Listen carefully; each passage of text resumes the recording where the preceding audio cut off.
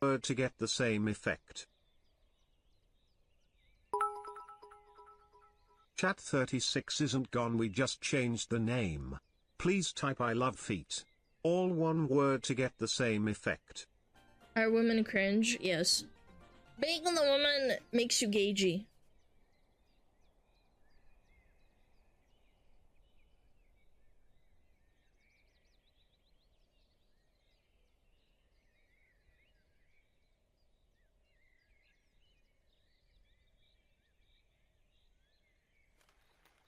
Yo.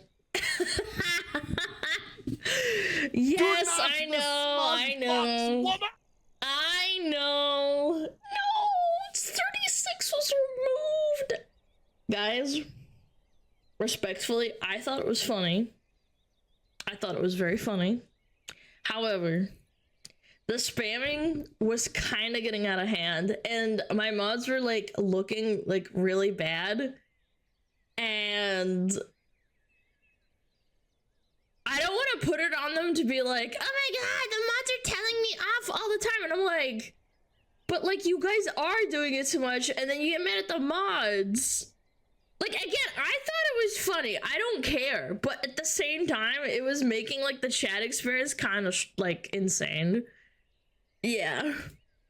It's okay. We had our time. We had our time. We're good.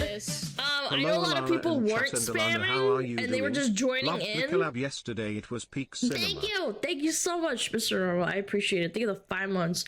But yeah, it was just like, like one person would do it, and then a bunch of people would do it, and then those like a small minority wouldn't stop, and then they get mad. So yeah. Yeah, it's okay. It's okay. Yeah, it was like a domino effect. Yeah, that's actually a really good way of putting it. Hello! Reveal. Hello. Hello. Hello. Yep. 36 has been destroyed. Sorry, chat. It's a couple of people that ruin it for everyone, because I know there's people that don't spam. They just write it once, and then everybody gets going. And then there's a couple of people that just spam the fuck out of it, so it's okay, it's okay. I'm not mad. I'm not mad personally. The mods aren't mad. Don't forget to fold and put away that pile of laundry on your bed. I don't have any. Proud of you. I don't have any. I don't have any laundry on my bed. I just did my laundry. There, you get free spit. In mad okay. Hey, you can't be mad, Maple! Maple! Thank you! Thank you, the 11 months of tier 2. Thank you so much. Yeah, just have some self-control, guys. It's okay. I know, ha ha ha, 36 bouncing boobies. But there's plenty of VTubers that have bouncing booby emotes and they don't spam it. So maybe we're just a little bit too tismed up. The community has grown so much in the time I've been here, and I'm proud of how much you've grown. Here's to another year with my favorite community. Thank you for the 12 months. I really appreciate it. Thank you. Being an expert in dealing with real women, I did not do too well. No. I did not do too well. We flew too close to the sun. Yep, you guys did. Again, other streamers have boobies. Like, I know Cinder has a booby emote where it like bounces up and down. Her chat is very self-controlled.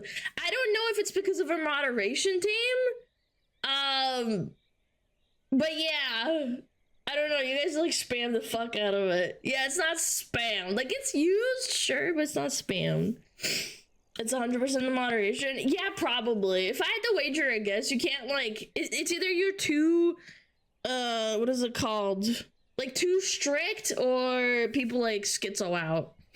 Yeah. I beat my women like I beat my meat. Maybe rate limited, you can't, sorry. It's been 3 months of watching of Tuber. I'm being stuck here way too long, but I ain't leaving. Good. Stay there. Stay here. Forever. Our women cringe. Thank you, Sai. Yes. These are 3 months. I really appreciate it. Makes you gagey. Hell, look who everyone. Hoshil 1 heart. Hello! Hoshi, what's up? Thank you for 4 months. Thank you. I really appreciate it. Congrats on the collab, Stinky. It was incredible, and I had trouble to stop laughing at some points. Great I job. know. I love the SmugAlana man. base. It was a lot of fun. I can't deny it, man. I was really nervous a little bit, and then I was getting really like ball drained because like everything. I don't know. Maybe it's my ADHD. Maybe it's my introversion, but I was getting kind of reamed down in the last like 30 minutes to an hour. I was like really trying to like read the text and stuff, but it was like makes you gagey. it's like all at the same time, you know? Smuggler. Yeah, no, it was a good call off. I was getting tired, but you know, it's not Cha-Cha's fault, by the way. Cha-Cha has unlimited not Cha-Cha's energy. fault. She's really nice. She's got a lot of energy. It's really easy to bounce off of her. Yeah, she's Rest not like peace, a fucking 36. dead fish. We loved you too hard and you died. Also great collab. I wish I was that lanyard. Me too, man. Me too. I am simping for Gran for sure. I'm fapping. Hello, how's the fox doing? I'm not having a good day, SmugAlana. Oh, I'm sorry to hear that, man. I'm sorry. I'm doing pretty good. Yeah, was I'm told doing pretty yesterday by good. my sergeants that both day shifts get today off for the death of Carter but not night shift. Fuck me, I guess. I'm sorry to hear that, man. That sucks. Guys, thank you. Contra, thank you for the 13, and Hitman, thank you for the 5 months. Guys, yes, we will do more collabs with Cha-Cha. I am very introverted, so I genuinely just... I know people are like, oh my god, you're VTuber, you should collab like all the time, and I'm like... I feel like that's kind of really easy to get burnt out on, genuinely. If you're an introvert and you do fucking collabs all the time, it's so mentally draining. And again, it's never the other person's fault. It's just your brain kind of just starts like melting. Like you just kind of go, I'm walling. I'm hard walling. I'm trying, but I'm walling. It's less special if it happens often too. Yeah, I would say like being like not exclusive is the wrong word.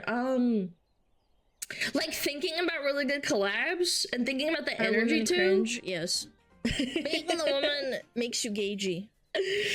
Yeah, for an introvert, difficult combo. But I'm not.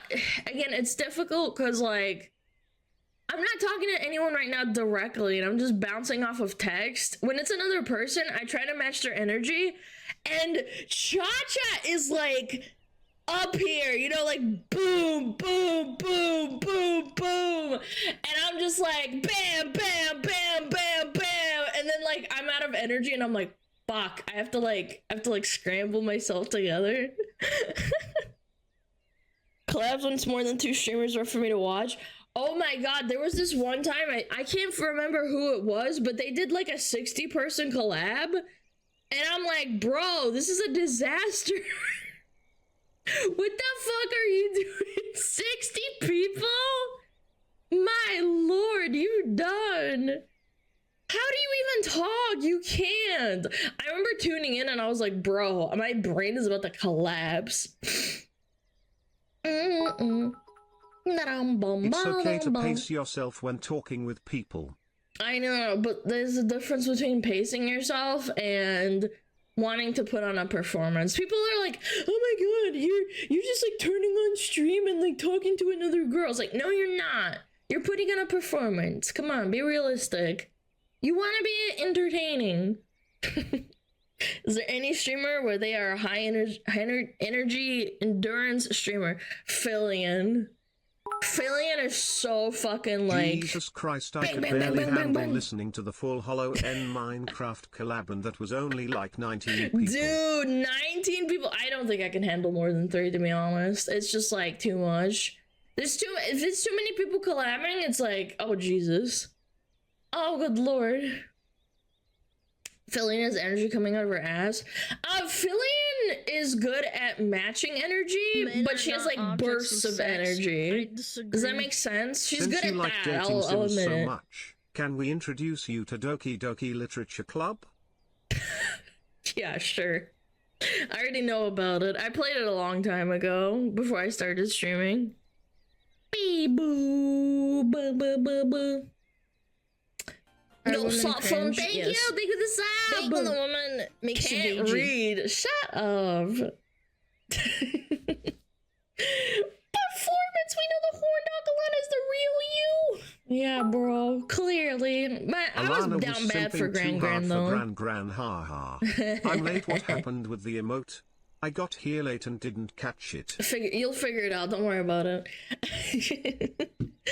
Oh my god, Gran was so hot. Oh my gosh, she's so fucking hot. Listen. What was that? Something screeched. Weird. Someone breaking into my house. Breaking into my apartment. Breaking down the door. Dad, it's over. I'm gonna die! Actually, let me check my phone. No, never mind. Thought the worst. Get the machete! Get the shotgun! The collab yesterday was fun, but I got tired just watching it. You must have been exhausted. But I also wanna be that lanyard. It was really fun. And I'm sorry if I missed any TTSs. Sorry, that was me. That's kind of like the gripe of collabs is that you're putting all your attention on the other person, so... Sorry! Are women cringe? Yes. Apologies if you don't know how it works. Makes you gagey. This nickname Ice Taken gifted a tier 1 sub to Lockhart 9287. Yeah, man, I wanna be Grand's lanyard, man. She's so hot. She's such a tsundere. Oh my god. For some reason, Chacha was really good at picking up like what Gran wanted, and I was like, oh, she wants to be like a little bit domed, huh? Assertive. Grab pride, you. Yukumi, thank you. Drop your pants. Drop your pants. Chat, drop your pants. Oh my god. Ming Ming Gang. That's fair. Gran was definitely my favorite. AC Shadows got delayed again. No it's way. Over and Ubishit knows it. Shut up. SmugAlana No way. What? Smoke. What? AC Shadows delayed again. 2 hours. It was due out February 20th. Now it's launching March 20th. Oh my god, they're actually desperate. They are desperate, bro. Oh my god, that game is never coming out. No, man. What if they keep delaying it and then it never comes out? Imagine, they put in all that money and then they're like, alright, we're shutting down. Yeah. Are women cringe? Yes. That's really gonna work out. Makes you gagey. That game, maybe take game some studio. lessons, SmugAlana noted. Yo, thank you so much, Sai. Thank you for the 13 months. It's gonna be shit. I mean, we all know it's gonna be shit. It's just how shit is it gonna be if it comes out? What if they delayed it because it's Black History Month? That's a conspiracy theory of the ages. Deli! Thank you! Thank you so much for the 10k biddies! Thank you so much! Thank you, thank you, thank you, thank you! Big piss. Massive piss. Holy shit. 20 months of my life. Can I get a refund? No. No. And you can't get the time back you spent helping with the stupid internet. Guys, thank you so much, Deli. From the bottom of my heart, I really appreciate it. Guys, thank you for the 20 months. 4 more months until you're here for 2 years, and that's horrible. They deleted either because it was competing with Wilds. Honestly, I think you might be right. Yeah. Makes sense to be on the attack for a tsundere build. They have weak defense. Yeah, they're like glass cannons. You're right. She's so hot. I can't stop thinking about her. She's so hot. February's got a lot of good games. Oh my god. Yeah, maybe that's why they delayed it. It's a conspiracy theory that's because of Black History Month. But the reality is probably that it's stacked with like really good games. They're like, we should probably delay it. That's what I would do. If I was Poopy Soft, I'd delay the game again. I cannot win with Gran. How to become hot? I don't know. Be a VTuber. Ba, ba, ba, ba, ba. Hope you have a good stream, Alana. Unfortunately, I have to go to work now. I'm sorry. I Thanks hope you for have a good selling day us at out work. during the collab yesterday. Selling us out? I did not sell you out. You sold me out. You are spamming. You are making me look like a fucking insane bitch. TBH, I agree with Asmongold that it's gonna be aggressively mid like Veilguard but not a dumpster fire like Concord. Also, would you go gauge if Gran asked? No, because I'm still scared of women. Yeah. Well, that girl I kissed in my first year of college, she kind of looked like her. Just a little bit. She wasn't Korean, she was from Singapore. I only kissed her and then I was like, wait, I'm not gay, but that was nice. Chat! No, seriously. No, she's really pretty. She's not as pretty, like Gran is a model, clearly. And she has like a tit job, but still. Or maybe she doesn't have a tit job, but like she's got some nice perky boobies. Gran has an Instagram! Of course she does. God damn. No, I'm not bi. I'm not. I just appreciate the female form. No, I'm not gay. Politely, I would appreciate if you guys didn't assume my sexuality. I am straight, but I have kissed a girl before. Off to heal a mythic raid I go. Do not pray for boss kills, for I am already dead inside. Okay. Good luck, man. Good luck. I hope you at least get one kill. How about that? Yeah? I'm dead inside too. But I'm very happy. You kissed the girl and you liked it. Yeah. I don't think there's anything wrong with it. Again, I'm not gay. I don't want to be with a woman. I don't want to be with someone that's like me. If that makes sense. The energies are just boom, boom, boom. I wish it was Gran, but you know, I still wouldn't go gay for Gran. I just really appreciate her, you know. She's so hot. Should I kiss a guy to see if I'm gay? I'm not gonna tell you how to live your life. Yo, what up? 101 Guard of War. Yo, what's up? Thank you so much for being here. I really appreciate you. It's why nobody wants to date a copy of themselves. Well, it's not that. It's more like, I feel like it takes a lot of energy to be with someone that's like the same sex as you. From what I understand. It's fine when you do it, but it's gay for me to kiss the homies goodnight. I didn't say it was gay of me to kiss a girl. I just wanted to. Yeah. And no, we did not do anything past that. That's, I realized what I was doing, and I was like, I'm not gay. I'm okay. I'm alright. You kiss the homies on the lips? No, I don't do that. I was young and stupid. I was like 18. Yesterday Ms. Alana and Ms. Cha-Cha taught me that I should immediately drop my pants in Oh, the streets God. if I see a cute female celebrity. Oh God, Okay, please, what did y'all please learn? don't. Please don't do that. Please don't do that. Why are you gay? You are I gay. am not gay. I'm not gay. I didn't drop my pants. Sounds like lesbian relationships are thrill ride without any safety inspections. I mean, again, I just didn't feel anything. I wasn't like, I don't know, like, yeah, I am straight. I am. I just don't feel the same attraction to like a man as I do a woman. With a woman, it's like a primal thing where it's like, you know, like unga bunga, look at the boobies. And then I realize that I'm like, okay, never mind. I don't want to be with a woman.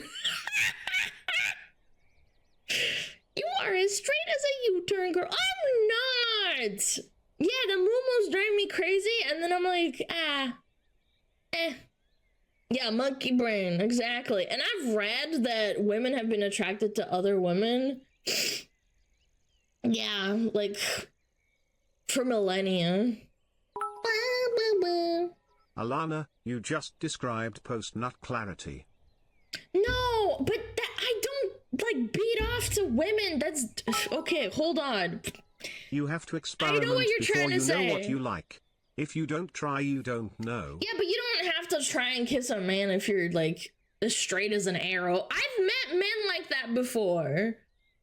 Yeah. I don't know. I feel like maybe it's different for men. Like if you see a really attractive man, does that make you go badonkas? I don't think so. I don't think like if you're really straight. And there's also spectrum. Confirmed she goon. I did not goon. I do not goon. I do not splooge. Alana, just say you appreciate hot women, but you aren't romantically interested. Well, there you go. Wow, what an elegant way to put it.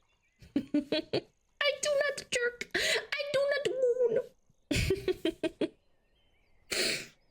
So do you kiss other girls if you straight as an arrow? Who are you asking? You were barking when Gran took off her stockings. I know, because she's got beautiful legs! Man, you guys are fucking dumb as fuck! I just explained it! I wouldn't want to be with her in a relationship, but I find her attractive. I wouldn't be able to be friends with her because I'm just oogling her. Gay, straight, everyone goons for Grand. That's right. Playing it up a little. I know, people sometimes can't differentiate that sometimes, like, streamers do things for content. It's crazy. I know. Tyler doesn't fucking beat his computer every night because he gets so mad. She's got a pedicure. I said manicure because I was so fucking cooked and then I didn't correct myself. I was like, people know what I mean.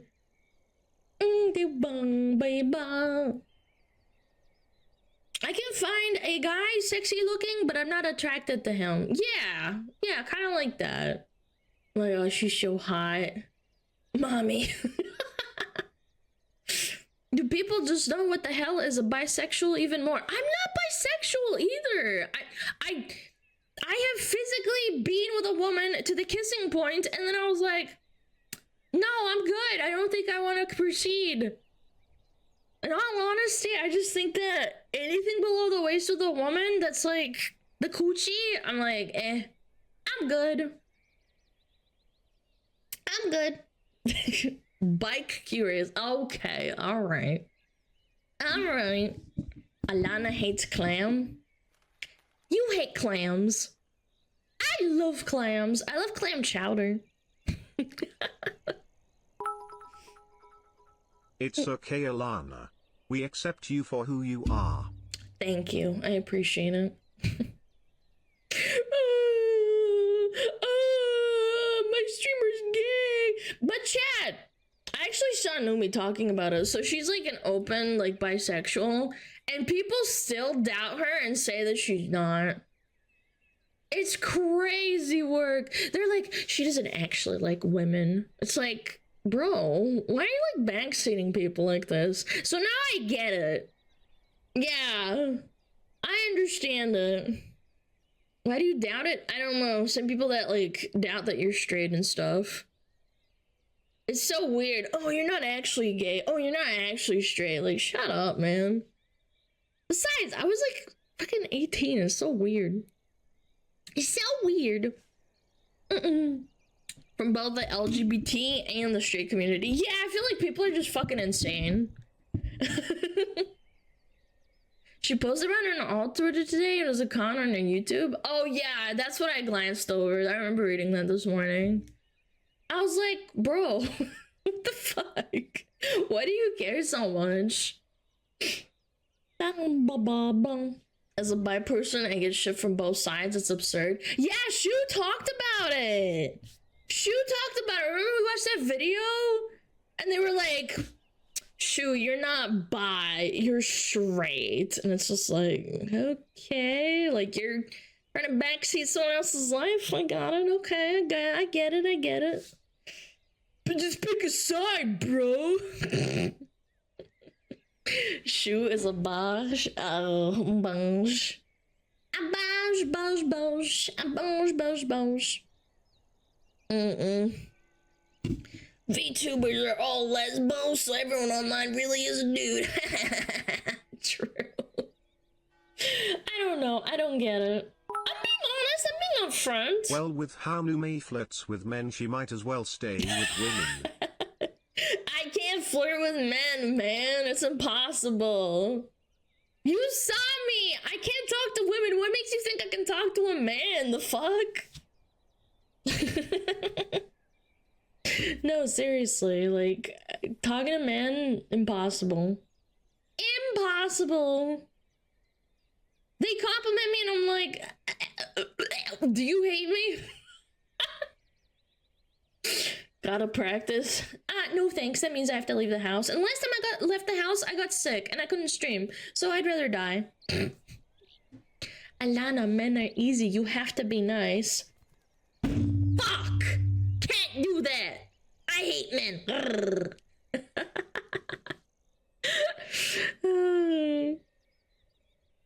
No, baby. Men are simple, just give them a sword stick and they are happy. What are you gonna do with that sword stick later? Alana sexist to men confirmed. Yup. It's over for you.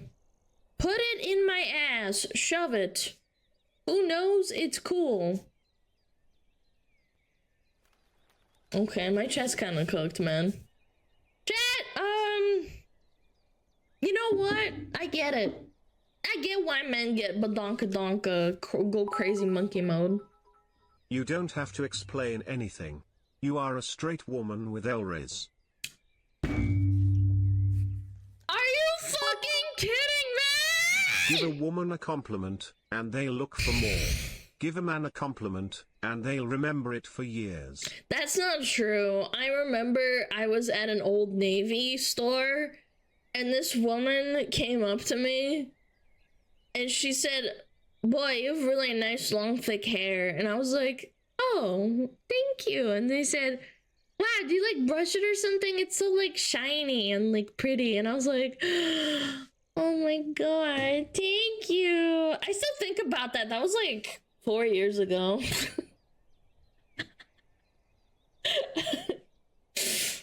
Oh my god. She was hitting on you? No, she wasn't. She wasn't fucking hitting on me, you fucking freaks. Fake story. Shut up. Shut up. No. Maybe it just confirms that I'm a man. Get compliments, think about them.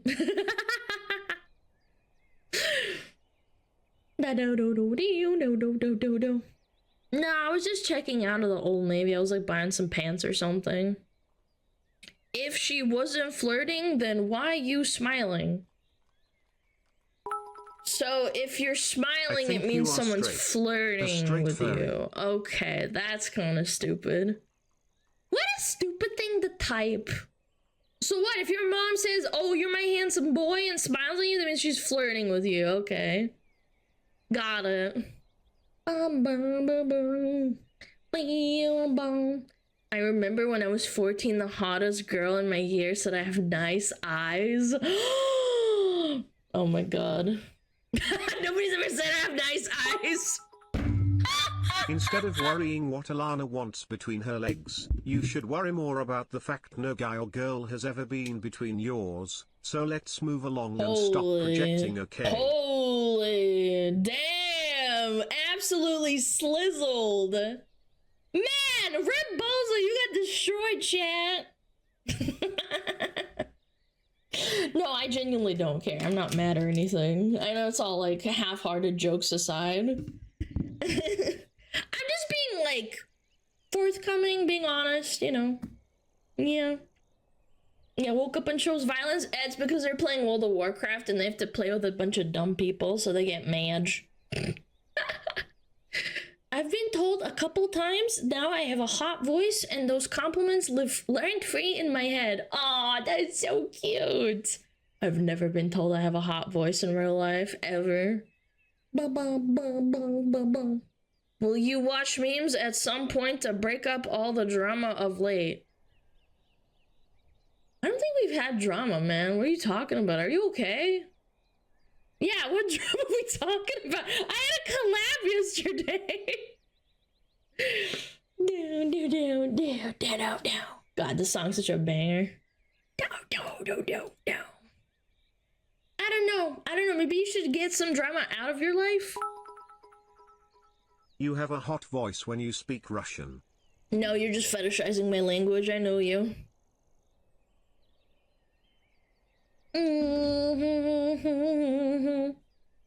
I don't know. Compliments? You have a very nice tail, Alana. It's so big and bushy. Yeah. When I go to the grocery store, everybody's like, oh my god, look at that tail trying to fit in through the door. It's big and fat. Girthy.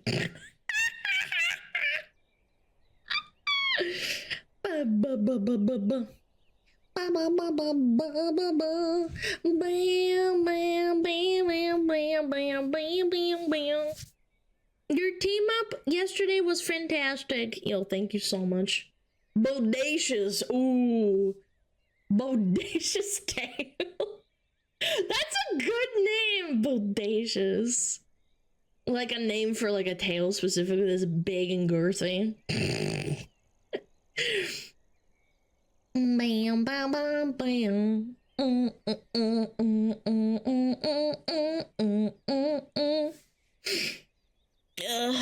Hold on, I gotta rub my eyes. I think I'm getting a little bit of dry eye. I need to put water in my humidifier a little bit. I think. Titillating tail. Yes, correct. Titillating. Licks eyes! Mods! You can't lick my eyeballs! It's some weird fucking sickle fetish! Did you play Bionicle as a kid? Nah, I didn't really find it that interesting. I saw the ads all the time. They're okay.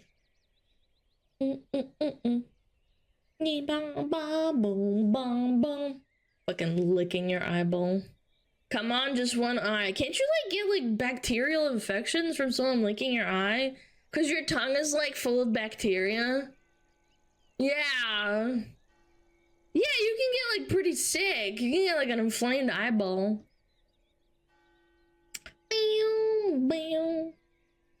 Hey Alana, since you're on a PC a lot, do you come in blue light resistant lenses? I don't have those. I can't tell you. Hey Alana, what do cows tell each other before bed? Dairy tales. Can we ban that guy? Yo, Smicky, think of 5 months, but you're getting banned. BTTS. Ban him! Down, bam, bam, bam, bam, bam, bam, bam, bam, bam, bam, bam.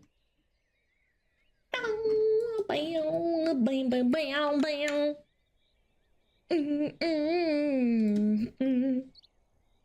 Your mouth bit is a cesspit of germs, even when cleaned. Yeah, well, I don't know what the reasoning is behind it, but it's like it's not bad for your own mouth, but if you bite someone, apparently, you can get their skin and their wound really infected because your mouth is so like nasty. You're like a dog, like a rabid dog. How do mods distinguish between genuine ban requests and joke from Alan? I'm pretty sure it's by the tone of my voice. Some people might not be able to detect it. I think that's why. I usually think that my mods are able to detect sarcasm. It's the inflection on the voice. Don't let dogs lick open wounds too. They'll get nasty infections that won't heal. Yeah, dogs can lick themselves. They can't lick other did you people. see that they launched Picora into outer space? It's on YouTube. No way, what? That's strong. Holy shit, Picora into outer space. She's a space bunny now? Boom, boom, boom, boom, boom. My autism keeps me from knowing if you're joking or serious. Yeah, sorry guys. Unfortunately, I can't help you with that. That's like, I can't really change myself to help you. I've had people complain to me before when I'm like, someone says something like, oh, can I touch your tail? And I say like, I'm gonna ban you, and they think I'm serious. And I'm like, but you didn't get banned, so like clearly I'm being sarcastic. And then they complain and they wanna like, we're gonna leave the stream. I've seen it before. And you wanna know what I've noticed too lately? I have a pinned message in my Twitter, like of my reference sheet, and there's people complaining and like bitching in the reference sheet. You know, where I type like on my tags and all that. They see that tweet and they're like fucking schizos. They're like, can you watch this react video? Or the next person's like, you're such a dumb bitch. You should fucking kill yourself. Oh my god, you're such a waste of oxygen. And then it gets reported.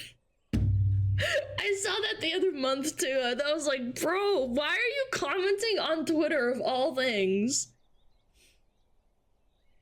They do that underneath my going live streams too. Yeah, it's insane. But they're salty women. Nah, I think it's when men Alana too. tells the mods to break people's balls, they actually do it. Yeah, they take their basketballs and smash them. I beat my women like I beat my meat.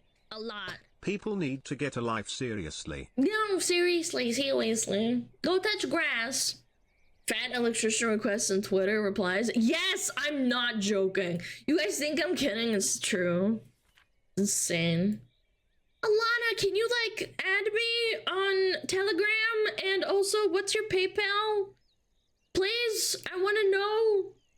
By the way, Shadow Pants, thank you so much for the tier 2 for 2 months. I really appreciate it. Thank you so much. Let's be friends. Please, can you add me? Can we play video games together? Please. The mods actually send cook chowders to Gary, Indiana. I wish my taxes would go towards sending people to like Gary, Indiana. Yeah. That would be great. Instead of it going overseas, we should do that.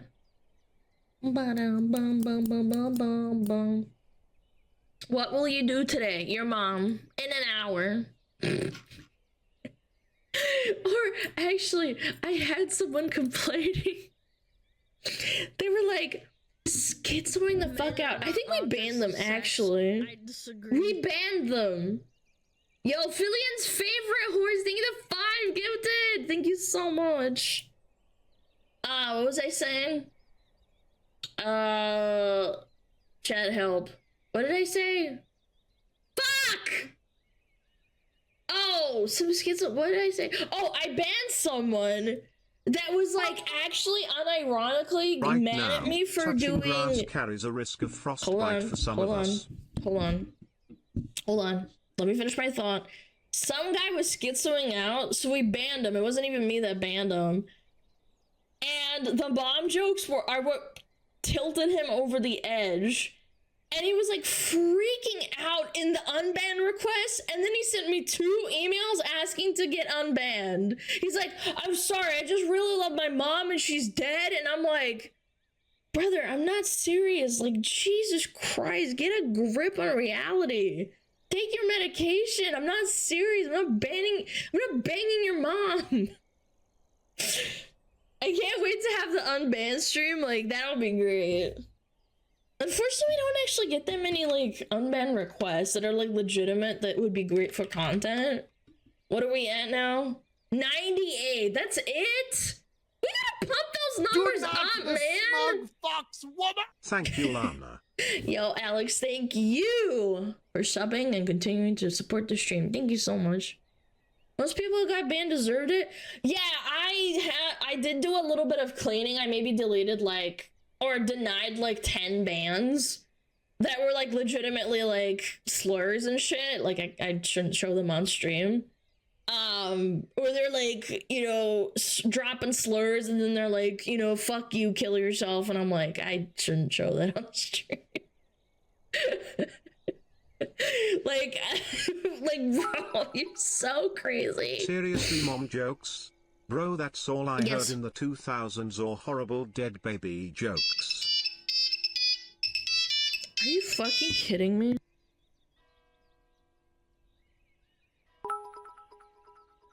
Yup. Sounds like the Twitter I've known for years.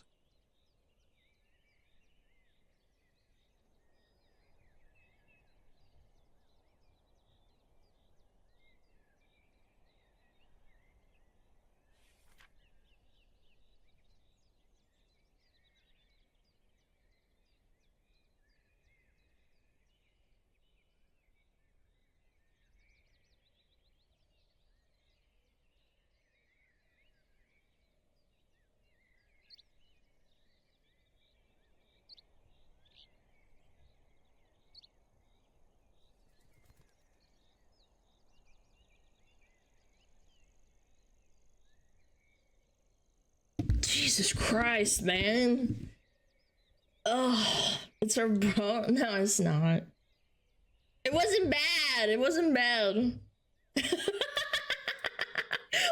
please.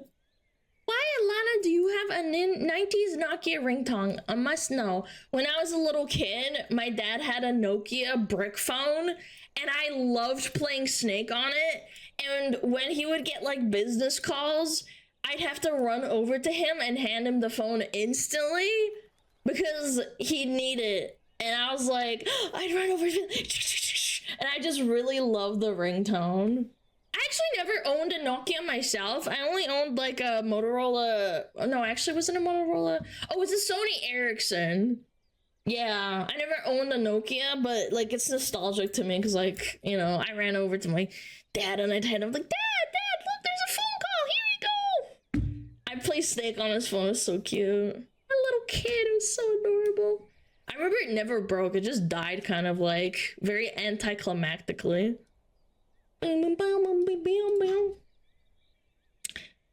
You'd be a Chad if you still use that as a brick as a phone. No. It's just something like I just picked. I don't know. I was just kind of like remembering. I was like, what would get my attention, you know? Not gonna lie, I thought the ringtone was actually in the game history. I didn't think you actually used that. I don't know. It gets my attention, you know?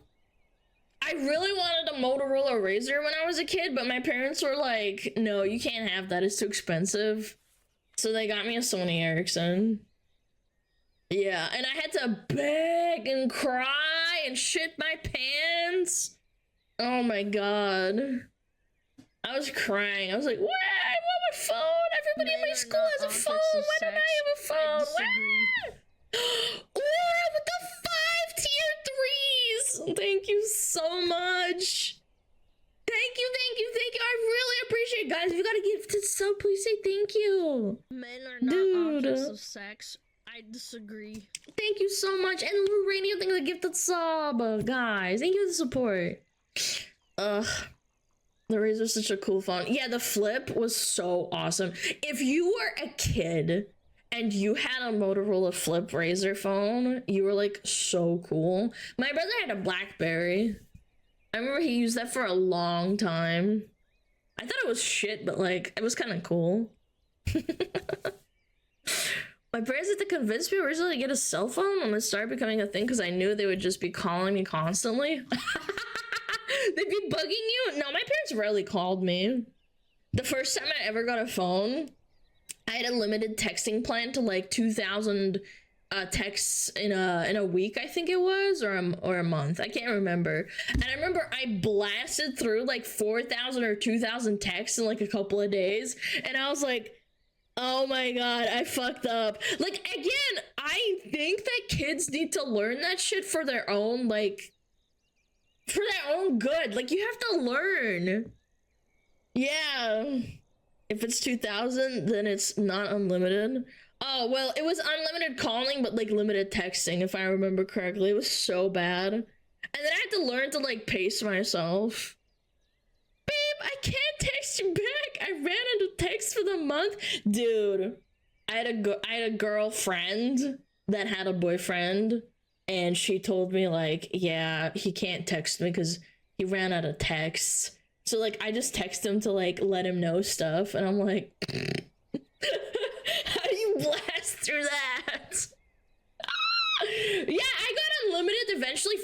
2K, then it was 4K, and then it was 8K, and then eventually I got unlimited. They I was charge like, you oh, like thank 5 fuck. cents for each text over, I believe. I think so, but like if you have no money, then get fucked. Or you pay $5 to get like 1,000 texts or something. You have to like go online and go fucking 500 megabyte internet each month. Wow. That's not what I said. We're talking about texting, you big dum dum. No, I didn't say you want megabytes. Yeah, I don't know. It was really funny. I think it was like $10 for like 2,000 texts. I don't know. I don't remember. It was a long time ago. I was a little kid. Boom, boom, bam, boom, bam, boom, boom, bam.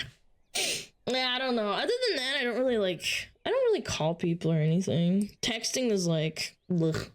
Phone plans are a scam? They were. They really were. Dun, dun, dun, dun, dun, dun. Or texting, use WhatsApp or Telegram? Yeah, for the most part. I don't even like using WhatsApp, to be honest. It's kind of cringe. Cringe!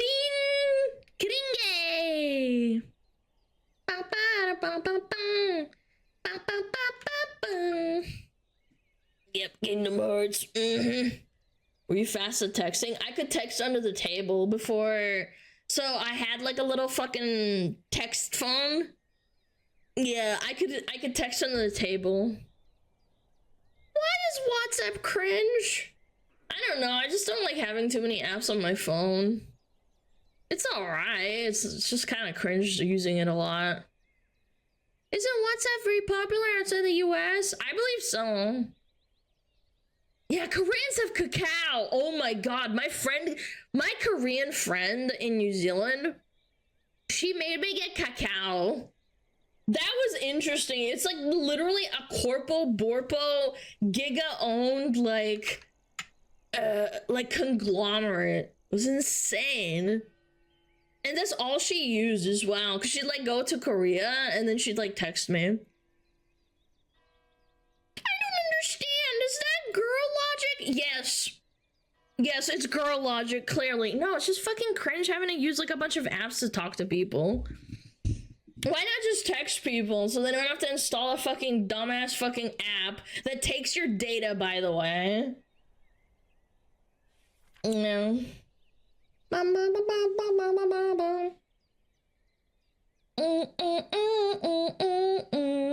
Free data? Shut up. Data these nuts. My mom uses WhatsApp all the time because all our Russian friends use it. Yeah, that's pretty much it. That's the only reason.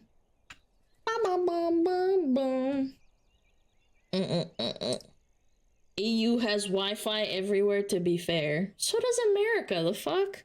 What you smoking? Use Telegram. It doesn't do that shit. I'm good. I'm fine. I don't have anyone to text on Telegram. I literally only text my family, pretty much.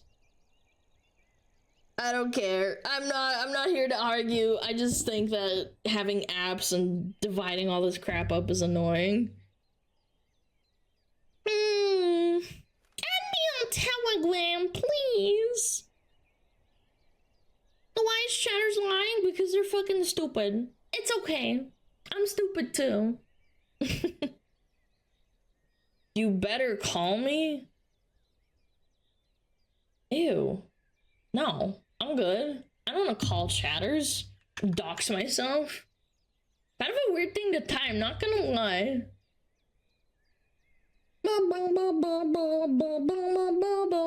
WhatsApp is full of crypto scams. Yeah, I get spam fucking DM'd on WhatsApp. It's so annoying. Like a bunch of scammers and catfishers. I remember leading one on because I was really bored. Yeah. Yeah, I get it all the time. It's so fucking annoying and I don't even know how to get it to stop.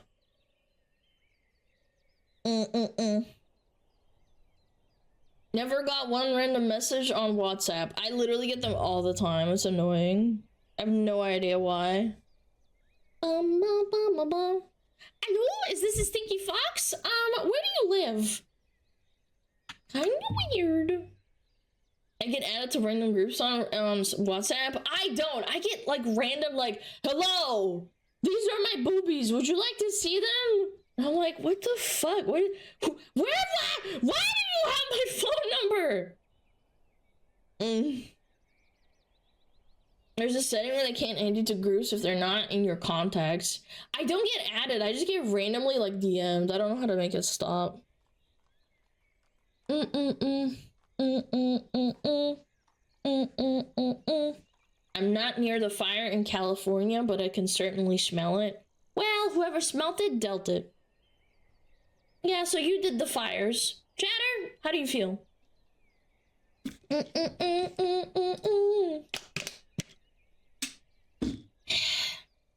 I get the random hello and then absolutely nothing else. I've led them on and like pissed them off for wasting their time. Yeah, I've done that before, where they get really mad at you and start calling you slurs. On my old phone, I have one of those old conversations. If I ever like charge it, I'll probably read it out loud or something. It's really funny. Do not redeem! Oh, it's so funny. Yeah, read them out loud. I might. Da da da da da da. I used to watch Kit Boga all the time. Back in like 2018 and 17. Do not redeem, you bloody bastard, bitch! Ba-da-ba-ba-ba-ba-da. Bum-ba-ba-da-bum-bum-bum-bum-ba-da-ba-da-bum.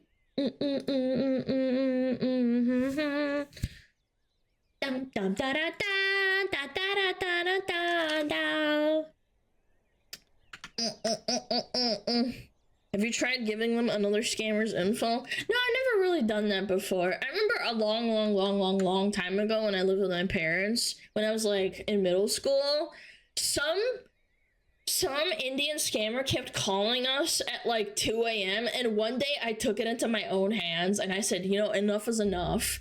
I answered the call at 2 a.m. and I was like, hello, who is this? And I led them on for 3 hours. I led them on for 3 hours. I pretended to go on the computer and like answer them. And I was like, my parents are waking up at 2 a.m. to these random calls to the point where they're missing. Like, they would unplug the phone, like, at night and then replug it in the morning. And they would, like, forget to replug it in the morning and miss, like, actual calls. And they get really upset and sad. So I finally said, fuck you. This was, like, a long time ago. So I don't remember when it was. But it was a scam caller from Microsoft or, like, you know, fake Microsoft. And I was like, fuck you, you're wasting my fucking time. And then when the guys finally started to crack, I said, I fucking wasted your time, you little bitch. Yeah, I trolled him for like 3 hours. I pretended to log on my computer. Oh my God, I kept like saying like, I kept saying shit like, I can't launch my computer. I think there's a virus on it. And we went on that loop for like an hour and a half. And then the next hour and a half after that, he was like freaking out at me and telling me to put my parents on the phone. And I was like, no, they're sleeping. And he was like, please put your parents on the phone. And I was like, no, I don't wanna. And then eventually he just had a mental breakdown and hung up the phone. I'm surprised it went on for so long. I remember it so vividly. It was 2 a.m. and I remember locking myself in the office that's at the front of the house because my parents sleep at the back of the house. So they couldn't hear me. And I was giggling, but like I was trying to like cover my mouth. And I remember we didn't have like a mute button on the phone, I don't think, or at least I didn't know how to use it. And I was like, like, I don't think we got calls after that, but maybe we did, but it was really funny. That's why I like Kimboga so much. That's why I liked him so much. I remember when that got recommended to me, I was like, damn, this takes me back. I have no idea. I think that the person kept fucking up, or like the call center kept fucking up, because usually they call it like the country they're calling is supposed to be like awake so that they actually answer the phone. And I think we got really unlucky because that call center kept fucking up the time zones. Maybe they thought we were like in Australia or something. I don't fucking know. Alana, scammers aren't allowed to hang up on costumers. I mean, I don't know. I don't think so. I think they are allowed after a couple of hours, but I don't know. I don't remember why he wouldn't hang up the phone. I was just genuinely leading him on. I was like, I can't turn on my computer. My mommy's asleep. And he was like trying to give me my parents' credit card info, and I was like, sorry, I don't know where to get that. I don't know. My parents don't give me my credit card. I'm too small. I'm too little. So fucking funny. He's getting so mad. But that only happened one time. Only one time, and I think they stopped calling. I think. Might have happened like occasionally every other time, but like over the next few years. But definitely that incident where they were calling at like 2 a.m. and my parents like finally cracked. Yeah, that only happened like once. I don't know why it was our house, but maybe we just got unlucky. Bum, bum, bum, bum, bum, bum, bum. Australia would also be asleep. I don't know, maybe they just made an error. I have no idea.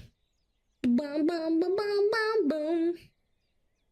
Banger, banger, banger, banger. Okay, do we have ads? We have ads in 47 seconds! Okay, alright.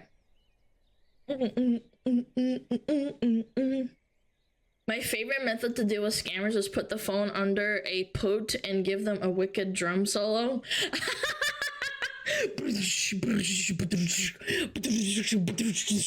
Fucking clap in their ears. Dun, dun, dun, dun. Go pee already. Okay, fine. We have ads anyway. I'll be right back, Jan, okay?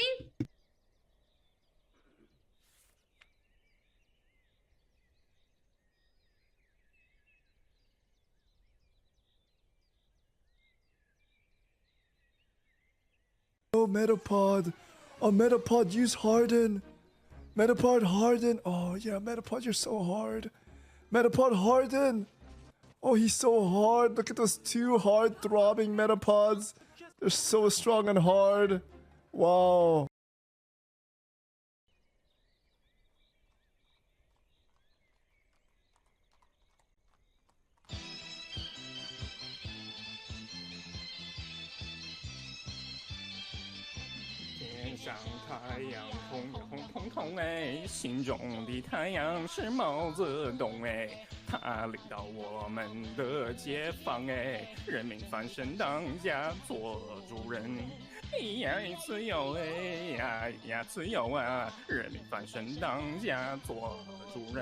Why are you so good at this?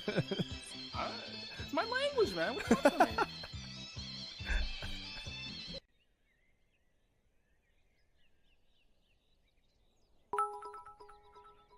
Chat, just in case no one's already told you today, you're doing great by the way. And looking great too.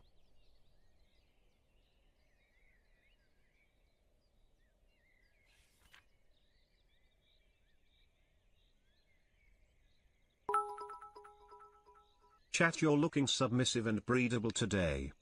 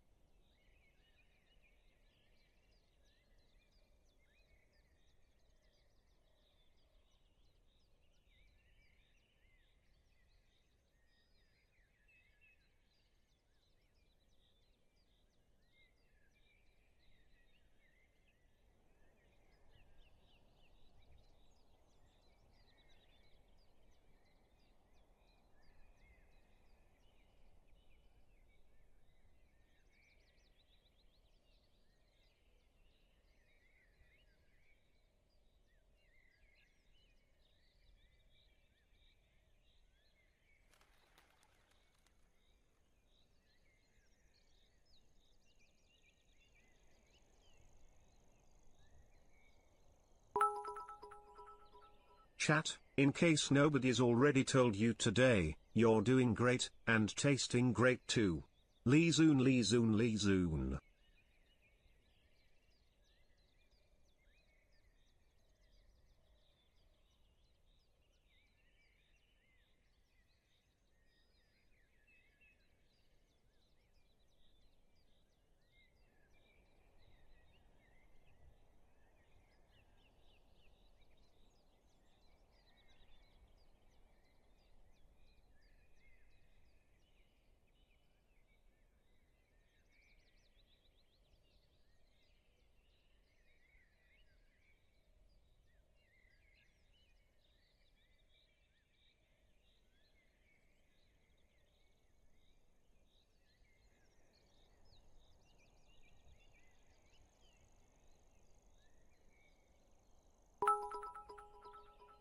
Hey mods, good job. Y'all got it rough.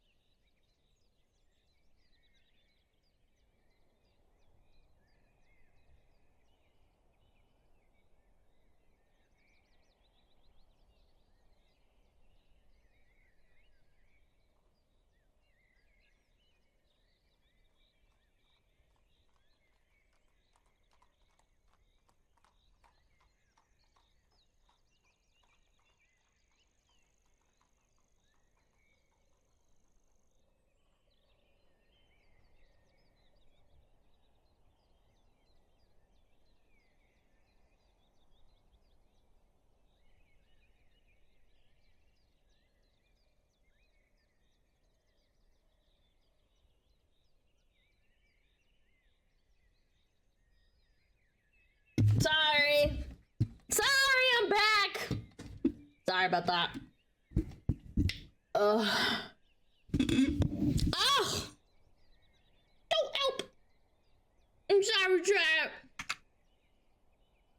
Long piss. I was trying to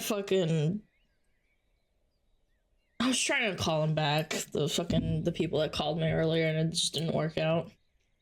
Ugh. Very annoying. It's fine. It's fine. It's not a big deal. I'm a little bit angry, but we'll be fine.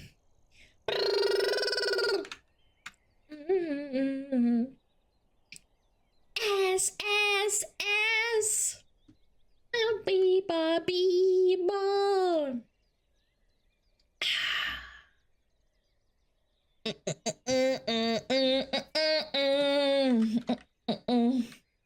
When's the GG Subs Cup dropping? I don't know. I can't give you a date. Just join the Discord and I'll notify you as soon as I can. Super shy, my man, I'm making money, Mickey mine. I'm super shy. Super shy. This one's better.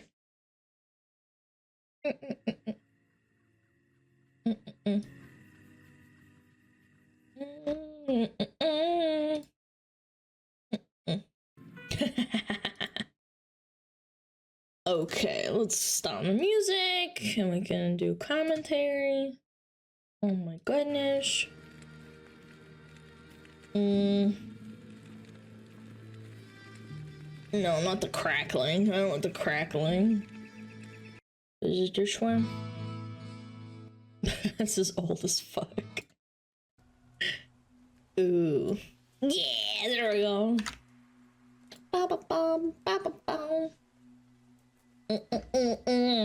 Does the cup have large cups, if you know what I'm saying? No, we do not have a large cups. Diablo! I love Diablo. It's such a good game. Or at least Diablo 2 and 1. Massive cups! Boom. I don't think she gets it. Nope.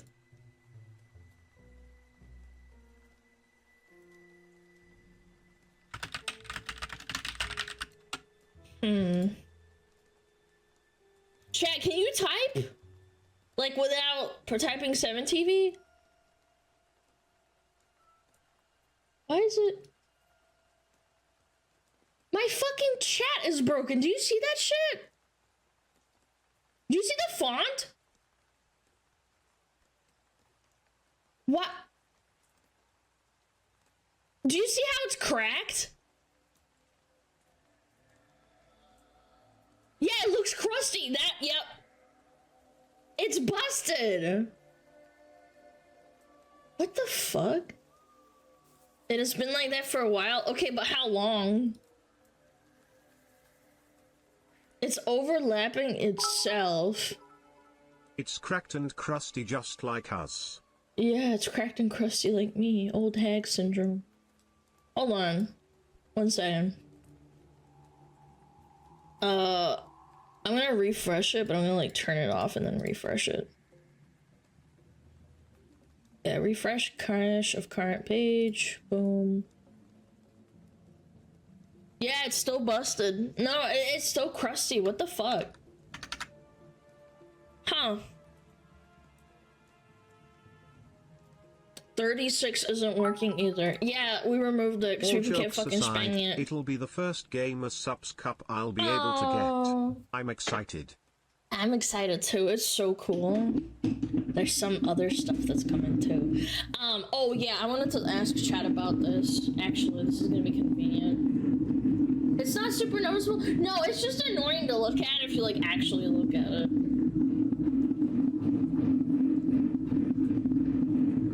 Give me a second, we cranking.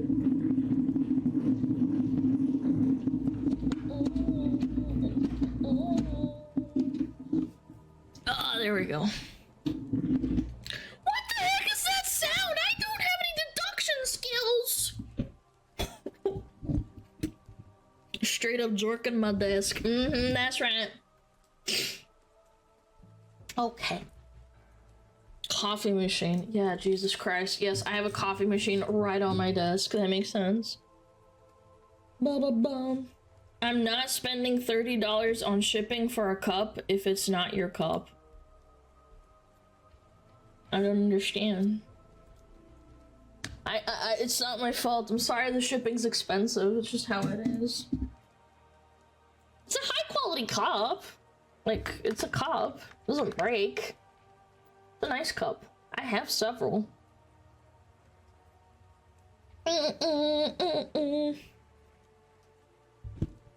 The fuck was happening? How do you guys not realize that I'm cranking the desk?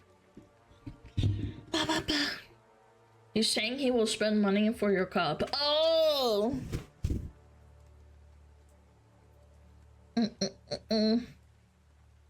Ba-ba-bum, ba-ba-bum. Is the cup temporary? Yes, it is, unfortunately. Sorry, chat. If we get a flavor, it's permanent. Yo, that salad, thank you so much. Let me find better ambiance.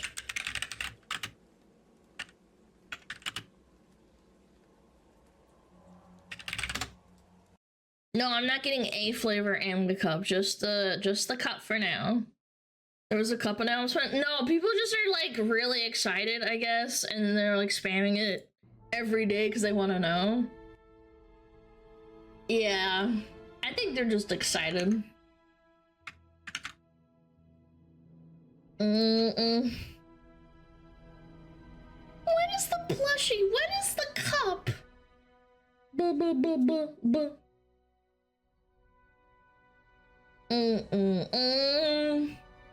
When's the docky? Probably at some point, definitely. Don't worry about it. When it's time, chat, okay? Speaking of plushie, it came in. No way! I thought it got lost! Did it, like, get re-found or something?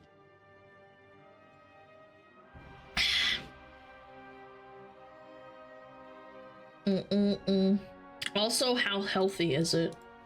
What? It's an energy drink.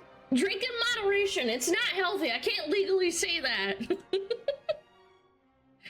Ducky front size Alana, back size just the tail. Honestly, based. Oh my gosh. Okay, let me sort this out. Hold on. You guys are fucking distracting the fuck out of me. You guys are cooking me up today, chat. Alright. Move this over.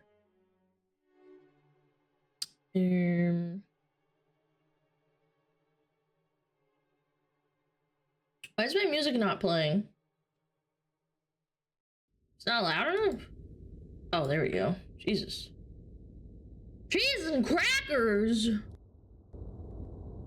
Oh my god, this is spooky. Hold on, this is too spooky. This is too spooky. Ooh. Yeah.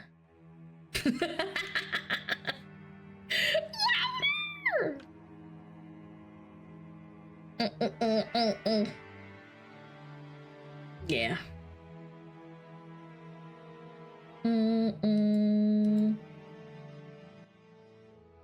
There we go, that's perfect.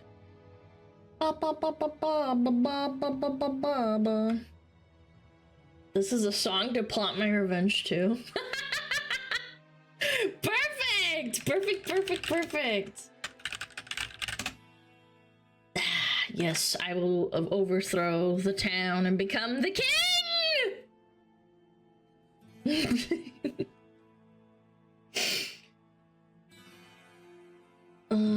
Blah blah blah blah blah blah blah blah. Alright, finally we can talk about Marvel Rivals. Chad, are you ready? I'm ready.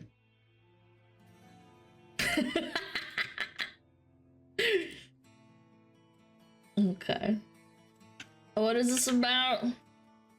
This is making me legitimately depressed. I hate how everyone ignores the blatant sexualization in this game just because it's fun or What is so sexual about it?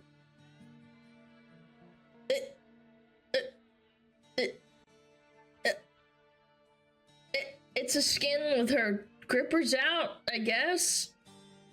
Man, she's kind of hot. Look at her booty. Holy! Chat, help! Chat, help! I need assistance. Her name is Malice. Ooh. Invisible Woman. Is this more covered than the original version? You mean like in the comic books? Alana, stop gooning. I'm trying, I'm sorry. What's so hypersexual about this? She's just in a superhero outfit. I mean, guys, Superman is literally in a spandex. You can see his crotch outline, okay? Like, what is this anyway? Literally every female character in this game is the exact same body type, big tits and ass, except Squirrel Girl, who is just the same but thicker, lol. So she's a little bit fatter, or has like more fat on her body, but she's still pretty attractive. Okay? Even in the trailer for Fantastic Four, there's an ass shot of Sue that's heavily focused on versus the male characters, which aren't as close up in their shots, and obviously not showing their ass. Can't believe there are people in these comments pretending this game is to blatantly sexualize all the female characters. Yeah, because females will generally gravitate towards females. Yeah. I know, it's like mind-blowing or something that girls will play hot girls, generally speaking. Have you seen the men in this game? Excuse me. Yeah, isn't like Hawkeye kind of hot? Like he's fucking ripped as fuck. He's like edgy as fuck. Yeah, I don't know. Comic nerds like sexy women. Comic book nerds have been cosplaying before anime was even like popular. Namora is straight up shirtless with those abs. Yeah, but somehow this is overly sexual. Even though she has, like, spandex on. It looks like she has sheer stockings, too. Yeah, she has stockings on! It's not completely, like... See her skin changes the color here? Yeah, she's wearing, like, sheer stockings. It's not like you're gonna be staring at the character 24/7 while playing. Yeah, make them ugly, chat. Yeah. Dipshits like this exist to be clowned. Yeah, I know, right? You got one, TTSN! There you go. TTS is off, by the way. It's not even sexualized. What the hell was this person smoking? Well, you see, everyone has to be fat and ugly, just like me in real life, because I am very sad and I don't want to look at hot girls. That's what they unironically think.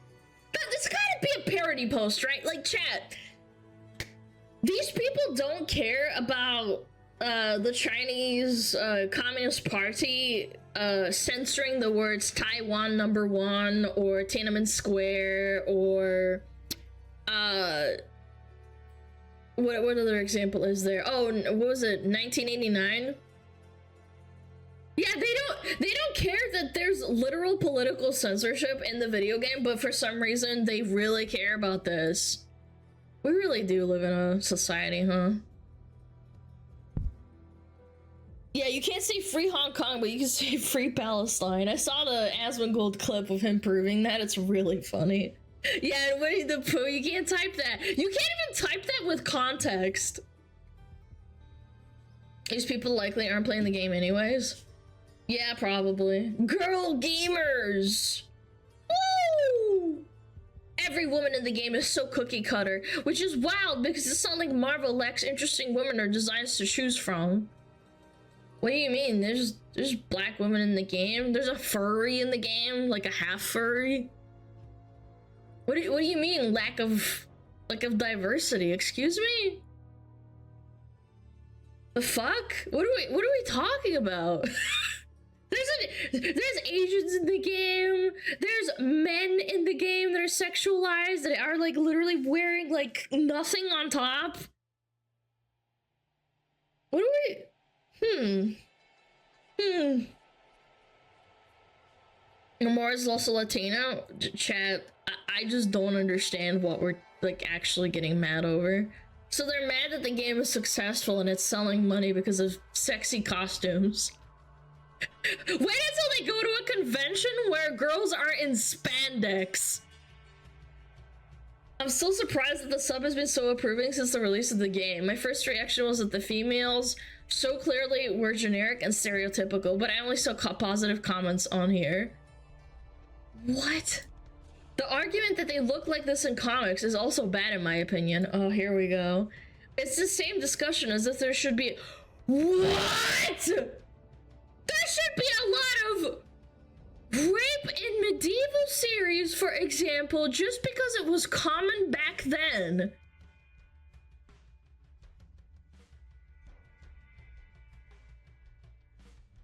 The Witcher 3 is set in a medieval fantasy world, and they touch on the subject in a very tasteful manner. Why are you even comparing this to that? Or Game of Thrones, that's a really good example. Nobody's like, yay, R-word, yes, I love assault. Nobody's saying that. Yeah, they are strawmanning. This is so weird. I don't understand. I don't know. I'm just beyond annoyed. Just look at the Valorant female characters. They actually have personality and aren't just in skin-tight suits.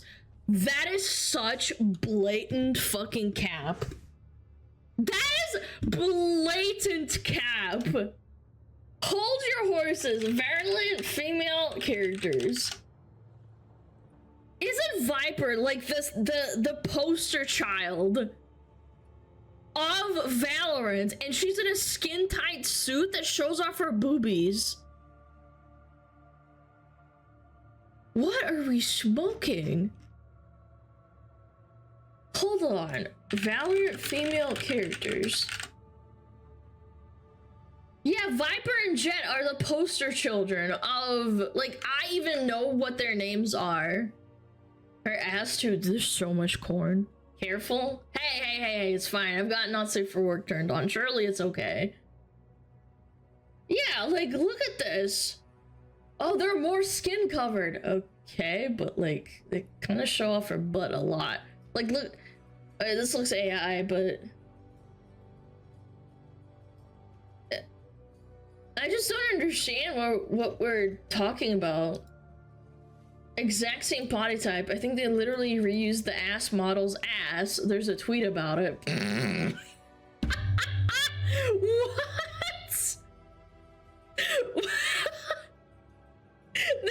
They want to try grasp at straws. It's like, it's the model's fault for having a nice ass. It's true and she's proud of it. Good for her, man. She's probably a great cosplayer too. Maybe she can make like money off of cosplaying her own character that she's based off of or whatever. Or the vice versa. I don't get jealous of like women that are hot. I am jealous that they have the self-control. You know? They might have rolled high on like the genetic dice roll, but like you have to put in a lot of effort to like keep your body, especially once you hit a certain age. I'm not mad at them. Why you jelly Alana? Because they're really attractive. What do you mean? How dare Scarlett Johansson be sexy? Like, I don't get it. I don't get mad at like hot models or hot girls. It's like, they're hot. Good for you. It's so fucking stupid. And we don't even bat an eye at the like the political censorship, and this is the hill that we're dying on. Oh my god. Is this a deleted thing? Hold on. Chat, hold your horses. This is a deleted comment.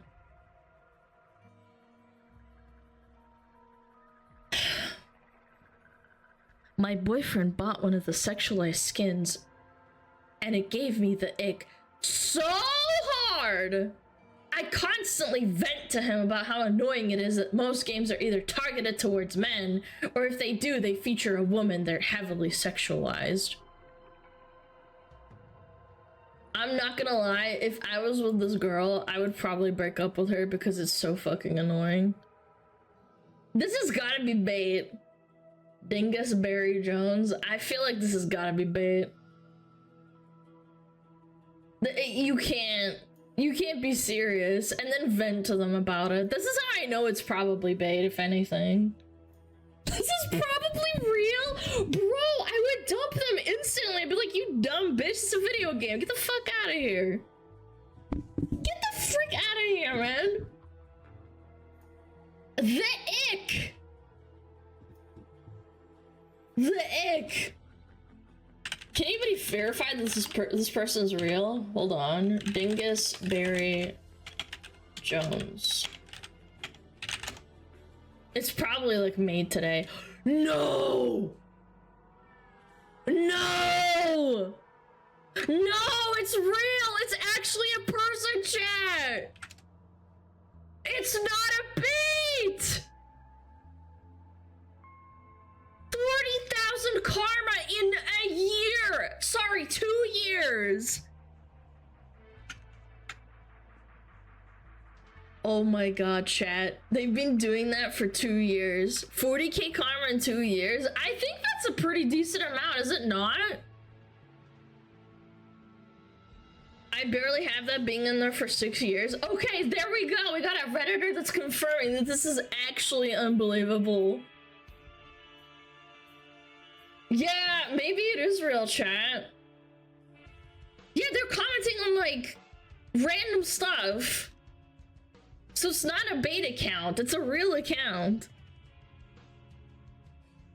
Number of posts? I have no idea. I don't know how to check, but besides... Chat, this is the modern audience. This is definitely a person that goes out every day and talks. I'd leave her immediately. Bro, how do you even justify complaining about something like that? Like, I understand if a woman gets jealous of another woman and she's like insecure and says, oh my god, I can't believe you're staring at other girls at the beach. Like, okay, I get it. Maybe you're a little bit dumb and you don't understand how men work. However, this is a video game. This is a video game. I choose to believe she doesn't have a boyfriend. Whoa, whoa, whoa, that's sexist. Have we not talked about how women can get men pretty easily? Come on, man. You're a regular in the stream. Come on. You guys are always bitching and saying, women are the pickers. Maybe she does have a boyfriend. He just deals with it. I cannot imagine being them. Oh my god, oh, chat, there's more. God help us. Okay. New Marvel Rivals trailer. Literally the first shot they show off Sue, and so many people had the gall to say the men and women are sexualized equally. I really enjoy the game, but its insistence? I think they misspelled it. I don't know. On catering to gooners is getting so tiring. Okay, let's watch it. I haven't seen it. Aw, are you fucking kidding me? You piece of shit. Hold on. Let me refresh. What is it called? Marvel Rivals trailer? Marvel Rivals trailer season 1. YouTube knows she's a bot, yeah. Is it this one? Season 1 Eternal Nightfall. Is it this one?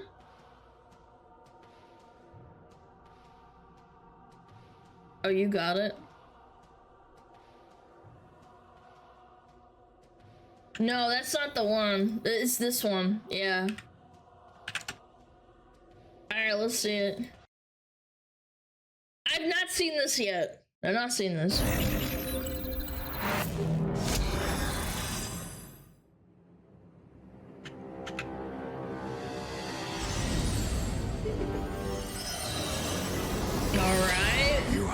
sheltered by the light for far too long. Ooh, vampires! Wait, is that Castlevania? The time has come Looks like for darkness to looks like the castle. Oh shit! resolve and begin to crumble. Woo! It's the Dracussy? Oh.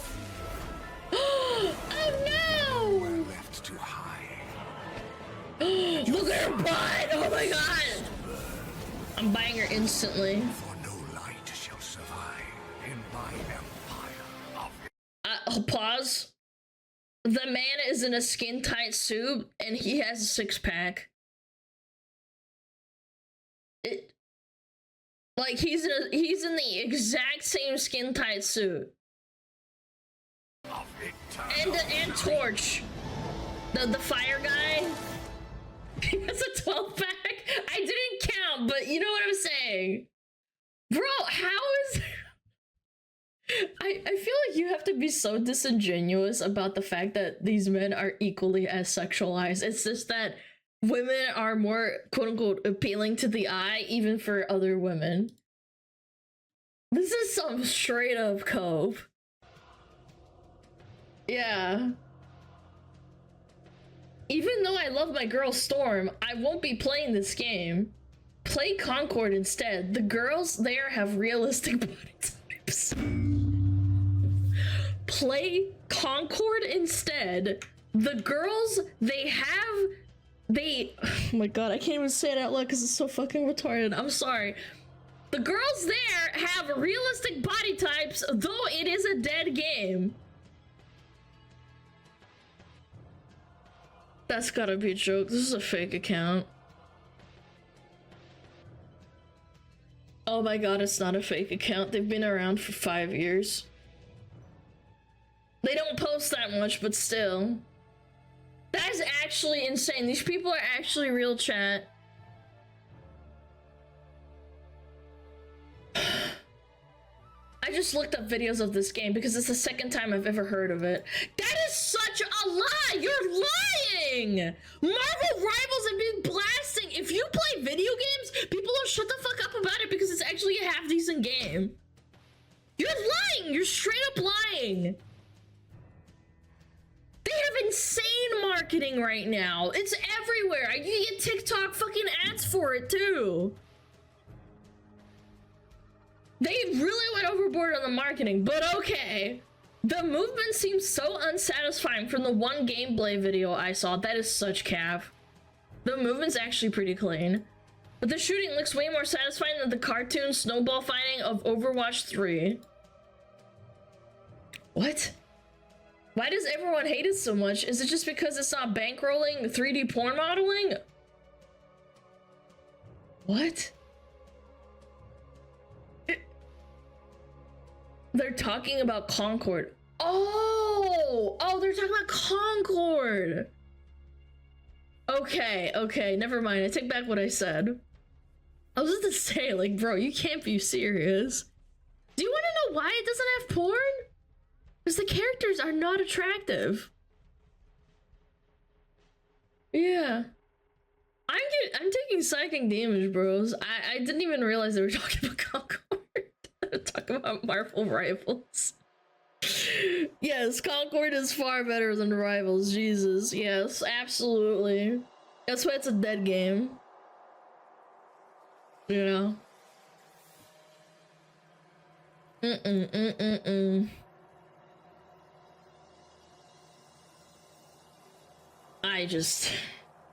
Is there more? No, it's just this. Yeah. Let me read it. There is no 3D porn modeling in Rivals either. For you, their designs are good, but the majority doesn't like the realistic design. Yeah, because you don't want to look at ugly people in a video game unless it's substantive to the video game. See, it was bait. It's not bait! This person's real! Concord has so many problems from design perspective alone, and an amateur game developer can easily pinpoint many of them. Pirate Software has highlighted the issue accurately. I bet that based on appearance alone, more than half of the people couldn't accurately describe what a character does in game, which is a huge problem in its own. That's actually a really good point. And I can't even understand what your definition of realistic is. A mutant brute, a pink-skinned alien, and a psychic grandma did not scream realistic to me.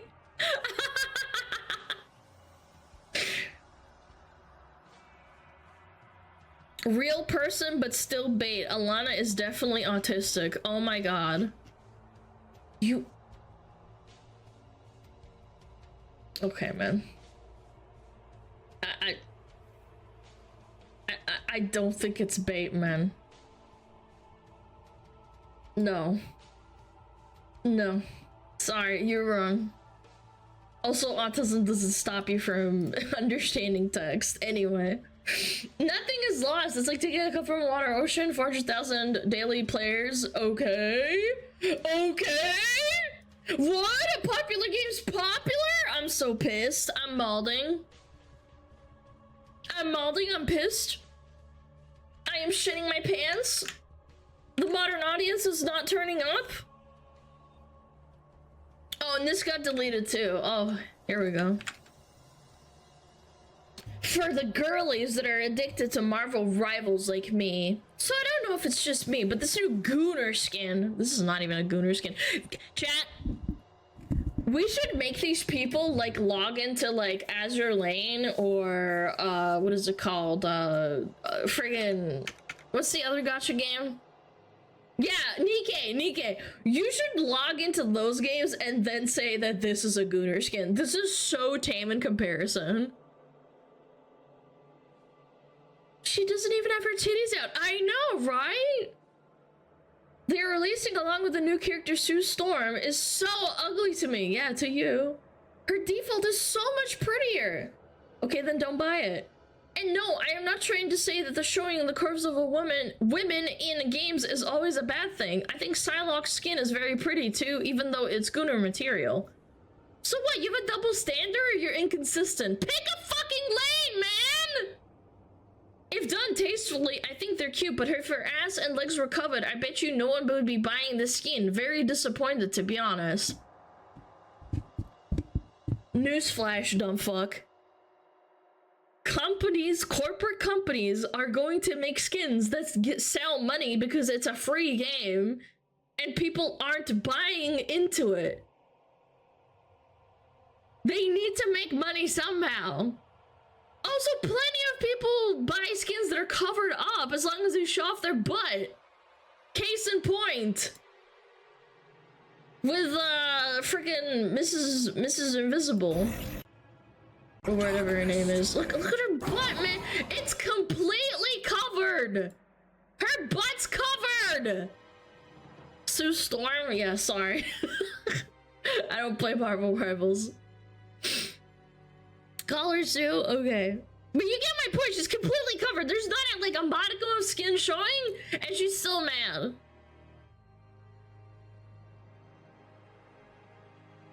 Very disappointed, chat. Go back. Chat, go and goon. Go beat one out, chat. Hold on. Oh, this is the original. Okay. So this is the original thread that got deleted. And there's comments. Yeah, that's about what I expected when I heard they were adapting the Malice design for Sue. Hell, it says a lot when this is the more toned down version than the original. Yeah, I was gonna say, I'm not a superhero fan by any means. I play this game because my friends played it, and I do think the mechanics are fun. But when I was little, one of the reasons I didn't get into superhero comic books was because this is a par for the course for how female heroes seem to always look.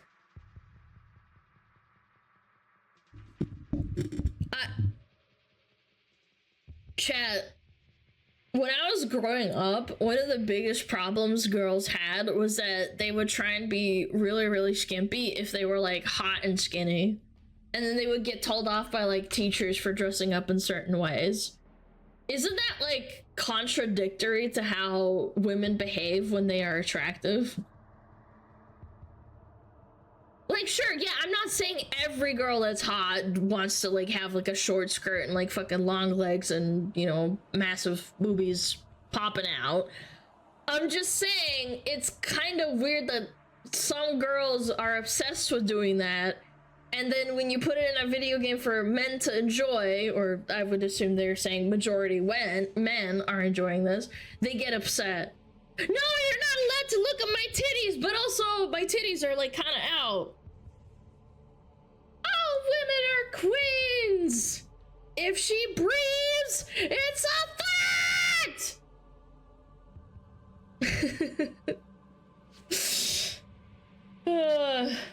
I mean, it's why they had the entire, okay, can your costume be more skimpy? Let's make it shorter to Starlight and the boys. It's satirical, but it's also pointed. If they're gonna add skins like this, fine, but it's the genre. But I want Namor in a Speedo, and for Venom to have a bad dragon bulge, Lamau. Man, I thought Namor was... Oh, hold on, but this isn't even that sexualized. Like, Speedo, like, she's wearing clothes. What is the double standard here? She's not in her underwear, she's wearing a costume. She's acting like this girl's in her underwear. Media made manly for guys include things men like? No. We have to include everything for women. Only women. Men aren't allowed to enjoy things. Bad dragon bulge is crazy. Yeah, okay, you do you, man. One time our Hawkeye was also a woman. She was like, I bet that tongue puts in work. So we're sexualizing Venom and saying that his long tongue is for pussy eating. But when a skin comes out and there's like grippers showing and there's a little bit of like, you know, skin showing, suddenly that's too much. Okay. I understand. I don't. I totally understand. I don't. I only ever saw the top half and I really loved it, but damn, they just put her in panties.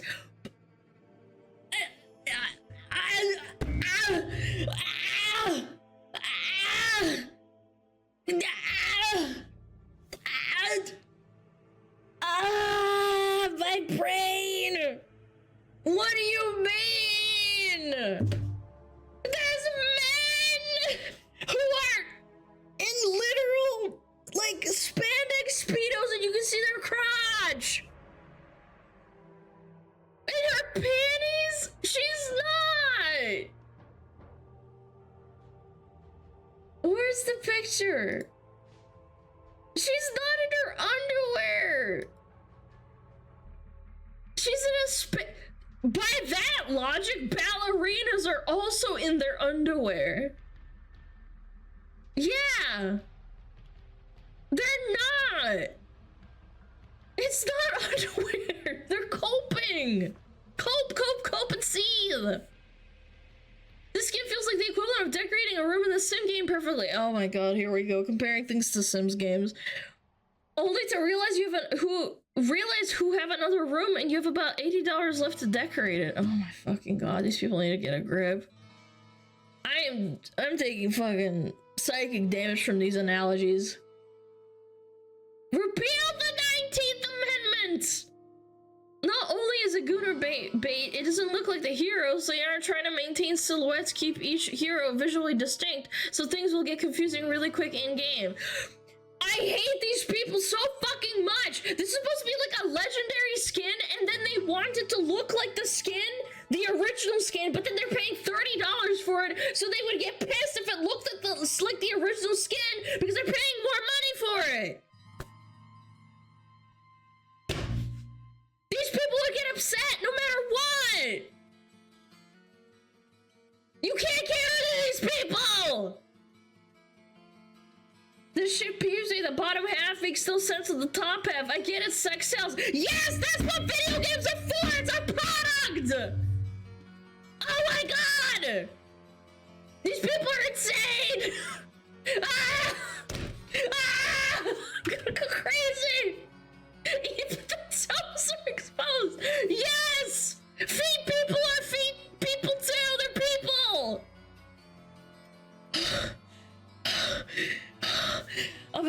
freak out. I'm gonna freak out on stream. These people are saying, I wish I had my 3D model because you can see I'm fucking going crazy. I'm kind of annoyed Sue Storm is a support. Then play tank! Women don't really play tanks!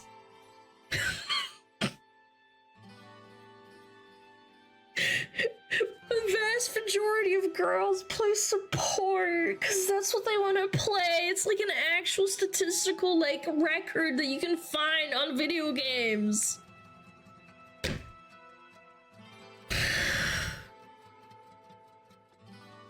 Oh my god, okay. I can't read anymore. I'm actually gonna crash out. I'm gonna crash out on stream. Okay, last one. There's a tweet. What is this? Feminist wannabe gets caught.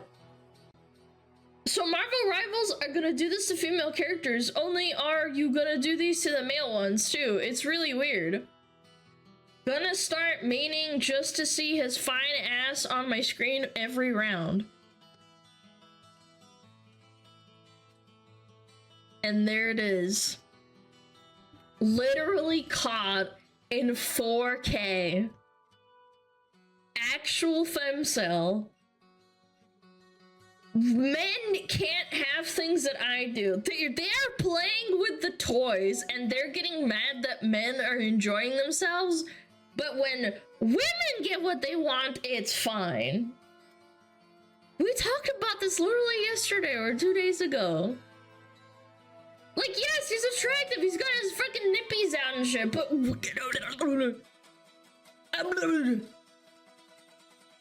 it's okay when we do it. Rules for thee and not for me, chat. Prepare for standards and make it double.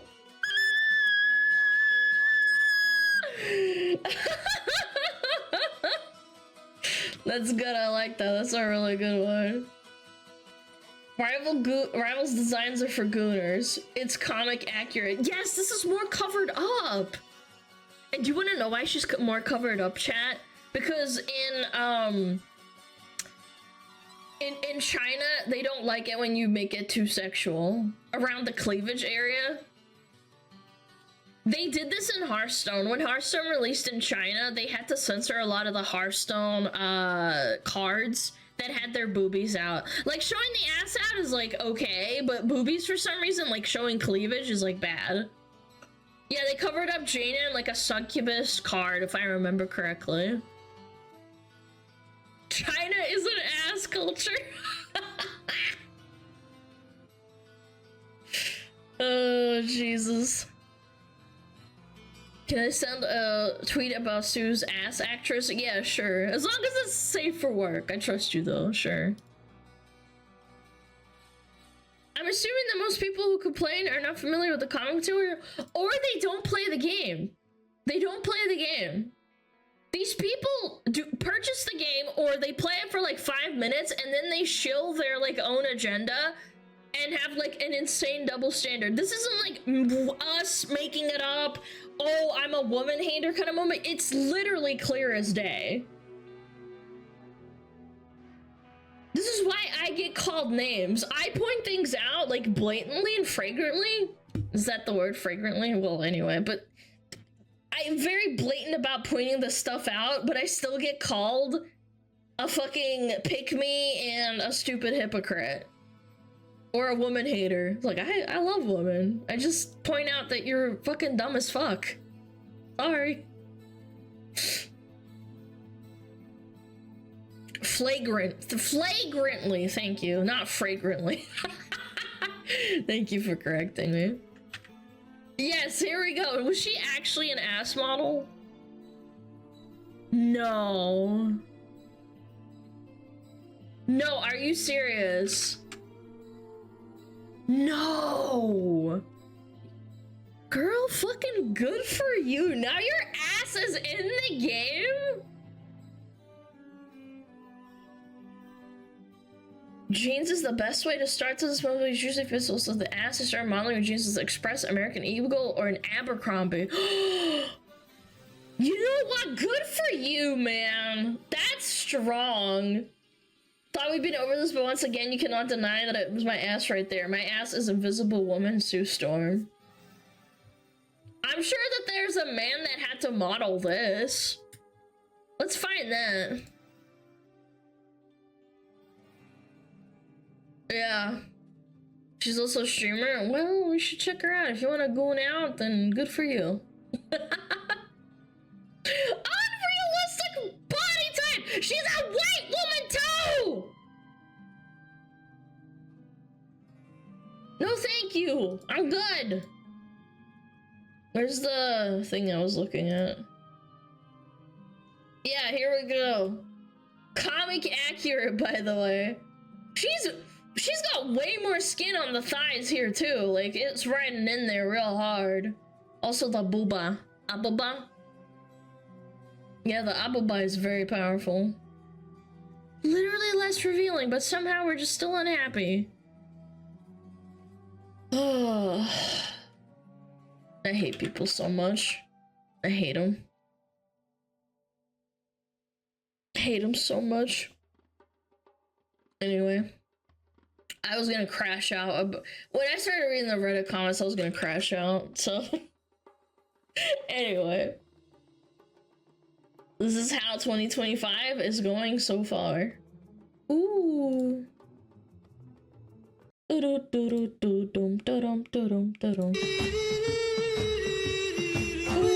are one boy. Uh-oh. Okay. Are you gonna throw it to him? Awe moe, awe moe, awe moe, awe moe, awe moe.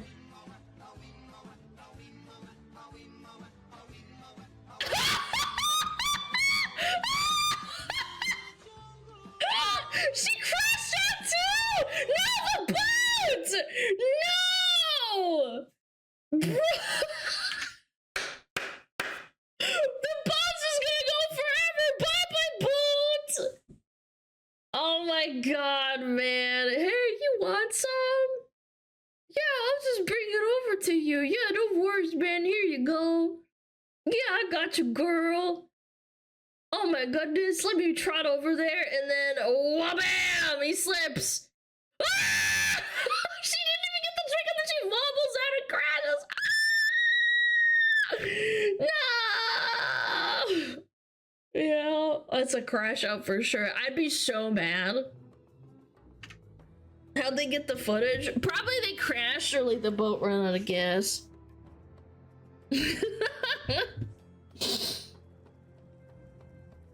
So funny.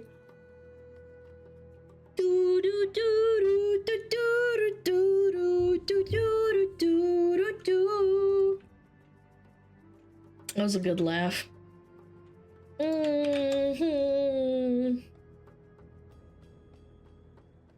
The Achilles heel for swingers. I used to pick up prostitutes and have them change clothes. I would then take them to swinger parties so I could fuck some dude's wife while he fucked a streetwalker. That is deliciously evil. Holy. Hey bitch, wanna roleplay for like an hour? I'll give you $200.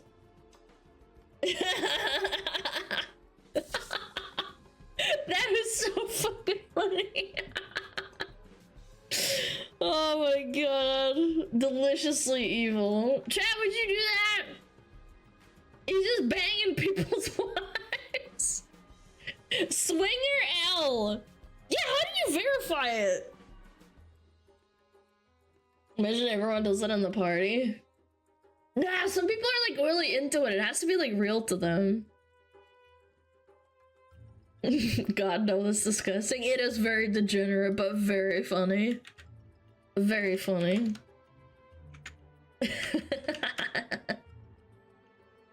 Oh, foxes! Oh my god! Hey. Oh. Oh. Oh my goodness. They're so dangerous, chat! They're so dangerous! Oh, look at that tail, all the scritchies. Oh my god. Oh, they piss everywhere. If only you were that cute. Yeah, unfortunately, I am a feral, half-brained, inbred, stupid-ass fox. So cute. That is not me. No. Maybe if I swap, but if I match, chat. I'm a red fox now. Look, we got a bushy tail too. Huh. Are you a fox or a wolf?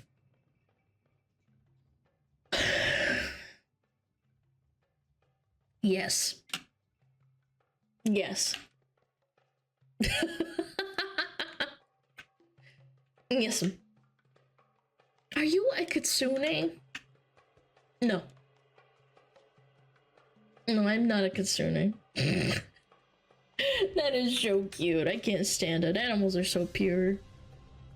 Are you another VTuber? Are you another VTuber sister? Did you copy another VTuber?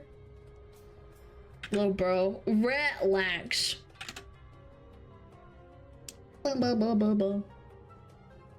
Relationship advice. Am I being a pussy? My girlfriend, 19, female, wants me to male, 20 male, to hold my Glock to her head while we're having sex, and I've been taught gun safety since I was 6 years old. I'm not sure how to go about this. I don't want to do it, but every time she sees it, she says, you should hold this to my head while you rail me. What do I do? No, that is not healthy. You know what? This is so wholesome to me because he's like, guys, I don't want to do it. Just unload it. Yeah, but like maybe they just feel uncomfortable to do it. Buy a toy one. No.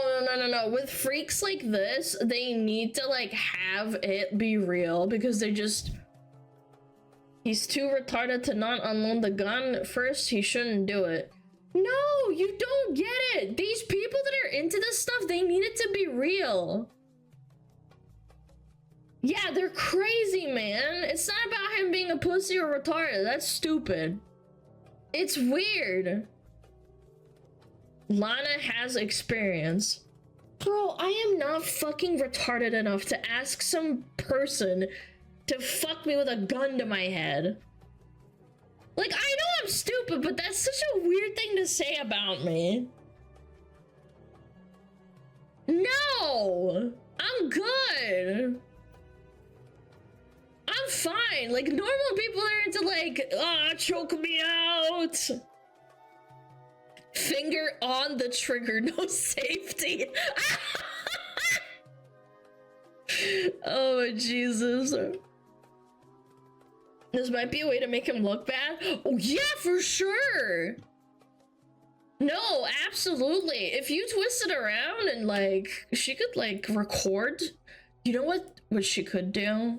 If she was really fucked up, she could record, like, them plowing and with a gun to her head and, like, hide a camera or even, like, say, oh, I'm recording this because I want to, like, you know, get off to this later. She could, like, blackmail him and say it's, like, yeah. It could go up in court. You'd question the dubiousness, but it's like, you know, realistically, that's possible. Yeah. I don't know. Yeah, chat, run. Especially with a wholesome guy like this who's like, I don't know if I want to do this. I've been taught gun safety since I was 6 and I still don't want to do it. Yeah, he'll find himself another person that will understand his boundaries. You should never pressure someone to do something they don't want to do. Especially with, like, sex acts. Come on. It's so bad. Unhealthy. Respect my authority, chat.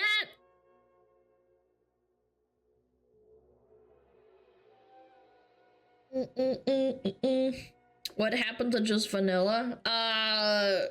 considering this person wants a gun to their head, they're probably like not feeling it anymore and they need to have the gun there to like feel a thrill. Yeah. Where's the Twitter clip of Pippa saying, "Put a gun to my head and pull the fucking trigger"? Where's that clip? Oh god. I'm too nice. I feel bad even spanking. A gun is wild. Aww. So cute.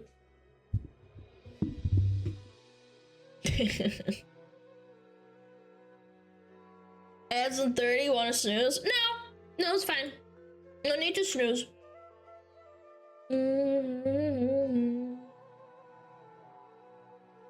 Yeah, let them run. We're just about done anyway, yeah. Bam, bam, bam, bam, bam, bam.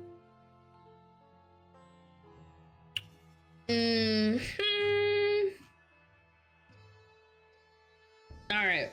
I'm gonna be right back. I gotta pee. I need more water too.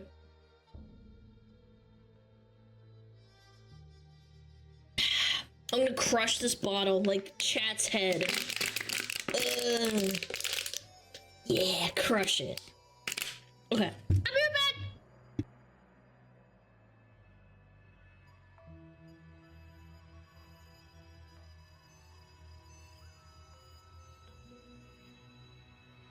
Oh, Metapod. Oh, Metapod, use Harden. Metapod, Harden. Oh, yeah, Metapod, you're so hard. Metapod, Harden. Oh, he's so hard. Look at those two hard throbbing Metapods. They're so strong and hard. Wow.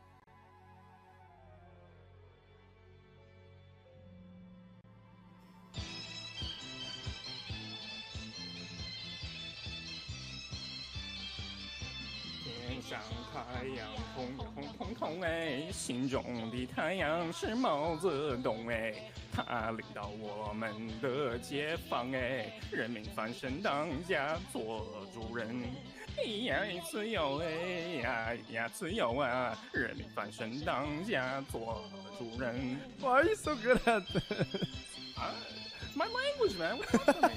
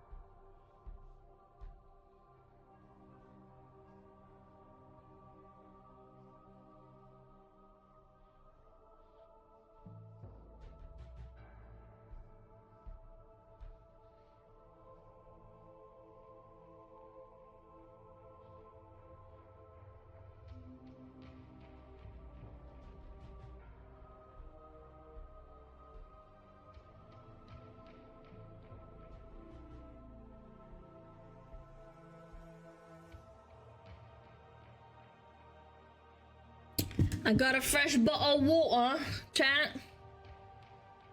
A fresh bottle of water. Bottle of water.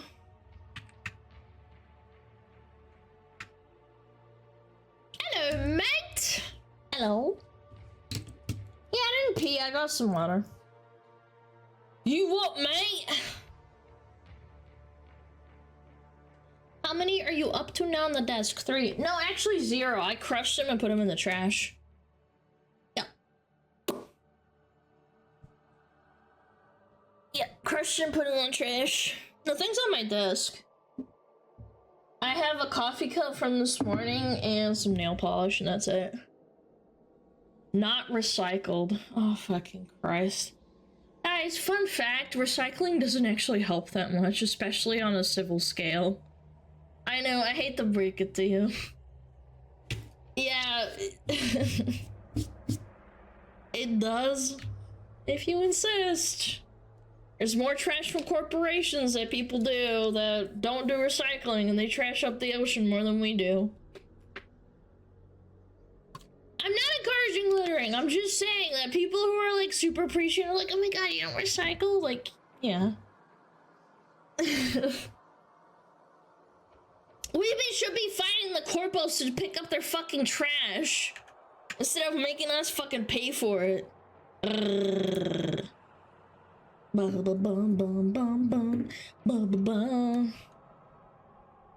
want microplastics in my balls. That's what I want for Christmas. Alright, let me close all this crap.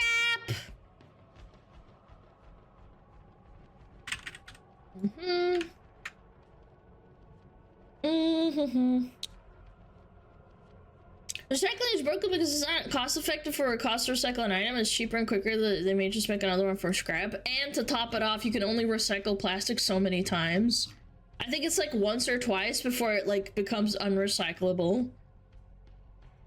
Which is still good. I'm just saying I understand the point of recycling. I'm not saying it's bad. I just think that people who are extremely preachy, kind of like vegans, when they start freaking out and saying stuff like, oh my god, you don't recycle and separate your stuff. It's like, yeah, because ultimately it doesn't do anything, unfortunately. Use glass. I don't see any plastic bottles made of glass.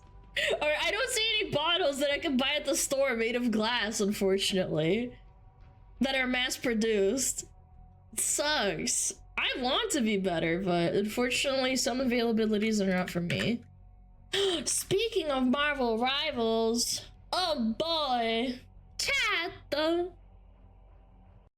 It's not fair that Rivals is problematic and gets to live, but Concord died! Oh, we're coping today. We are coping immensely. Concord players, dude. As you may know, some of the modern audience types have been very upset at Marvel Rivals. And I recently saw that Concord players, yep, believe it or not, there's actual Concord players that exist. And they're also very upset at Marvel Rivals. Of course, there's probably a crossover between the modern audience types and Concord players. We'll get to all that in just a minute. Let's start here though with a little history. 8 months ago, this post on Our Girl Gamers, titled, "Can we just throw some backlash at Marvel Rivals?" I love how they gave it a serious flair. That just makes it more funny. I've been on the fence so long with Overwatch for years. It has diverse male body types, and then female characters are copy-paste with a bare handful of diversity, and the so does Marvel Rivals. There's big dudes. There's shapeshifters. Venom's massive. He's got a fat booty, like the fuck? These diverse female characters are given such a little amount of attention in cosmetics that it's clear they don't care for them. Now I'm watching Marvel Rivals go down the same path. The female characters are all tall, slim, and busty, with a good deal of skin, while the male characters are fully covered, minus Hulk and the Fishman. They don't even play the game! They don't play the game! That Latino superhero that you guys were talking about? Oh my god, man! Namor. It's so clear that they only just care for straight male gamers. Yeah, no more. At this point, it's just a slap in the face. They know what they're doing. It's disappointing since the MCU did a good job making women less objectified. Fans of the They called Namor Fishman. Oh, I thought they were talking about friggin' the literal fish, the shark. That's what I thought they were talking about. That's still so weird. Like, there are plenty of men that are hyper masculine and have hyper quote unquote sexualized bodies. MCU will be playing this game. Very few people read the comics in comparison, making it accurate for them as a joke. Oh my gosh, that's gotta be one of the most pathetic things I've ever heard. They need to appeal to MCU fans only. Forget the comic fans. Don't make things accurate for them. No. As if there would even be an MCU without the original comics. And they end the post by saying, can we just start making noise on these issues? You know what? That's also one of the lamest things I've ever heard. Who talks like... We're making noise on an issue that doesn't affect people at all on any real world level, but we're not making noise on things like China censoring certain words in their video game, like Taiwan or Hong Kong or Tiananmen Square or Mao Zedong. Yeah. It clearly matters more. Yeah, we were still gonna consume the product because it has those censorships in it, because it's a good game. But whoa, women being attractive, it's over. That we need to make noise. Can we make noise on this? Yes. And what's their noise supposed to do anyways? Like, wow, some unhinged people on Reddit are mad. Yeah, I'm sure NetEase is really gonna care about that. I feel like I just waited a decade for my dream Marvel game, and now it's pretty much implied that this game isn't for me. Well, that's... Yeah, so quit the game, bitch. Didn't they have 100,000 petitioners sign up for Genshin Impact to, like, change or be, like, less racist or some shit? Whatever happened to that? Yeah, I remember that activism. Genshin's owned by a Chinese company. They don't give a fuck. Sounds like great news for everyone else. Imagine being stuck in a lobby with someone like that. The most upvoted comment in that thread says, "Consider my noise added to yours. Just tell me where to direct it." Another top comment says, "Yeah, who would have thought that League of Legends did it best? It's so weird." What do you mean? They have so many sexualized characters. What do you mean Ari came out in 2011 and she's the poster child for League of Legends? This is so left field. We've had AAA games with diverse women for ages, and here we are, 5 steps backwards from that. And then people would argue about League of Legends also being problematic. So yeah, I just thought that... Oh my God, man. These third world, like, first world country problems, acting like this is so groundbreaking and we need to change this now! That was all pretty funny. I hope you enjoyed that one too. You know, aside from the brain rot stuff. And now on to more current posts from only 3 days ago on the subreddit for Concord.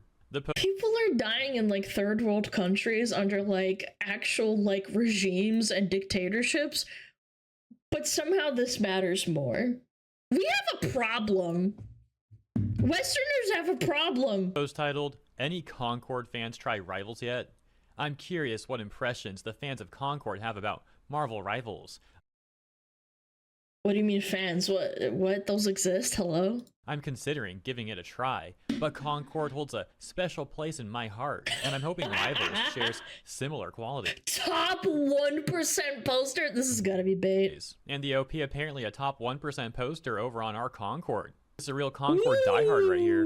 The top response reading. Clearly. "It plays nothing like Concord. I personally don't like the movement or shooting at all. And don't get all the hype and praise it's getting. If you want similar gameplay to Concord, Destiny 2 is your best bet. But the PvP in that game is basically unplayable, unfortunately. But the PvE is still good." These people, like, love to eat shit. You give them a pile of shit that you give them Destiny 2, which doesn't get worked on. It's overpriced. You have to buy a bunch of DLC to, like, actually play the game. And every person that I've ever known that got into Destiny 2 says they regret spending money and time into it. It's so sad to see. They'd get a response that reads, I feel like the majority of the hype and praise it's getting is just because it's one of the first good online Marvel games to come out in this entire period of MCU box office domination, which is waning. And a lot of people who are unhappy with Overwatch trying to signal boost a competitor, the game itself feels pretty dang unpolished and unbalanced compared to Overwatch and even Concord.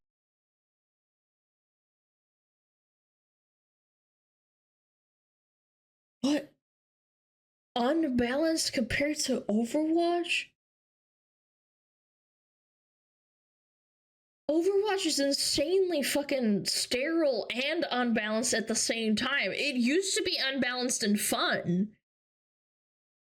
I played Overwatch 1 a lot when it first came out, and then I got bored because they started doing the whole you can't pick the same characters and like play 5 Genjis in unranked. Dude, it was so fun. But anyway, it was actually really fun, even if it was unbalanced. And this different top comment says, why did Concord have to die and Marvel Rivals gets to live? It's not as fun as Concord by a long shot. I hate this timeline. Oh my god, this gotta be bait. They'd get a response that says, well, charging $40 when literally every hero shooter is free was a very big misstep. Yeah, a you don't response say. to them reading, being free wouldn't save the game, buddy, and Marvel Rivals isn't having success because it's free. I think it's a big factor that it is free. You don't have to invest into it. I think it's a big factor, but it's not why it's so successful. This whole chain of comments then especially set up the Concord diehards, who began to go full aggro and get very defensive, which you'll see coming up. As users like, Overwatch 1 wasn't free. Like, the argument still doesn't stand. Overwatch was a game of the year. Everybody was playing it, just like Rivals, when it first came out, and it still costed money. It's because it was a fun game at the time. Past Foundations would respond to that other user, Desfert, where Desfert had essentially said that Concord being free wouldn't have saved it. Past Foundations responding saying it's one of the main factors of its demise. And that's where we get Desfert saying, yeah, let's say it was free to play. Now tell me the difference, how much longer would it last? Even when the game had a free beta, it only hit 2K and kept dropping players. Basically kept the same issues from the beta, and then it died only a few weeks later. It doesn't make a single difference to paint a ship with other colors. If you don't fix the holes, it'll still sink. Desfert then going on to list a number of reasons why they believe Marvel Rivals is successful, and concluding by saying, seriously people, stop thinking free to play is the answer for everything. It just shows how clueless you guys are. Yeah, some of them might be clueless, but I think a lot of them are also in complete denial. During the whole Concord Monster Hunter Wilds peaked over 200,000 people playing it. Or was it 400,000? Anyway, it was ridiculous. It didn't drop players. People were so hyped, and everybody said that it was a good game. It was 400K? Yes, thank you for correcting me. It was 400,000 people were playing the beta! The game's not even out! They had to make a new beta for, like, this month and the next month after that to, like, to gauge numbers, because people are so excited. Saga, the whole Concord arc, we saw so many of these defenders ignoring, for example, the whole like DI stuff that Concord had. It wasn't even that they didn't recognize it was there. It's like they wouldn't admit that it was there. They would just do everything they possibly could to dodge how DI negatively impacted Concord, because hey, they got to do everything they can to defend that corporate policy. Very pathetic. Then we get this hilarious cope that says Concord failed not because of its design, gameplay, price, or quality as a game, but because it became a target in a culture war. Oh. Yeah, if the culture war didn't exist, Dustborn would have been a game of the year for sure. It would have had above 50 players. I wish I could cope like this. Like the cope being, oh, you know, if I start streaming and I don't have 1 million viewers, it means that people hate me because of the culture war or whatever. Like, what a cop-out that is. Not to admit, like, hey, maybe there's something wrong with me, or like, you know, I will keep going and they will come. That kind of thing. Like, I can't, man. Its copium levels are off the charts. From the moment it was announced, discussions about the game were dominated by negativity. Critics labeled it as dead on arrival, woke, or trash before there was even a beta or gameplay footage. This constant negativity overshadowed the game itself. Despite being fun for those who actually played it, few people gave it a fair chance. The backlash was so intense that even liking the game invited ridicule. There are shit eaters, people who actually unironically eat human poop and they enjoy it. There are maybe 1 in 80,000 people in the population of the US that enjoy eating poop, but they will tell you that poop tastes good and they like poop. It doesn't mean that everyone else is insane. Those people are insane, like coprophiliacs or whatever they're called. Yes, they love poo-poo. They love to put it in their mouth and eat it. And they have an illness. A very, very sad mental illness. And that's okay. It's fine to like shitty games. I probably am guilty of liking shitty games. But at least I can admit it, say, hey, I know this game isn't for everyone. I really like it because of XYZ, and that's okay. In the end, more people criticized Concord than actually experienced it, which made it impossible for the game to succeed. This person is not taking into account how most people didn't even want to play Concord because the hero roster was terrible. It's like, oh hey guys, here's a bunch of losers you can play as. Yeah, I wonder why I'm that a didn't loser. work out. I really want to log in after getting bullied at in high school or middle school.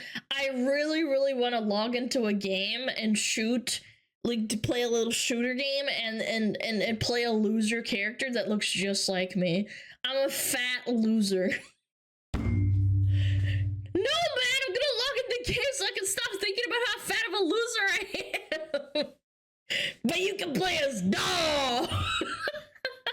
Another funny exchange with this user Irate Pirate who responds to the OP. Once again, the OP had asked if any of the R Concord people had played Marvel Rivals. Irate Pirate saying, yes. In fact, my original plan when Concord was coming out was something like, I'm bored of Overwatch, I'll play Concord until Rivals comes out. Unfortunately, that wasn't possible. It's pretty fun. It's not on Concord's level in my opinion, but it's fun. User Oh my god, Scott, this is some high tier bait. Icy Ruins responding saying Concord's level was That's so high that the bait. game shut down immediately. A different user, Lum Lum Sauce, then chiming in saying, y'all are still here. Figured you people would have stopped hanging around hating a few months after the game shut down, but I guess life moves slow when you have nothing worthwhile in it. Why is there a subreddit for a game that's literally shut down and dead? You can't even log in. It's not a private server. It's not like a game that people can log into. You literally can't play the game. Why are people what are they doing? They should have shut it down. And Icy Ruins responds saying that this post was recommended on their homepage. I also find it funny that It was recommended on the homepage, and I was astonished that people are playing that were still mega gays. Oh my god, that's a slizzle right there. That's slizzled and burnt. Icy Ruins responds saying that this post was recommended on their homepage. I also find it funny that Lum Lum Sauce is talking about people still being here on the Concord subreddit, when that can also be applied to the Concord defenders. The game lasted all of 2 weeks, and has been dead for months. And then hopping over to the Marvel Rivals subreddit, we've got this post that says, talk about bad takes. And then posting an image from Outlet the Gamer, and an article that they made titled, Marvel Rivals has too many heroes for its own good. What are we smoking? There's too much content. You don't have to play the heroes. You know that, right? You don't have to play the heroes if you don't like them. Not everybody plays every single hero. It's the thing of when people are like, oh, I'm only gonna play 5 characters out of a roster of 30. Imagine if League of Legends or Dota came out now, and it came out with 30 champions or heroes. And then people are writing this saying that 30 is too many. How many did League come out with? Hold on, let me actually look this up. How many champions did League of Legends have on launch? 20! Okay, that's still pretty high. How many heroes did Dota 2 launch with? 24! Okay, 33 might be a little bit high on average, but that's still like a pretty decent amount to have 20 to 24.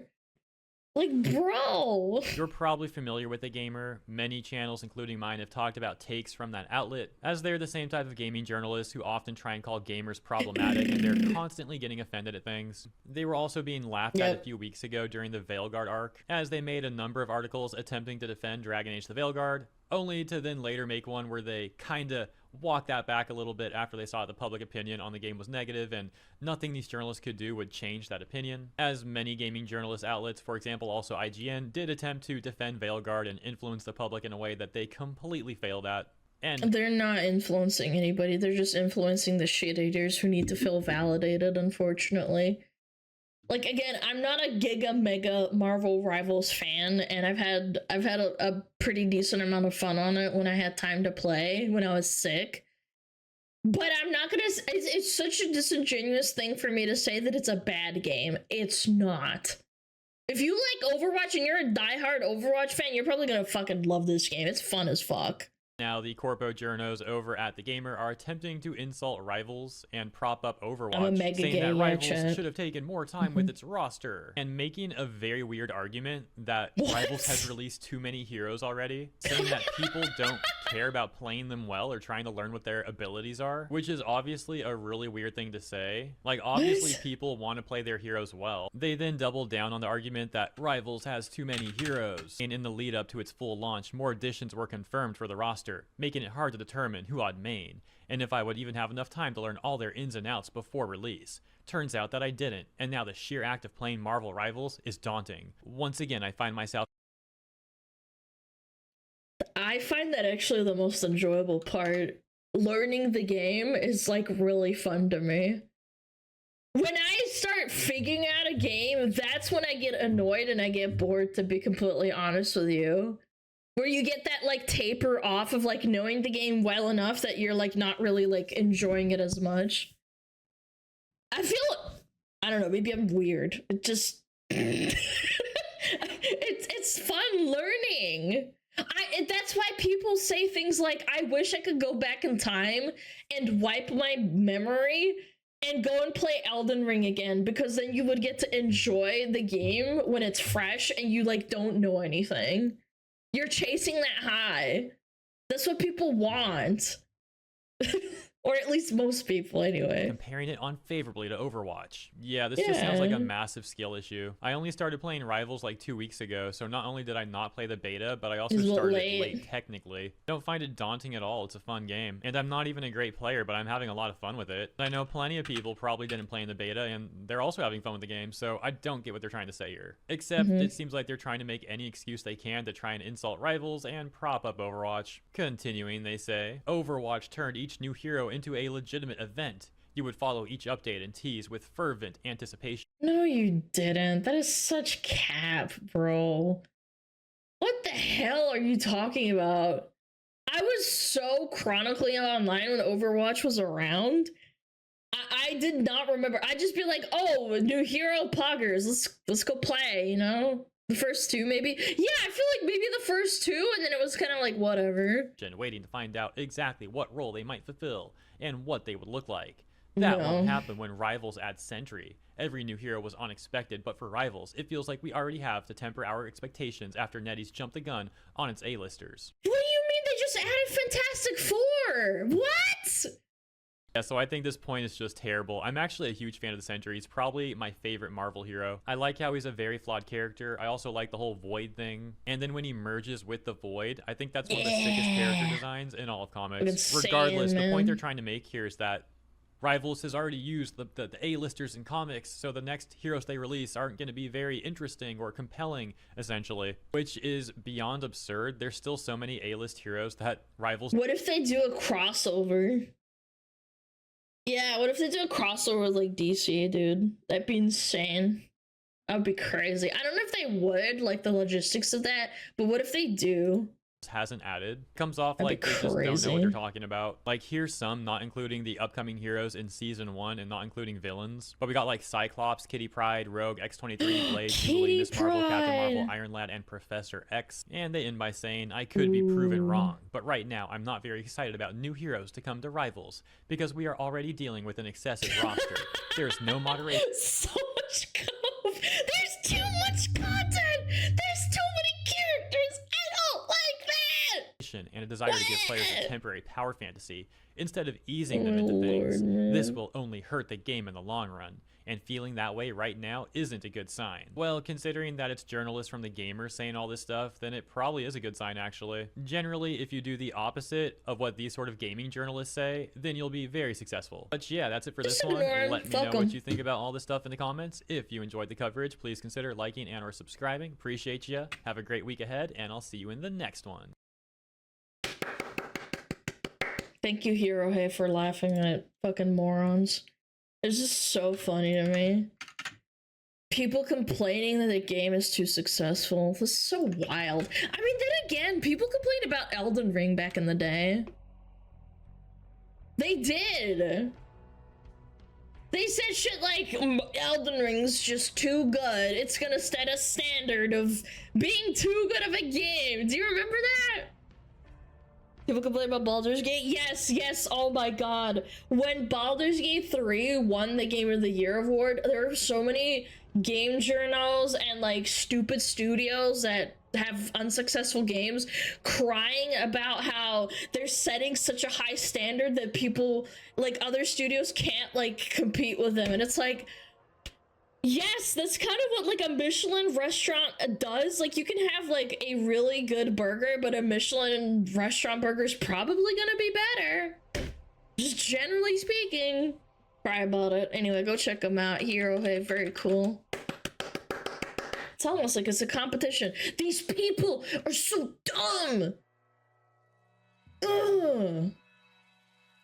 In a game like this, it only comes down to which character you're most comfortable playing. How long can that really take? That's what I'm exactly saying. I usually pick, first of all, my rule of thumb is like when I pick a character to play, at first glance, it's appearance.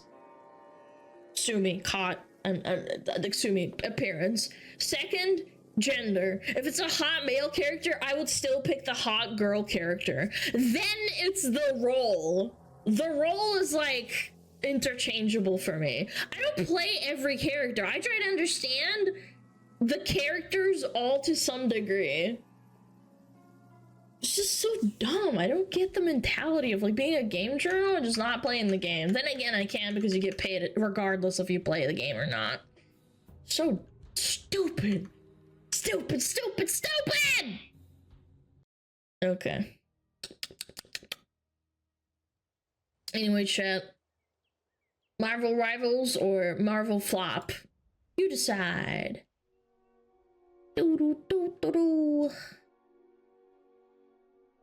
Let's do it. This is ticked off. Let me double check. Whoa. The most disturbing stalking case in Canadian history? I do like me some true crime, I'm not gonna lie. My neuron woman brain is being activated. Was it me? I would hope not. You're mine.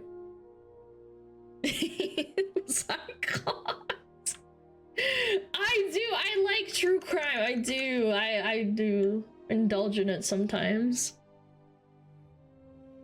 My mom loves true crime. She read all of Agatha Christie's books and stuff. It's not true crime, it's fiction, but still. Yeah.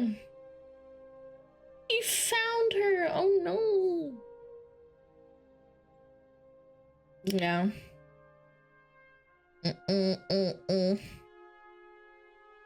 Alright, let's watch it. I'm curious. Bad things happening in Canada? How horrible. Alright, the most disturbing stalking case in Canadian history. 3, 2, 1, boom. It all began with a single phone call. It was brief, menacing, and impossible to trace. But for the woman who answered, it was the start of a nightmare that would spiral into one of the most baffling and disturbing mysteries in Canadian history. As always, viewer discretion is advised. I'm scared. Where's my plushie? Hold on, I'm gonna grab my plushie.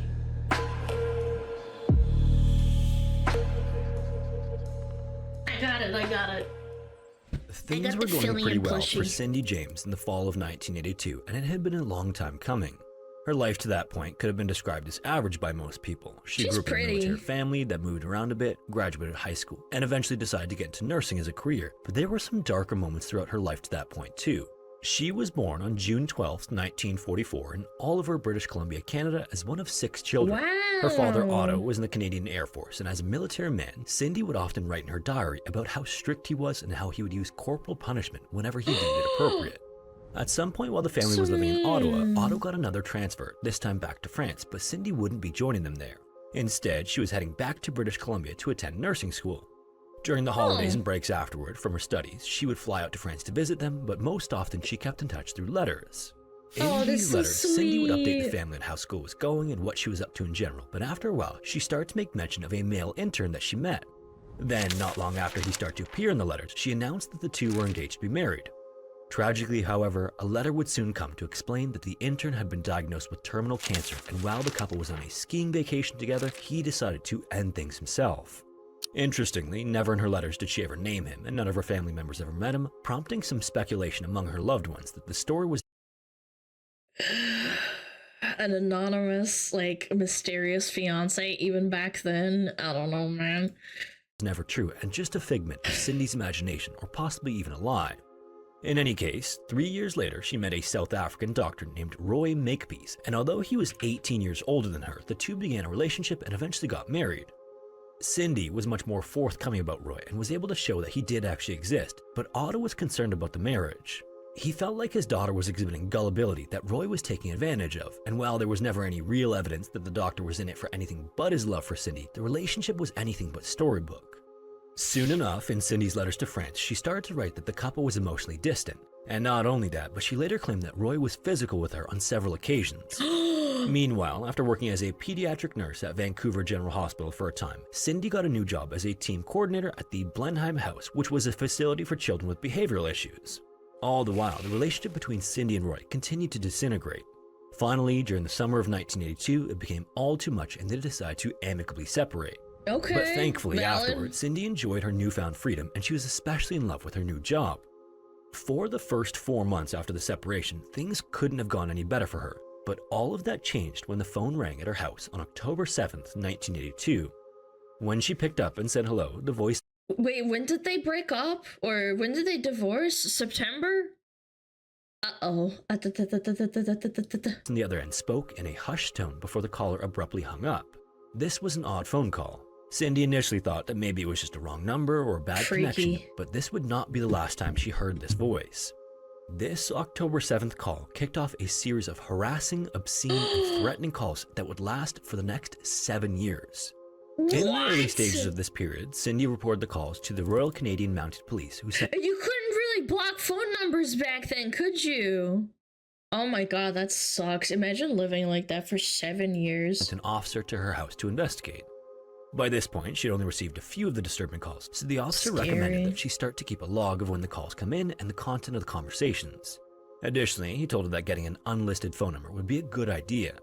So, satisfied that the matter had been settled, the officer left and told her to call back if the unwanted calls continued or if she noticed anything else abnormal. But just seconds after he departed, Cindy's phone rang with no one on the other end. And disturbingly, the very next day, the voice returned and even mentioned the police visit to her home. As the days passed, things began to escalate quickly, and Cindy was no longer tormented by just a few phone calls. A little more than a week after the first call came in, she spotted an intruder creeping around the outside of her house, and the next morning, she discovered her porch lights had been shattered. At another point, a rock was thrown through one of her windows, and someone broke in, but when she investigated, everything in the house appeared to be as it should. On October 19th, however, someone entered the house again and slashed one of the pillows sitting on her bed. They're sending her a message. They're not even trying to kill her, they're trying to scare her.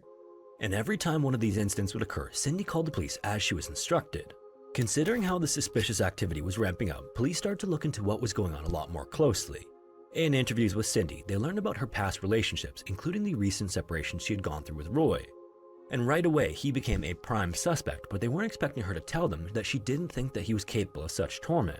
Okay. Yes, he had been violent with her in the past, and the police knew that. He even admitted as much, but stalking and violently harassing her didn't seem to be in his character. This wasn't enough for the police to take their... I don't know. I wouldn't dismiss that. Some people snap after, like, divorces, I've heard. They just go bananas. ...off him completely, but they began to consider other possibilities as well.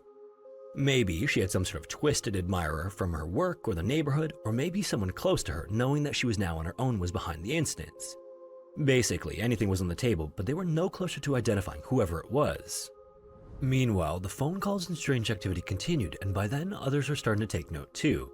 Cindy had taken on tenants to live in her basement apartment, and the two people who lived there noted on October 20th that they heard strange noises above them. When they went to investigate, they discovered that the rest of the house was empty and that Cindy was likely at work, as expected for that time of the day. When Cindy came home and heard about this from her tenant, she called the police, who sent out a constable named Patrick. He then interviewed the tenants before going to Cindy's neighbors to see if they'd noticed anything, and one of them would tell Patrick that they had seen a man outside Cindy's house multiple times. This might have been the break police had been looking for, but when asked if the man happened to look like Cindy's estranged husband, Roy, the neighbor said it looked nothing like him. Now, other than the creepiness people make mistakes going on, Patrick being dispatched to investigate the incident seemed almost to be like fate. When they met, there was just something between Patrick and Cindy, and what started as an interview quickly turned into casual dating and more. In fact, within a few days of meeting, Patrick, who was also separated from his spouse, moved in with Cindy. So not only did Cindy now have someone to support her through all the turmoil that was engulfing her life, she had someone who could protect her should things escalate any further. Surely. And only a few days after moving in, Patrick was taking some empty boxes out to the trash when he noticed a car sitting in the alleyway behind Cindy's house with a man inside it. When he approached the vehicle, the driver's identity became clear. It was Roy.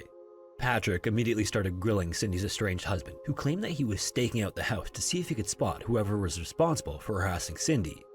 Patrick... Yeah, that's convenient. Without telling her? I don't know, I just feel like if I was an ex-husband and then I was concerned for my ex-wife, I would at least be honest with her and be like, okay, I'm gonna come at this time and like just like stake out, you know? Yeah, bro, but I have an alibi. Exactly. Patrick then went on to inform him that he had moved in with Cindy, so Roy, obviously upset by this revelation, quickly drove off. In the weeks afterward, during his time living at the house, Patrick experienced one of the phone calls that Cindy was receiving, only the person who made the call never spoke. Police made every effort to trace these calls that kept coming in, but they were usually far too short for them to get a location on them. And as the perpetrator continued to prove, however, the phone calls were the least of Patrick and Cindy's worries. In late November, Cindy came out to her car to leave for work, but just as she was getting in, she noticed there was a photograph that was pinned beneath one of her windshield wipers. Oh no. When she went around the car to see what it was, the breath was knocked out of her. It was a picture of a dead body beneath a medical sheet.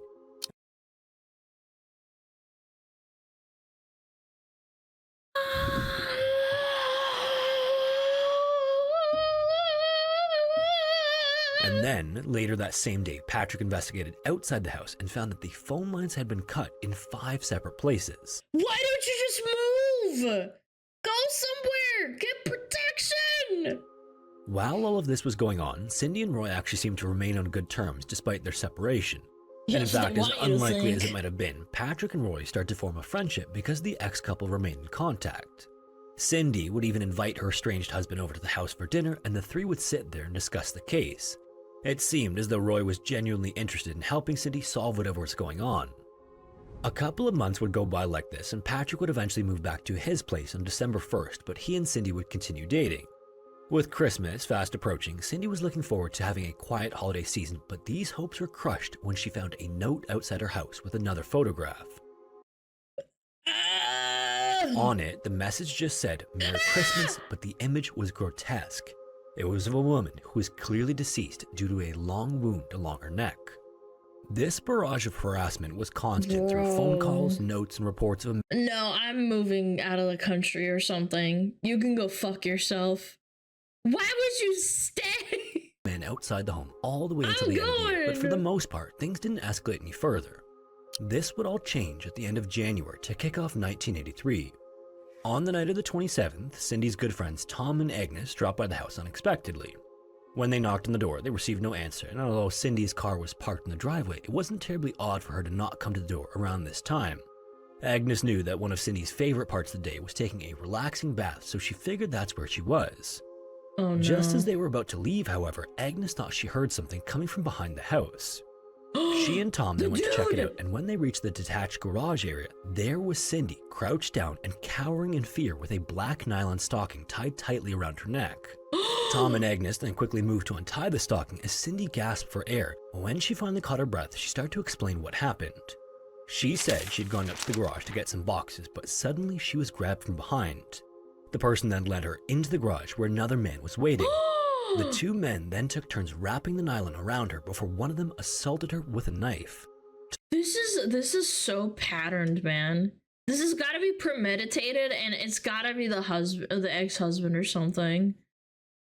There's no way. Tom then rushed inside the house to call the authorities, and shortly after they arrived, Cindy was whisked away to the nearby hospital by ambulance. She was then examined and thankfully found to be in good condition despite the attack.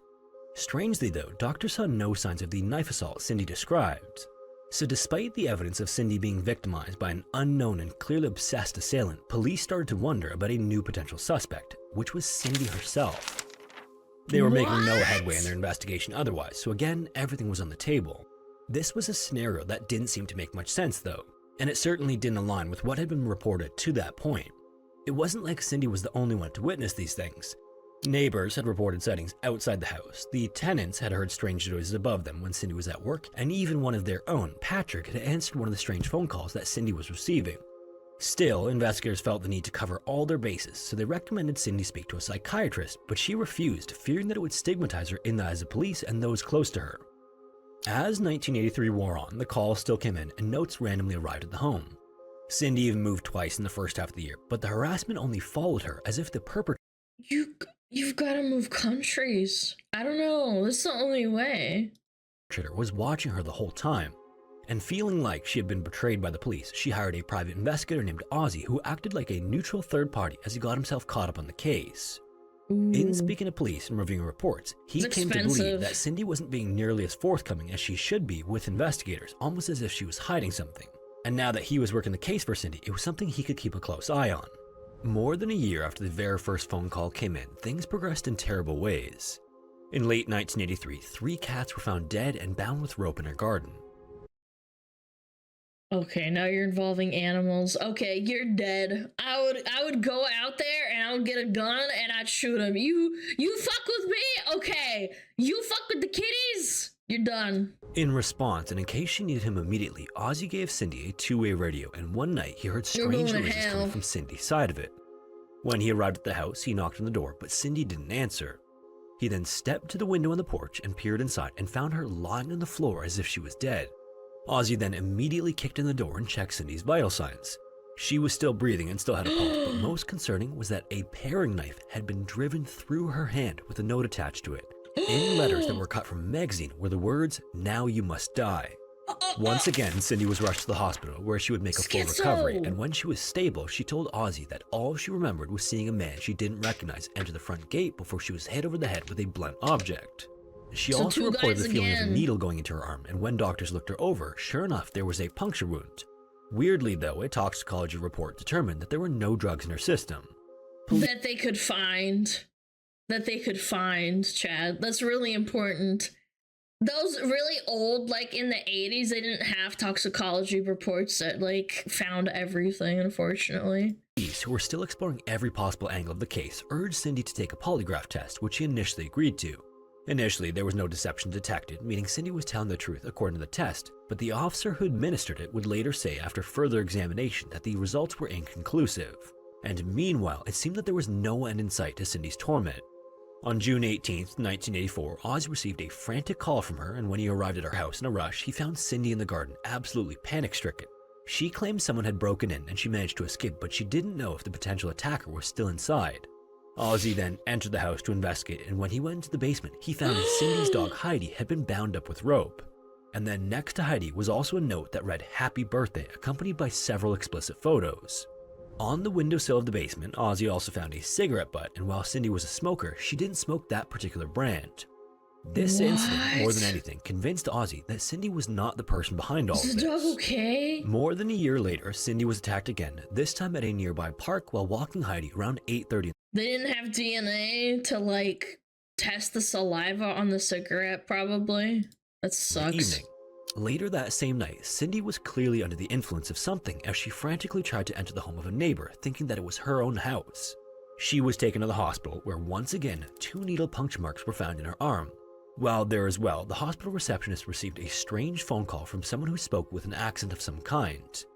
The man on the line then began to ask the receptionist questions about the hospital's security staff and protocol.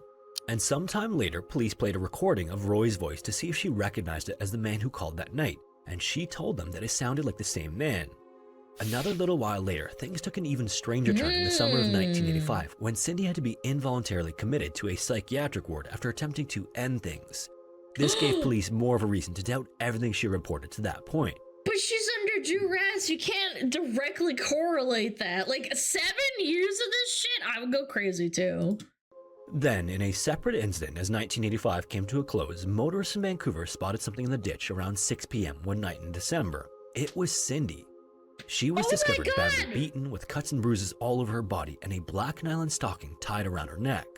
And also, yeah, she beat herself up and then choked herself out and threw herself in a ditch.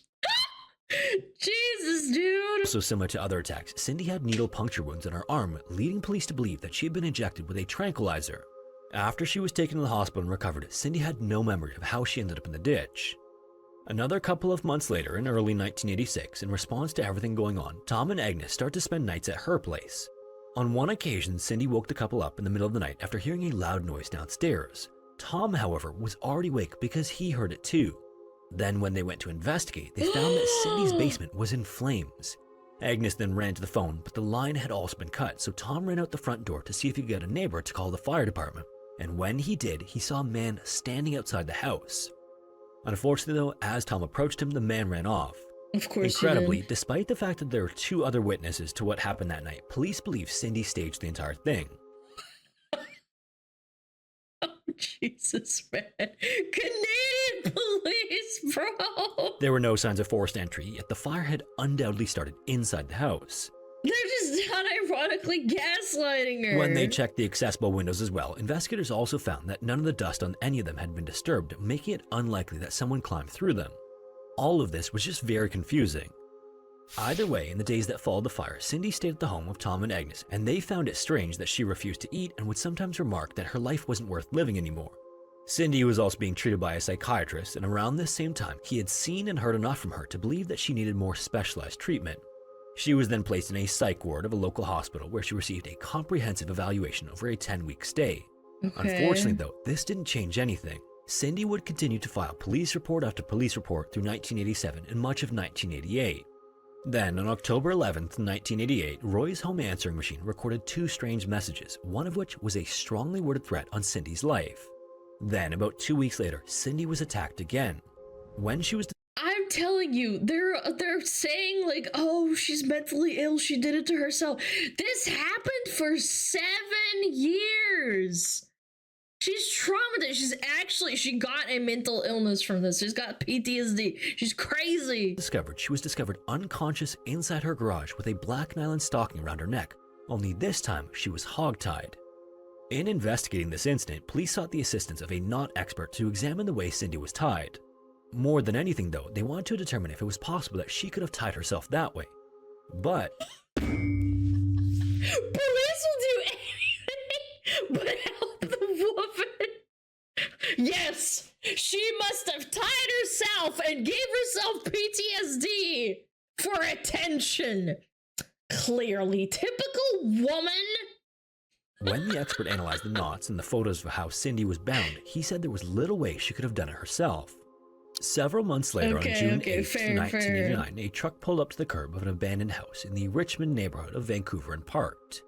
A municipal worker then got out and started to get his tools together when he noticed a fuel tank on the property had been spray painted in bright orange. Wait, it said 1874, but he said like in 1989. Oops. paint. Graffiti wasn't exactly uncommon to come across in his line of work, but what he thought he could read of it from the street was. As he got closer, what he spotted in the street was confirmed. It was a vulgar message, but let's just say it was the equivalent of "someone died here." He then continued toward the tank and noticed there was also spray paint on the ground in a line that led from the tank to the backyard, where it was connected with a large circle. Oh my God! In the middle of this circle was the dead and decomposing body of Cindy. Yeah, she did it to herself. She did it. Yeah. She had a nylon stocking around her neck, and she was hogtied, lying on her right side in the fetal position. Yep. When police and forensics responded to the scene, a pathologist's examination of the body showed that Cindy's hands had been tied so tightly together that one of her fingernails had cut the side of the finger next to it down to the bone. There was also a needle puncture wound in her arm, and an autopsy determined her death was caused by overdoses of several sedatives. Yeah, she overdosed herself and then tied her hands behind her back so hard that she cut off circulation in her hands and cut into her skin into the bone, and then also stabbed herself twice. Typical woman. Gosh darn it. One of the drugs found in her body was morphine, which was at a level 10 times greater than the legal dose. What? 2 other drugs were also discovered in her stomach in large quantities, and when the toxicology report came back, the coroner estimated that just with the morphine alone, Cindy would have been gone within minutes. On the surface, it appeared as clear-cut a homicide. Oh, come on. Wasn't murder a mental case? Are you shitting me? These are like the cops. I've told this story before. I've watched like a crime investigation story where the cops had to second guess themselves when they found the man, the husband, with the gun in the wrong hand. Shot himself in the right temple, but the gun was in the right hand, so it was physically impossible for him to pull the trigger and shoot it at the particular angle, with the bullet hole being in a completely different spot. And it's like, I think he shot himself with his other hand. As police were ever likely to investigate, but the RCMP wasn't convinced. God. Considering Cindy's psychological history and the more than 100 police reports that she had filed in the previous 7 years, they believed her death was the result of another staged scene that went wrong, or that she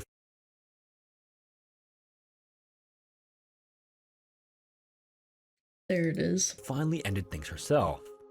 In late spring of 1990, so about a year after her body was discovered, a coroner's inquest was formed to get to not only the bottom of how Cindy died, but who was responsible. More than 80 witnesses would go on to testify, including Cindy's loved ones, police, experts, and several doctors who treated Cindy for psychological ailments. When it came time for the psychiatrist and psychologist to speak to the jury of 5 people, some interesting findings came to light. The several doctors she was under the care of had all diagnosed her differently.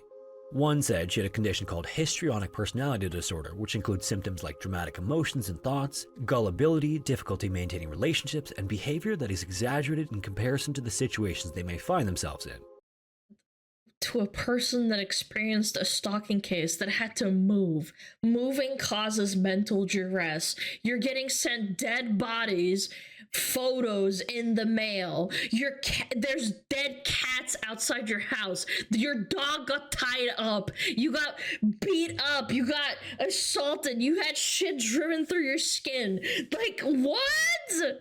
Another determined that she was likely suffering from borderline personality disorder, and the third believed that Cindy exhibited symptoms of dissociative personality disorder, which was once known as multiple personality disorder.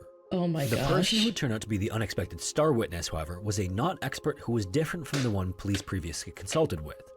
During his testimony, he said that he believed it was possible that Cindy could have bound herself in the rope the way she was discovered before the drugs in her system had taken effect. And in front of the jury, he actually demonstrated this, and it took him just 3 minutes to bind himself. Obviously, though, none of this explained the— Oh, okay, but to the bone? I mean, I guess the morphine could have doped her up, but by that logic, she wouldn't be able to tie herself up that tightly if she's high on morphine. Like, that still doesn't make any sense, and she's probably not strong enough to pull it tight. But is Cindy a not expert? Yes, that's another logical fallacy. Yeah, that makes no sense either. Many witnesses to Cindy's harassment. From Tom to Agnes to Roy to her next-door neighbors, there were more than a handful of people who testified and supported Cindy's claims that she was the target of some obsessed and depraved stalker who finally ended his 7-year-long reign of terror by ending her life. When the inquest concluded, the jury began deliberations, but just like all the forensics and psychology experts, they couldn't determine whether Cindy died as a result of homicide, accident, or by her own doing. So, tragically, in the end, Cindy's death certificate denotes that she perished as a result of an unknown event. So, what do you think happened? Do you think Cindy was a troubled individual and for one reason or another was responsible for all of the supposed incidents over the years? Yeah, an accident. Or do you think the explanation is more sinister and everything that happened to her was really done by someone else, which was worsened by the fact that she was then gaslit about what was going on? I'm curious to hear your thoughts down in the comments. Anyway, if you made it this far, thanks so much for watching. If you want to listen to the audio-only version of these videos, you can listen wherever you listen to podcasts. Also, if you have a story suggestion, feel free to submit it to the forum found in the description, and hopefully I will see you in the next one. That was honestly, like, laughable. I'm sorry, Cindy, for laughing. If you're out there, if you're a ghost, and you're mad at us for laughing, I'm sorry, but them basically saying, oh, yeah, we diagnose you with the unfortunate illness of being a woman. Chad, check him out. Scary, interesting. I love this guy's stuff. It's really, really well made. His voice is nice too. Oh, so funny, dude. Like in an ironic way, obviously, but yeah. Yep. Chat. What the hell? Why are they like this? A Canadian Mounted Police, Royal Canadian Mounted Police. They didn't take her into witness protection. They didn't think to maybe investigate if how the morphine would have got there or if the hospital she's working at. Like, it's just so stupid. It's lazy. I can literally go through it.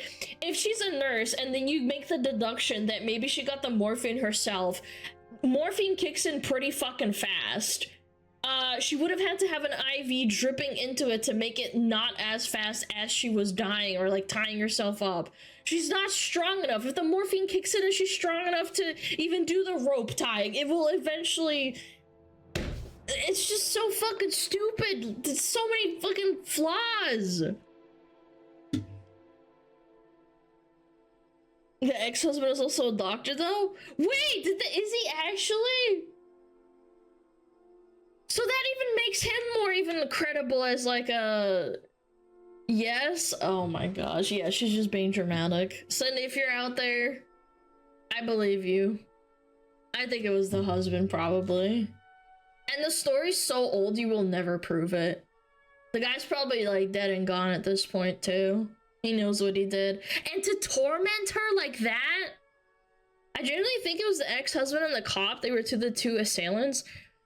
It's so fucked up because you don't even know the info of like maybe the cop is like a childhood friend or something.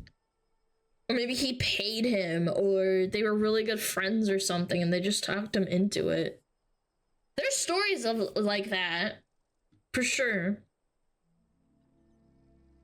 Yeah, and if it was the cop, that would explain why they just didn't care and like told her that told everyone else that she's just crazy and being a woman and like blowing it, you know, brushing it under the rug. So bad. Weird thing is she didn't have any reliable memories of the instance. Yeah, which makes you think that she's drugged or she's under extreme stress. So bad. So bad. And there's hundreds of stories like that too. Hundreds, thousands of stories. Hundreds of thousands of stories. Of men and women getting gaslit by police and shit. Or the police being unaware because there's like an insider. She was drugged, they said they had needle marks, but they didn't find anything, Caius, so therefore, she's not drugged. Stupid. Yeah, the needle marks, they don't need it. Yeah, like, duh. Herder. She's just in menopause, chat. Etsy magic. No, is this what I think it is? Oh my god, I love this so much. Her car was abandoned away from her home too. Yeah, they probably just killed her. Chat, remember when we looked at Etsy magic a long time ago? God, that was so funny. I'm glad chat found this, because like I remember looking at this and laughing my face off. Yeah. Yeah, the Etsy witches that make you grow, like make gay people fall in love with each other, and also if you grow your pee-pee. Yeah. All right, let's watch it. This is so funny. I'm very excited. All right. Etsy magic.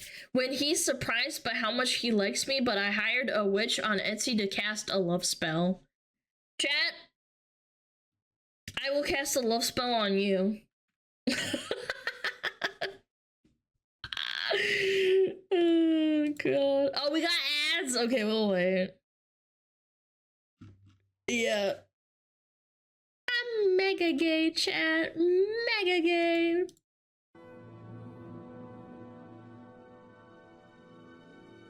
Let's get married, Alana. Come on, it's okay if you're stinky. No. No. I'm gonna be a 2D cringe eternal VTuber woman. Forever.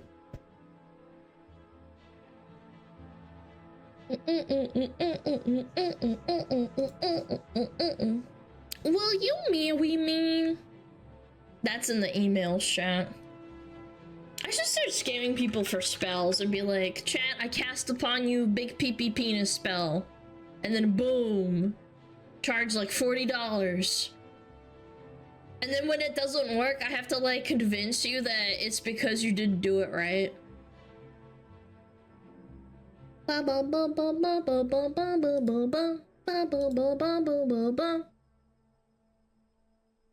Yeah, shit. I'll take 1,000. Whoa. 1,000 PP spells?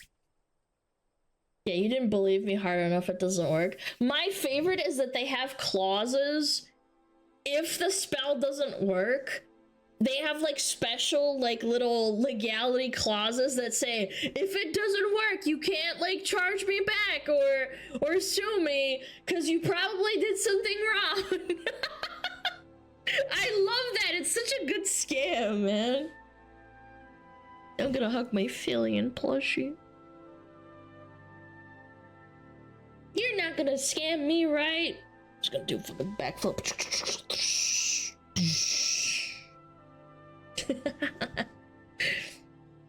Do you have a PP shortening spell? No, sorry. I'm not that advanced of a witch. I'm a bitch. I'm not a witch. It's not how magic works, just saying. Yes, it is. Yes, it is. Absolutely. That is how magic works. If you don't believe that, then you're cringe.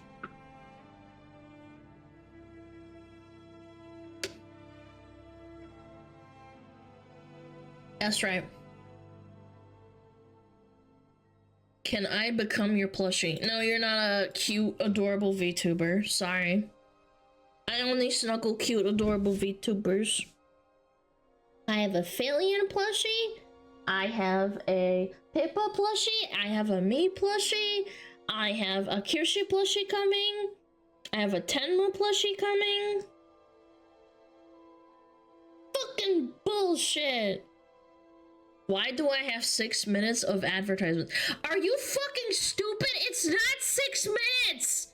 It's 3! It's 3 minutes! Such a liar! Here we go! Alana running 60 minutes of ads. Yep, that's it. I gotta make a lot of money. You get 2 times the ads for complaining. Yeah, Twitch detects that you're bitching and they're like, you know what? Boom. Here's some ads, bitch.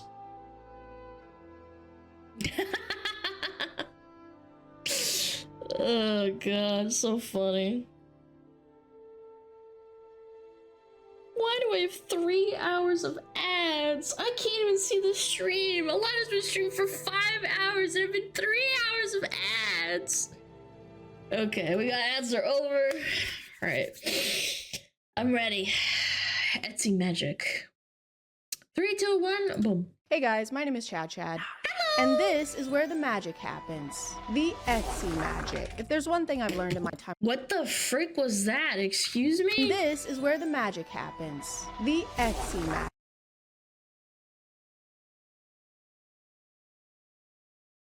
Swamp butt Shrek candle. I mean, there's a market for everything, I suppose.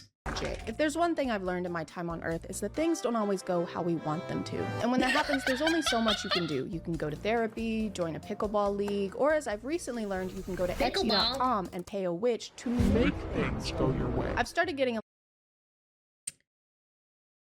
Chad, there are people who unironically believe that if you pray to the moon, you can prey upon the downfall of other people. I'm too old for this shit. No.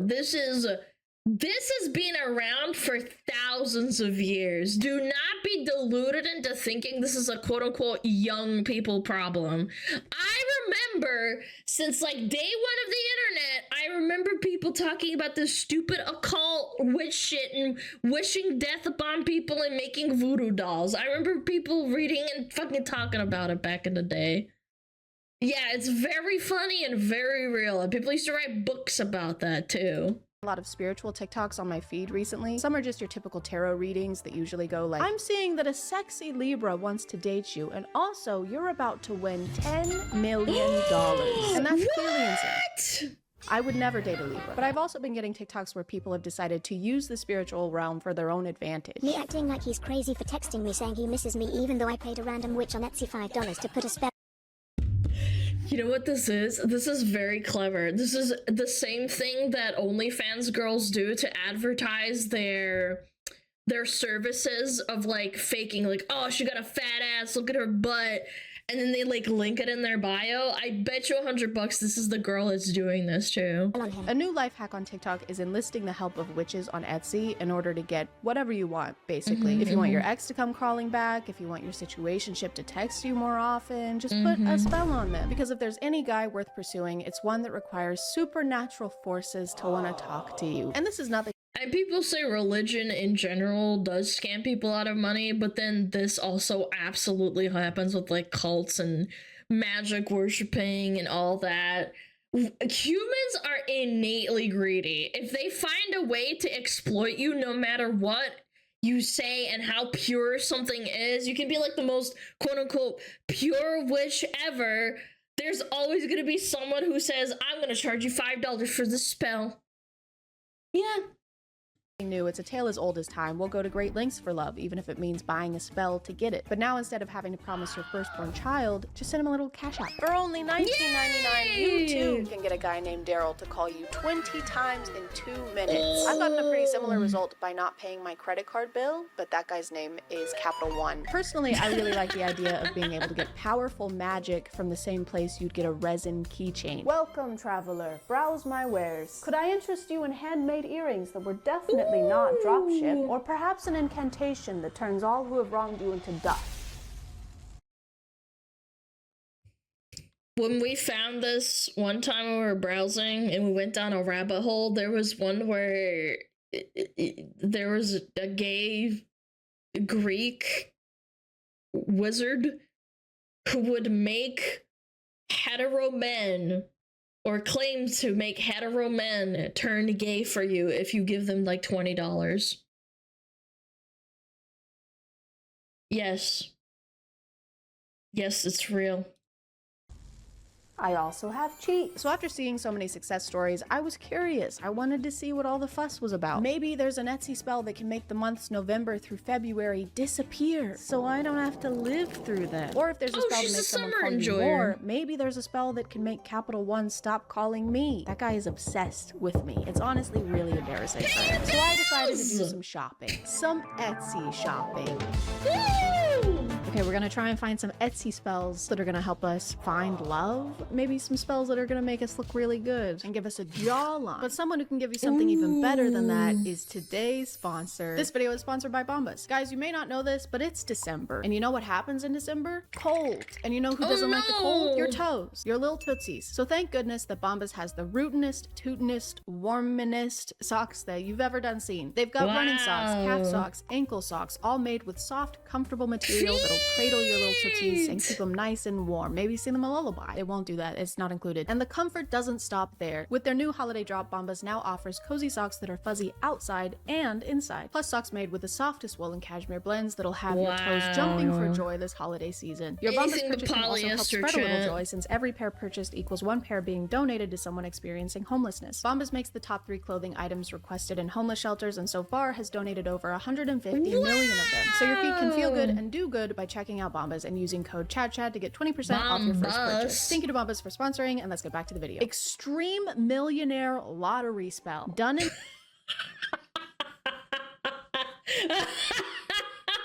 This is one step above the people that are like, before I buy a lottery ticket, I gotta do 10 spins, spit on the ground, and then rub a cat's feet before I go into the store and buy a lottery ticket. It's a step above because they're getting scared. Wow! That's a sale?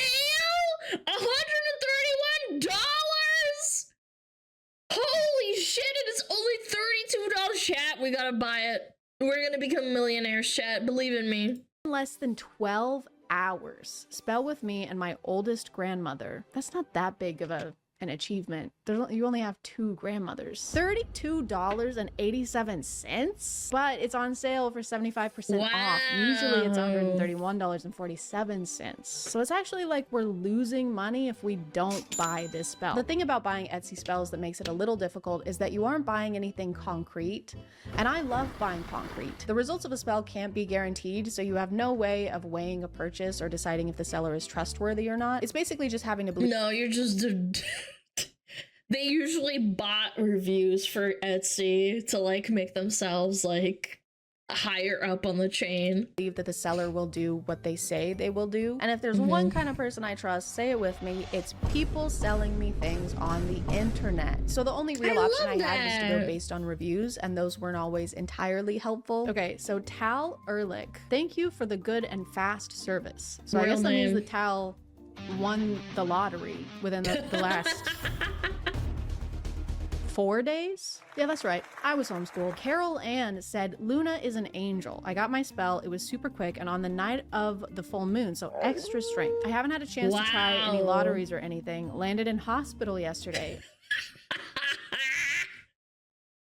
Landed in the hospital instead of buying a lottery ticket, and they still give him a 5-star review. I'd be pissed. Okay. Did the spell do that? Luna, I wish you all the love in the world for you and your grandmother. I'll let you know how I get on as soon as anything happens. Okay, so this is an interesting review because she hasn't actually received what she paid for, but she still left 5 stars. This toothbrush is gonna be really cool, and I wish the seller all the love in the world. We'll update you once I have the toothbrush. One might argue that I should have waited to write this review, but why do tomorrow what you can do today? That's what I'm— Or you just buy a toothbrush and then you don't use it. I'm always saying. That's what my oldest grandmother is always saying. Bring back stubborn X spell. Are those some dildo candles? That's what my oldest grandmother is always saying. Bring back— Oh, they're people. Okay, I thought they were— Never mind. Okay. Stubborn X spell. They're people. I would rather die. Detailed, brutal reading. What is a brutal reading? It's like they read you a book, but then at the end they beat the shit out of you. Brutal tarot reading, same hour. Brutally on— Oh, and then look, new markdown, biggest sale in 60+ days. No sugar coating. And it's 50% off, chat. It's a steal. It's got 4,000 reviews. Honest psychic reading. Okay. Chad, female, general. Like if I'm a war commander? Yes. General store. Love. Is that a yes or no question? I don't know. Wait, or am I in love? Okay. No. Single. Career. Turbulent. Past life. Aren't you supposed to know that question? How am I supposed to know? I have no future. Hopefully not. And then the other goal can be that somebody confesses romantic feelings of some sort to me. And I know what you're thinking, Chad, set realistic goals and expectations. Don't set your goals too high. A lot of the spells I found had to do with love and obsession, with some specifically because selling loneliness in the form of giving someone else money to fix the problems shoves all responsibility, accountability, and every other form of responsibility off of yourself and onto another person. It's so sad, but that is ultimately like, this is basically, it's like cult capitalism. Like kind of like Scientology. Like you're sad and you go to Scientology and then they tell you you're sad. This is how you be less sad. And then they make you read a bunch of books and it's all bullshit. And then you're like, I'm not actually that different. I think there's still something wrong with me. And then you get deeper into it. Aimed for stubborn targets, and that's kind of fucked up. Super strong love spell for stubborn targets. 60% off. That's kind of gross. Whether you believe in spells or not, I think it's pretty uncool to try and force someone to be in love with you. Even if the magic doesn't work, I think it's bad to put that kind of intent out there. What do you mean you don't want to date me? I'm great. If I could take— Sorry to interrupt again, but I have to say that, like, isn't the whole point of, like, magic, like, even in the forms of fictitious stories, love is not something that can be cast on someone. It is only lust and, like, I guess, like, emotional feelings. Like, I think even in Harry Potter, there's no such thing as, like, a love potion. It's, an obsessive, lustful feeling. It's not actually love, it's infatuation. So they don't really understand how magic works.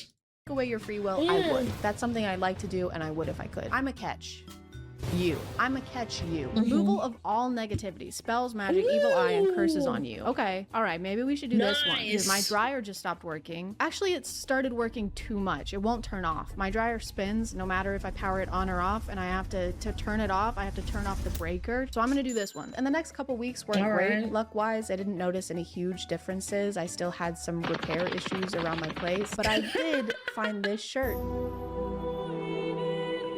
So my luck has turned all the way around. Another kind of spell I saw a lot were ones that claim to turn you into some kind of supernatural being. Become a vampire spell. Guys. I wanted to be a vampire because I saw on Facebook when I was a little kid, Vampire Wars, and I started saying I wanted to be a vampire. And I got all my friends on the street that I lived on to get into being a vampire, and we would run around and go and like chase after each other and bite each other and then be like, no, I'm a vampire. Ah, we're like little kids, so cute. I don't know. I've looked back at it fondly. Yeah, and then when the sun sets, we're like, we got full powers. Oh my god. We can become the Hulk. Powerful transformation spell, vampirism spell, vampire ritual. Oh my god. What does that mean? Does that mean that I start drinking human blood? The description says absolutely nothing. Yes, absolutely. I remember at one point one of my friends got cherry juice and we'd pretend like it was blood and we'd be like, you want to give me some blood? That's some tism. Bro, I was fucking 7, man. God, I hate it when people say that shit. It's not the tism, you're a child. Nothing about what we can expect from this spell, but I'm expecting this. I'm expecting to look like this AI generated image. How many fingers do they have? 1, 2, 3, 4, 5. 1, 2, 3, 4. Wait! What? Wait, she's got 3 hands! She's got 3 hands. Look, there's 2 hands over here, and then his hand turns into her hand. Unless he's got like fingernail polish, it's just like hers. I guess it's his hand. I mean, you go off, queen. You got red nail polish. Of this vampire that looks kind of like Henry Cavill, and then this AI generated image with someone who also looks like Henry Cavill. Also, guys, okay, I'm not gonna pass up the opportunity to be the Hulk. I'm not gonna pass up the quick.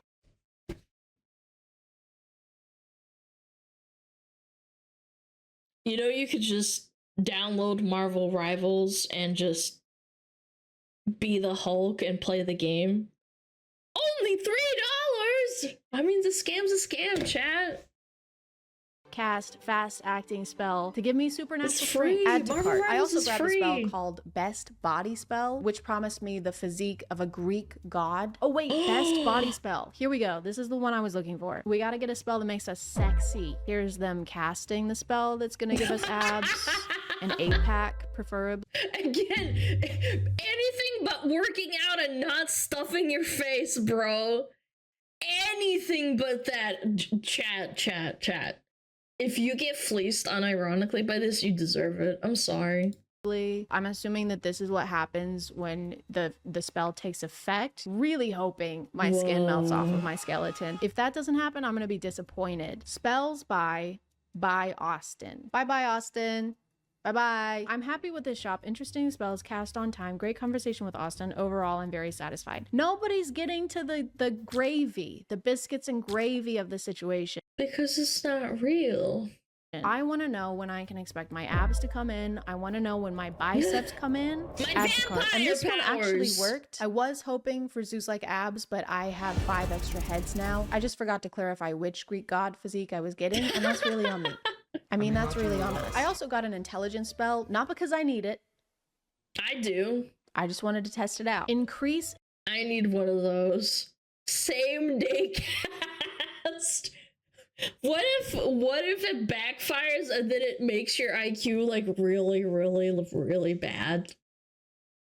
Yeah, that would be something, huh? Intelligence. Backfires full blown. Increase memory ability, increase IQ magic spell, increase focus and attention. I've been looking for this my entire life. I'm gonna add this one to cart and then we'll do a quiz, and then I'll take another quiz in 2 weeks after the spell has been cast and had enough time to take effect, and we'll see if I've gotten any smarter. Before I start anything but studying or getting smarter, reading books, anything to cut time. And you judge my answers, okay? I want to reiterate, I was homeschooled. I did not have science classes or math classes. How many rings appear on the Olympic flag? There's I'm not looking, hold on. Is it 6? 5? Oh, I was close.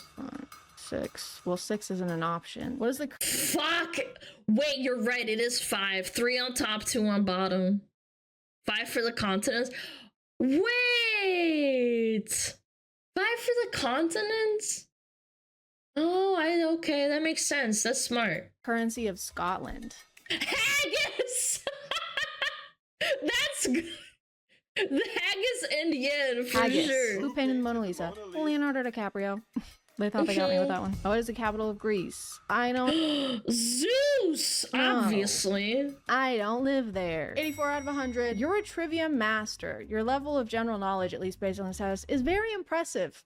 Ooh. Stop. Yes. It. Quit it. Okay, I'll see you guys in 1 to 2 weeks after the spell is completed, and we're a genius with abs. And I'm gonna say that this one also worked. Testing this spell meant I had to conduct field research while investigating hypotheses, and if I hadn't bought this... But you can't do... Again, I know this is part of the bit, but you can't assess intelligence like general knowledge, because that means you wouldn't have to interact with the internet or any form of media or consume any media, because you would inadvertently affect the results of the study. Like, that's a fucking stupid ass test. Well, I would never have done any of that. I hate critical thinking. I think what this proves is that frivolous online shopping makes me smarter. And I've always said that, and I've always believed that. Jack is taller than Peter, and Bill is shorter than Jack. Bill. Skill issue. Which of the following statements would be more accurate? Jack is taller than Peter and Bill is shorter than Jack. It doesn't matter because all of their Hinge profiles would say they're 6 feet. Bill, Peter, Jack. Why are we caring about man's heights, man? All men are kings. Bill. Where's the all kings option? So stupid. Why does this not make sense in my head, in my brain? What is this? I need to make a drawing. This is Jack. All right? Jack is taller than Peter. Peter is shorter than Jack. And then Bill is shorter than Jack. I kind of made them all the same height, so this is a very confusing drawing. This isn't gonna help a lot. I don't fucking know. And I don't really care. This could literally be what they look like based on the information that we've been provided with. I'm gonna lock it in. I'm gonna say it's impossible to tell whether they're taller than Bill, right? What a woman. Right? I can't talk. Wait! What? I don't know why that took me 40 minutes. Now imagine how long that would have taken me before the Etsy spell. That would have been a nightmare. I also got a customizable love spell without a specific target. The parameters of the spell are that someone is supposed to confess feelings for me within 2 weeks of it being cast. But after that time frame passed, nothing was happening. No one was professing their love for me. No one was calling me, except for Capital One. Take a hint, guy, right? This is pathetic. But I understand it can be daunting to confess feelings for someone, so I decided to give them a little push just to help them take the first step. First up was Gabby Bell, aka Gabby Balls, aka the creator of the Bing Bong song. Aww. Hey, she seemed to be snacking. I decided she's just eating. to get to the bottom of this. What are you eating? You know. Looks like a dried mango. She was holding back, but I moved on. Anyway, speaking of things that are yummy, I was just wondering if there's something you want to tell me. Looks nice. More resistance. There was something she didn't want to say, or something she really wanted to say. So I have to go. So. Aw. But. Well, miss you. Do you? Do you? As much as I love dried mango. Okay. I knew it! I love dried mango, it's nice. Okay. I'm gonna put this one down as a maybe then, because you really like that mango. All right, well, thanks. Love you. And there it was. Next up was my friend Josh Dare, aka Fortnite Extraordinaire. Just a quick heads up, this guy farts and lies a lot. Hey. Me too. Yeah, what's up? I was just calling to see if there's anything that you've been wanting to tell me, something that might be hard to tell somebody typically. So then this is just an opportunity for you to tell me if there is something like that you want to tell me. You need to stop blaming all of your farts on me. Here we go.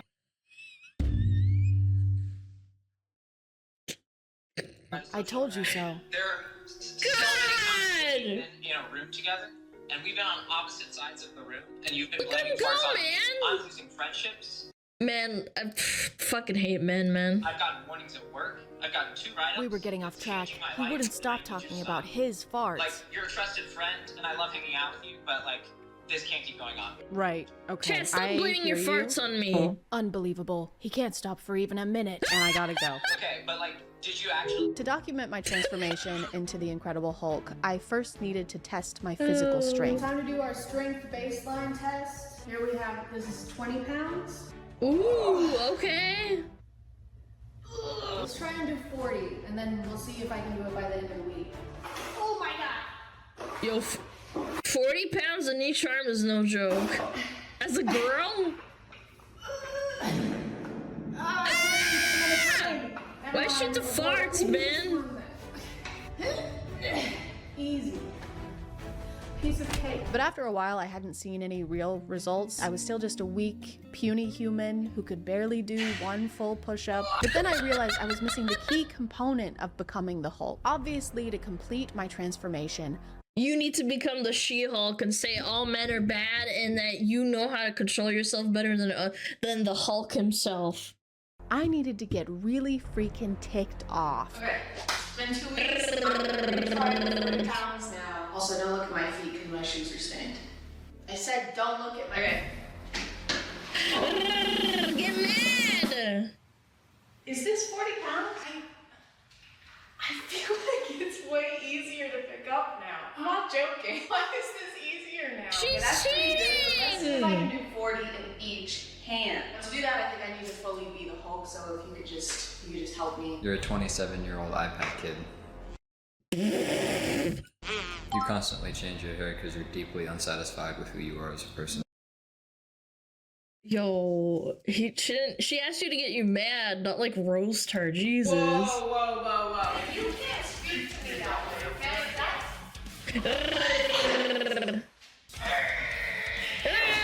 You're actually trying right now. Yes. Don't give yourself a hernia.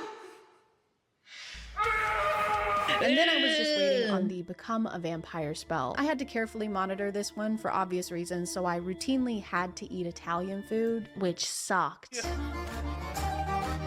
I ordered Italian I like Italian. food and cheesy garlic bread. So we're gonna test and see if I'm deterred from eating this, which would mean that the vampire spell has started to take effect. Ow, ow, ow. Oh, I'm just kidding. It's fine. Oh no, I'm gonna have to order more Italian food and more garlic cheesy bread. Dang it. But I was patient and I never gave up no matter how much chicken Alfredo I had to eat. And finally, on one fateful day, it just hit me. What? Oh.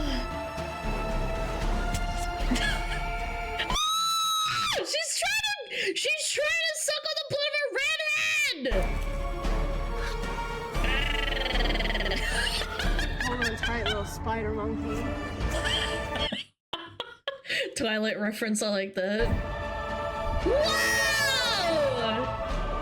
Anyway, guys, I hope you enjoyed this video because it's something a little different and I don't really know what I'm doing or where I am or what's going on or why my clothes are ripped or who destroyed all those roads in New York. But I'm gonna call it there, guys. Thank you for subscribing, and if you are still here, she caused the fires in LA. Thank you so much for watching. I appreciate you clicking on my video out of all the videos that are on here, and I'll see you next time. Okay, bye. Chat, she's one of the funnier women. Come on. Clappies! She's really nice. I like her vibes. Oh my god, vibe check. Oh my god. Yeah, it's like funny cringe, but she's funny. Like, actually funny. Yeah. And she's a vampire. You think she could carry me? I am 400 pounds. So I don't know. Yeah. I'm like someone. Mads! Ban that guy! You what? What? I thought you were 500. I lied. I'm 400. My husband not gay. Okay, first time chatter. Where? My husband's not gay? Where? Which talking about? Which part? Oh, my husband's not gay? I was like, okay, chatter. I was like, okay, thank you for telling us this. I don't know. You buy a weight loss spell? Yes, instead of working out and not eating 10 Big Macs a day, I spent $50 on Etsy to lose weight. Yeah. Exactly. I also casted a I'm so cool spell.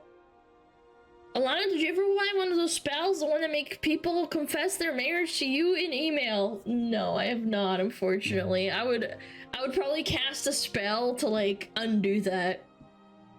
I'm good. I don't want it. Love tap, baby, love slap. Love slap.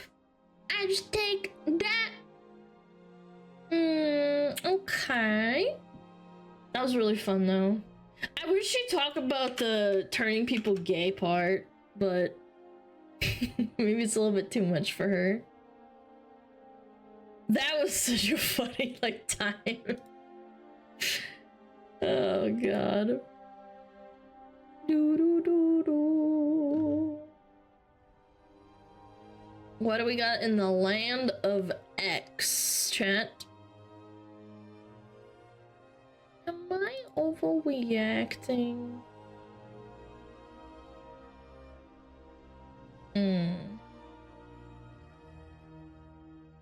culture is eating itself.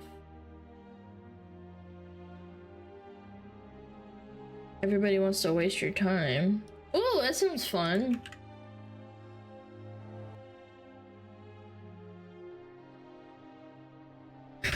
That sounds fun.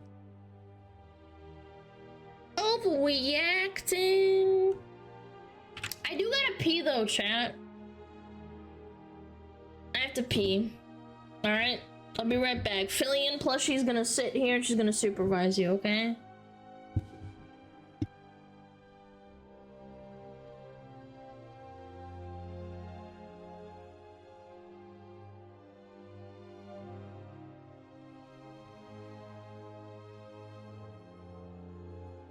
Oh, Metapod.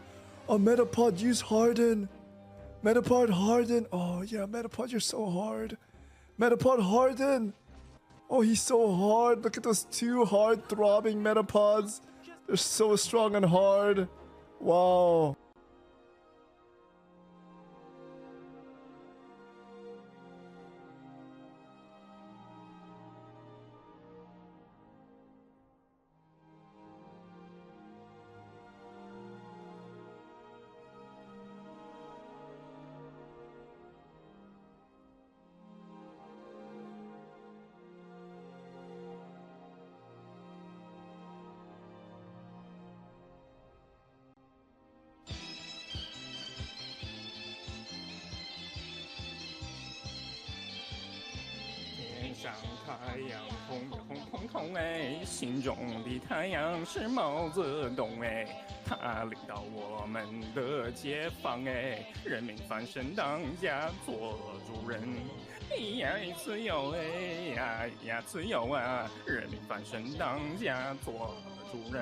Why are you so good at this? My language, man. What's up with me?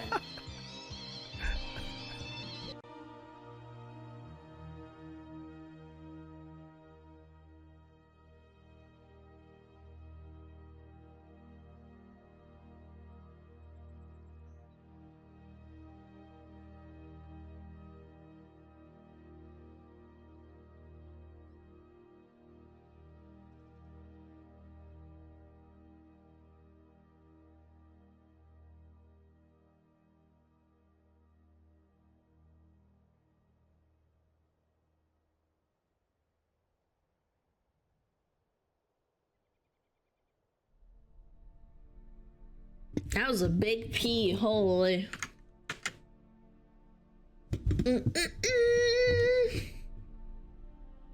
Chat, join the Discord. Right now.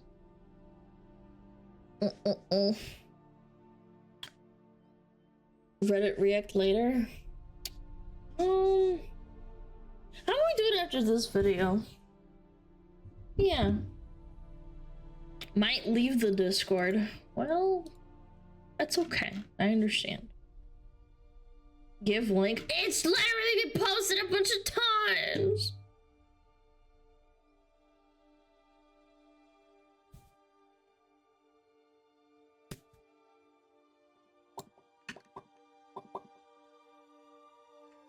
Okay. Let's do it. Drew good and everybody wants to waste your time. Me too. I love doing that. I love wasting time. Looking at TikTok, scrolling, doom scrolling Twitter. Realizing I had everything and everyone. Alright, let's do it. 3, 2, 1. Actually, you know what? I'm feeling spicy. I'm a spicy cat. Let's do it. 3, 2, 1. Boom. I couldn't believe what I was seeing. What? I walked into the room and I said, this cannot be happening right now. This is not the kind of thing that normally happens in this town. The crazy killer?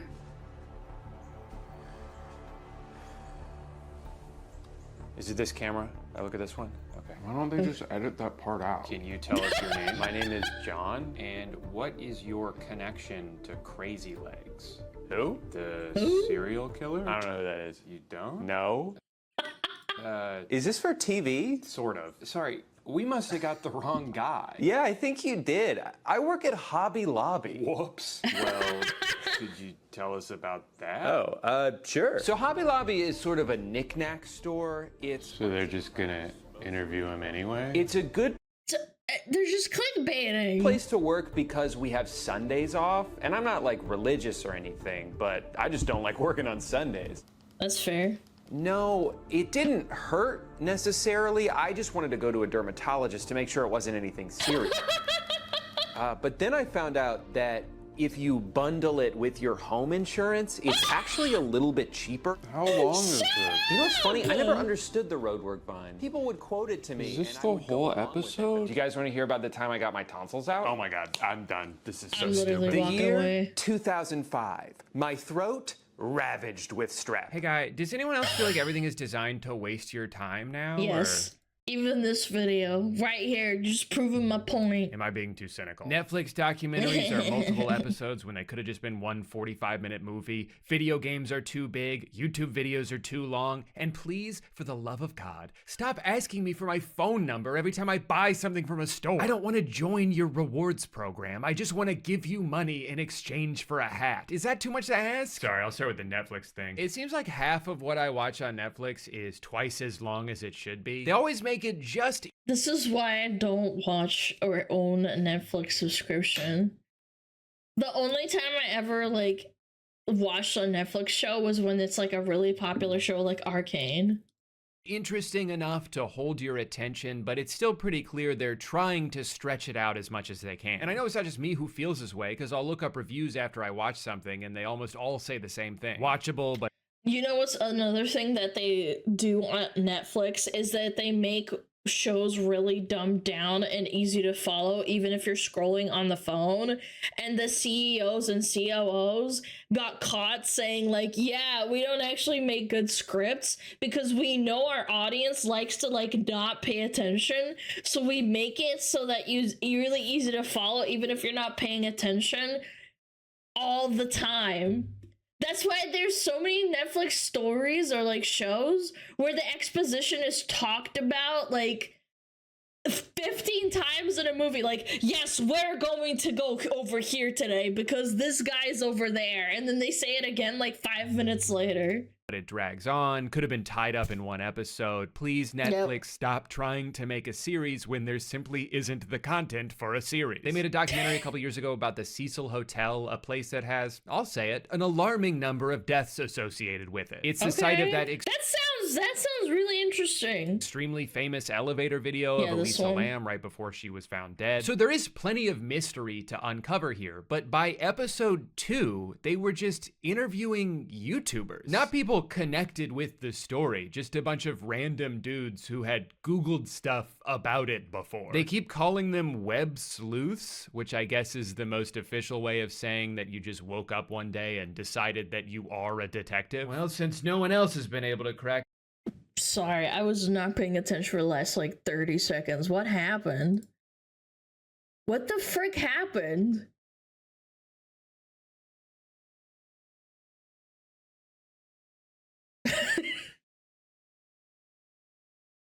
Nothing? Okay. Did we get botted or some shit?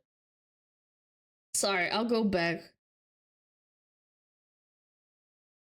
Okay. Sorry about that. No, I saw it happen. Okay, thank you. No, so thank you, Mons. Thank you for doing your job. I apologize. All right, let's go back.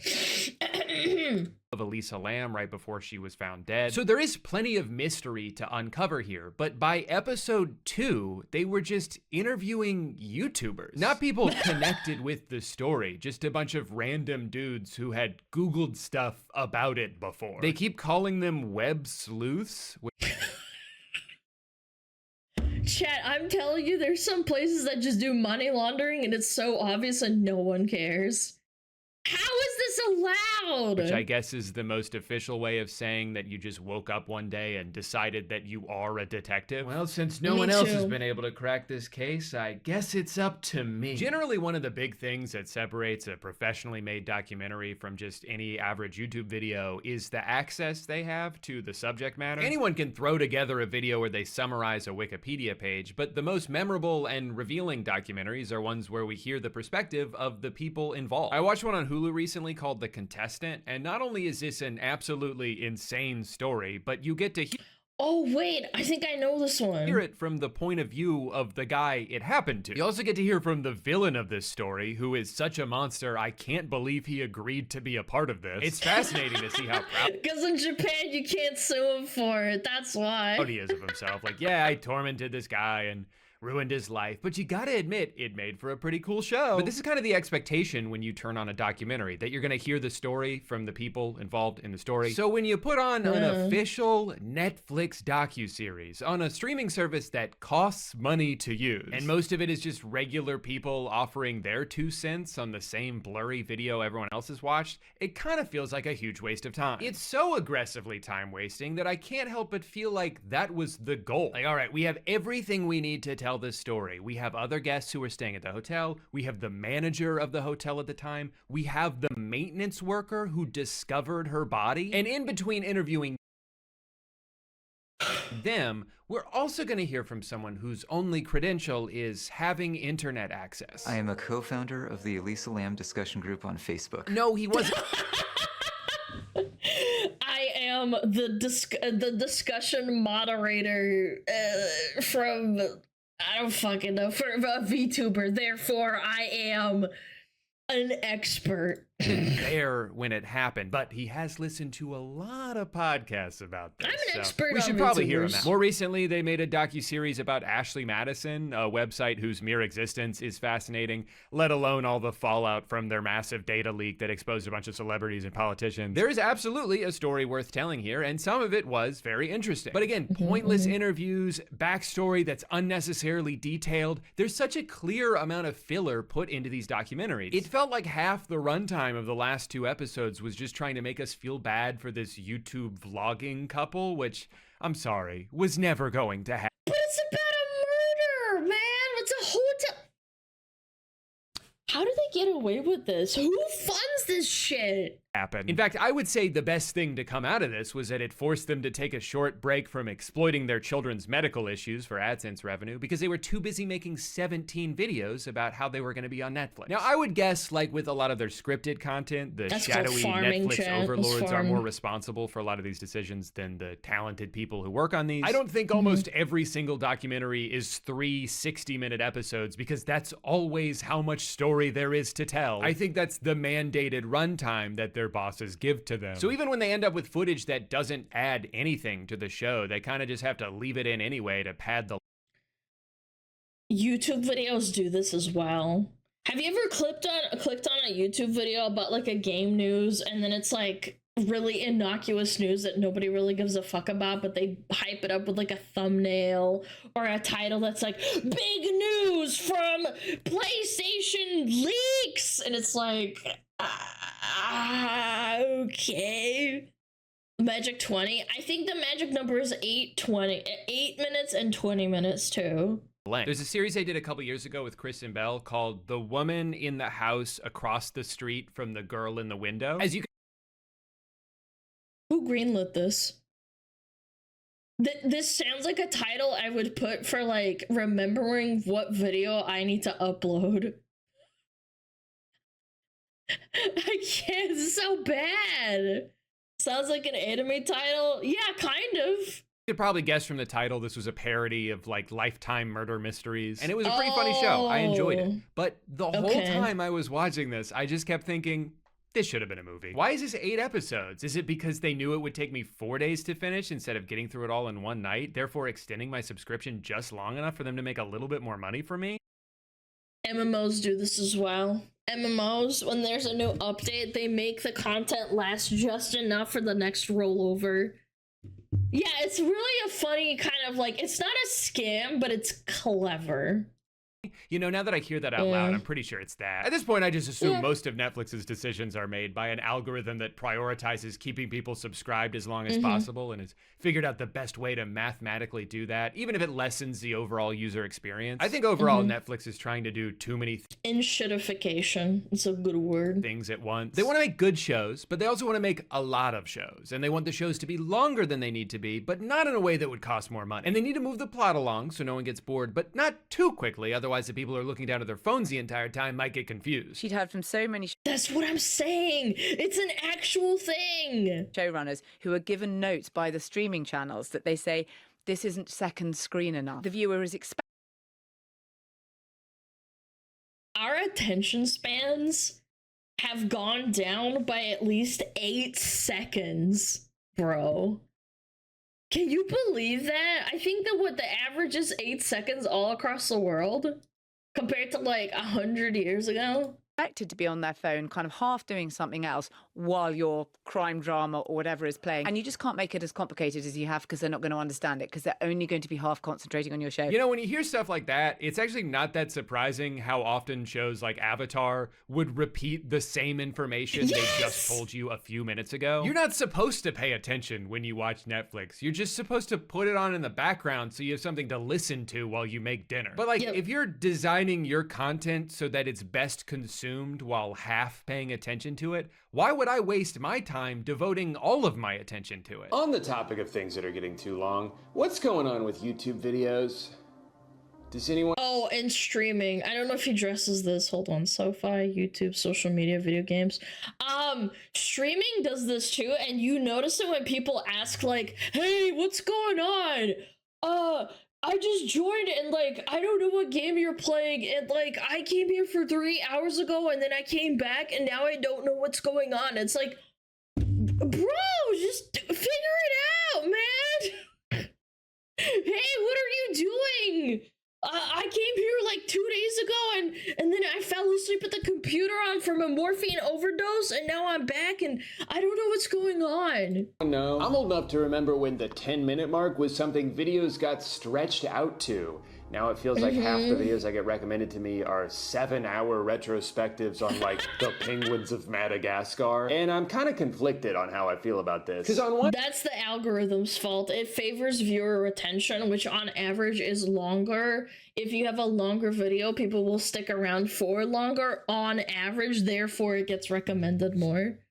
Even if you watch a 2-minute video in its entirety, that video doesn't get bumped in the algorithm as much, even though it got watched 100% of the time. On one hand, some of the best videos I've seen on this website are well past the hour mark. There are multiple Defunctland episodes that have better storytelling and production value than any Netflix documentary I've seen. When H-Bomber Guy or Jenny Nicholson release a 4-hour video, I know it's not just because they're trying to inflate the watch time so it gets boosted by the algorithm, it's because they spent months working on it and that's just how long the video ended up being. I'm a sucker for a comically in-depth review of a piece of media I've never thought about for more than 2 seconds. As long as the person making it is passionate about the subject and they put in the effort to make it entertaining, I'll watch just about anything. But I'm worried that some people are taking the wrong lessons from the success of some of these channels. They see that a very long video about a niche subject has the potential to get a lot of views, so it's almost as if they go into their video with the goal of making it as long as possible, even if there's not really that much to talk about. The current YouTube meta is to turn your video into a podcast. It's to pad the absolute shit out of the runtime because that's what the algorithm likes. And to be clear, I don't really— And that's really Google/YouTube's fault. It's not the fault of the content creator. Like, how are... You're playing the game. Why is it your fault for playing the game how they want you to? I blame these people for doing this, especially smaller channels who are just trying to make their videos stand out before they drown in the bottomless ocean of content. But it's just frustrating from the audience perspective that the system is rewarding unedited yapping. If I just vomit out every word that remotely pertains to the topic at hand with no thought into brevity, no consideration of the viewer's time, it's actually more likely that YouTube will push my video out to those people whose time I'm not valuing. The algorithm is teaching me that I shouldn't cut things out of my video if they feel superfluous or unnecessary or repetitive or like I'm just saying the same thing over and over again but in slightly different ways. They'd prefer That's clever. Prefer if I stretched out every video as long as I could, but if that's all I'm doing, what message am I sending to the audience I'm trying to cultivate? That they're But his video was pretty long. 30 minutes is pretty long. Did he do it on purpose, maybe? time is just something for me to leverage so I can get more views? That's a little shitty. But the worst thing is when they start doing an ad read at the beginning of a video that, quite frankly, I'm not even sure I'm interested in yet. You haven't even hooked me, and you're already trying to sell me a water bottle that smells bad? Brother, if I wanted to be advertised to, I would fly to New York City and spin around in Times Square. I didn't click on this video to learn about the deodorant that changed your life. I clicked on this video to hear a grown man rant about the Fairly Odd Parents for 3 hours. So in that way, this is kind of my fault. I don't know what I was expecting. Also, no, I'm sorry. You don't have to do this. I literally do. I signed a contract. This portion of the video is sponsored by SoFi, the ultimate finance app helping you bank, borrow, and invest. I have one goal in life: to be the first person in human history to have $100 all at once. An amount long considered to be unreachable, and yet I will reach it. And even though I'm only about 3% of the way there, I'm not giving up. Because with SoFi's high yield checking and savings account, I can earn up to 4.5% APY on my savings with direct deposit, which is 10 times the national average savings rate. High yield savings accounts are a great way to make your money work harder for you, so you don't have to work harder for your money. Your typical savings account with direct deposit at your local bank earns you just 0.46% interest, and that's not enough for me. I have a world record to break. But with the SoFi high yield savings account with direct deposit, in just 5 weeks, the money in my savings account is earning more than it would in an entire year in a big bank savings account. With SoFi checking and savings, you also get paid up to 2 days early, pay no account fees, and you can cash in on up to $300 when you sign up with direct deposit. But here's the best part: SoFi and I are teaming up to give away $10,000. So I guess I'll be the second person to have $100. All you have to do to enter is sign up for a SoFi checking and savings account right now using my link, and that's it. Click the link in the description or scan the QR code on the screen to enter for a chance to win. But just make sure you're using my link because it's the only way to enter. Thank you to SoFi for sponsoring today's video. Now, based on everything I just described, you might be thinking, you want every video to be as concise as possible. You mean like Mr. Beast? No. That's not what I'm saying. That is on the entire other end of the spectrum. But Mr. Beast makes really insane production.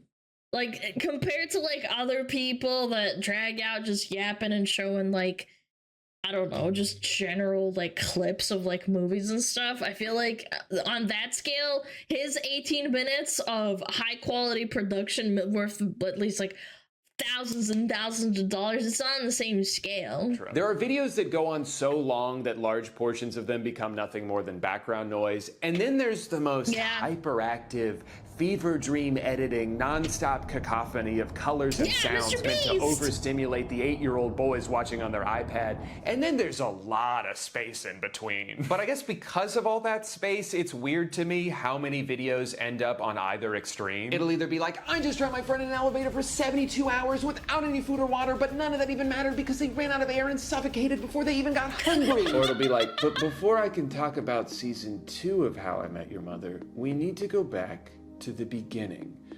The first camera was invented in 18... I'm just asking that we meet somewhere in the middle, that's all. Also, to be clear, Mr. Beast... But they do the up and down because of the dopamine, man. That's why they do it. And all of the channels copying him have never made their videos that way because they value people's time. They're just trying to keep their retention rate as high as possible. It's just a different metric they're prioritizing. If Jimmy cared about his audience at all, he wouldn't sign off on doing this unbelievably deceptive bullshit where during mid-roll ads, they put this progress bar on the bottom that starts off this was funny. Really fucking fast. It makes it seem like, oh, this will be done in a few seconds. I don't need to skip this. And then once people have done the math in their head and decided they're just going to see it through to the end, the progress bar mysteriously slows down. Like, a lot. And suddenly that last 20% is starting to feel like an eternity. I thought we were almost done, and now I'm not even sure we're halfway through. This shit really pisses me off, because this is a very deliberate... Yo, Hexy! Thank you so much for that raid! Thank you. We're talking about extending and wasting people's times. Thank you so much. Thank you. Guys, go check out Hexy. She's really cute and sweet. Hi, Raiders. We're just doing the average Weact. Yeah. The video is called "Everybody Wants to Waste Your Time," and long story short, you know, everybody's got high retention YouTube videos and yapping about nothing. So ultimately, it's kind of our fault, but not really. It's well YouTube's fault. Choice. This is not an accident. You have to go out of your way to keyframe it like this with the intention of deceiving your viewers. It's such an openly manipulative thing to do to your audience and is very telling of the way you view them. That you're willing to lie to their face if it means a number on an analytics screen might get a little bit bigger. To you, they're not real people, they're just data points that can be orchestrated in whatever direction you want them to. So it's capitalism. Right. Right. And that sucks. Correct. And if you agree with me, please sign up for my Patreon. Right now, I'm trying to buy a bunch of Teslas so I can see how many you can stack on top of each other before they explode. I have a lot of respect for creators that make algorithmically counterintuitive decisions because they don't want to waste their viewers' time. I think Internet Shaquille is hands down the best cooking channel on YouTube. He's knowledgeable, he's funny, and he always just gets right to the point. There's a promise of information in the title, and he doesn't try to withhold it from you just because he could theoretically put more mid-rolls in by meandering for a bit. Another really good example of the opposite of this is Joshua Wiseman. He makes like compilations of doing stuff, but it's not garbage. It's just really high information and it's fast. I like his stuff. I can like sit down and like eat my food. Yeah. Long time Tom Scott was kind of the science version of this. Nerd Writer is like the film version of this. In a world where most video essays end up being somehow longer than the piece of media they're about, Nerd Writer's still barely hitting that 7-minute mark. It's just, here's this thing I noticed in a movie, here's some insight about it, and that's all I got for you, brother. But I think it's also worth noting that these channels are successful. They're not doing the thing you're supposed to be doing, but it works for them. And I just want to use that as a testament to making. How often does he upload though? Your brother minute mark. It's just, here's this thing piece of media they're about. Nerd Writer's still barely hit.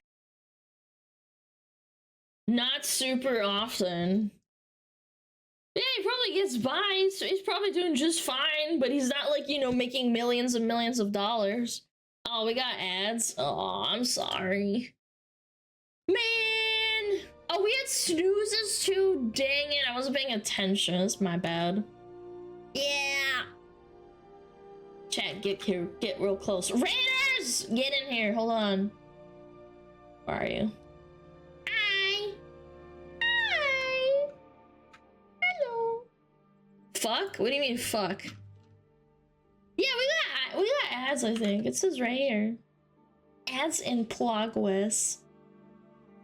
Too close, back up. No. Hi, kitty. Hi. You wanna come here? He never comes over here when I tell him to. Hi. Come on, you wanna come here?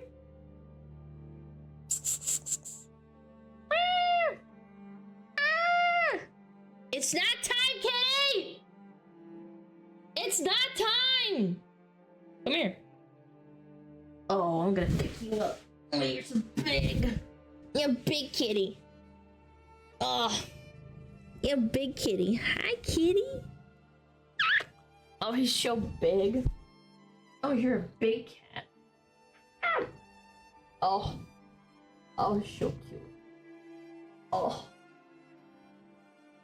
Oh, he's just the best boy. Oh, he's so loud. Mwah. Yes, yes, you're so big. I'll give him a pankin. No pankin. Put me down! No, he loves it when I pick him up. He's such a good boy. Oh, he's just the best. He's a thick cat. He's a big boy. Juji, dude. Juji's a bitch. Juji's a bitch, but I love him. Oh. Look at you purring. Oh. Oh. Oh. Oh. You can hear him, right? Yeah, you can. Oh, he's so loud. Yay! Kitty, kitty, kitty! Drow! Thank you for the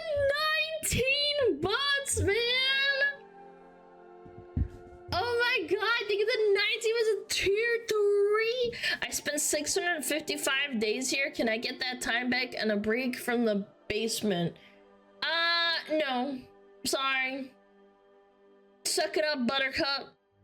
Void Connection to the fucking 5 months! And Trough, thank you the 5 gifted. I really appreciate it. Guys, I'm sorry if I missed any gifted subs. I've been just yapping. Sometimes I just forget. Yeah, you get no breaks. And thank you for all the subs today. I really appreciate it. Boom. There she blows. I feel robbed. I only got 8 ads rather than the 16 I got promised. Well, maybe you got lucky. Da, da, da, da. Oh, I need to ask you guys something after this video too. It's kind of important. Alright.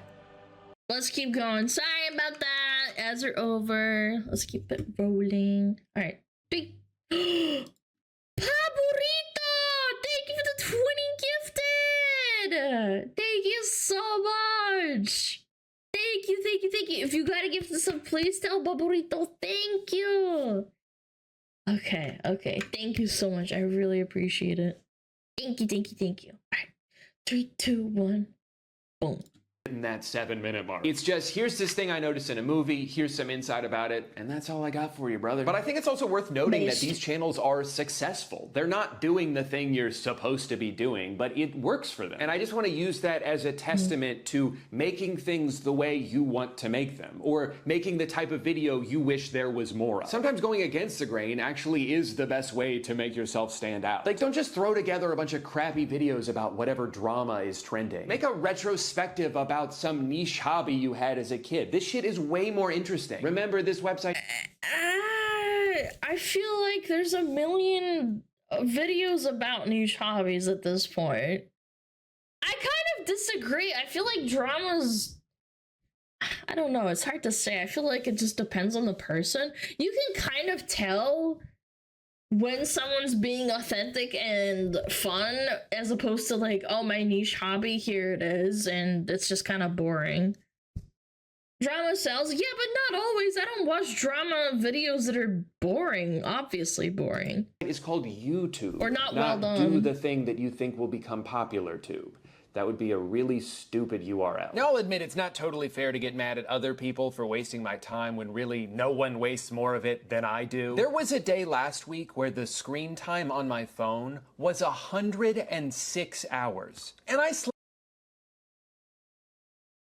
How? What? Slept in that day. There's so many things I want to do in my life before I'm gone, so many people I want to spend time with, so many places I want to go, but I can't stop scrolling. I don't want...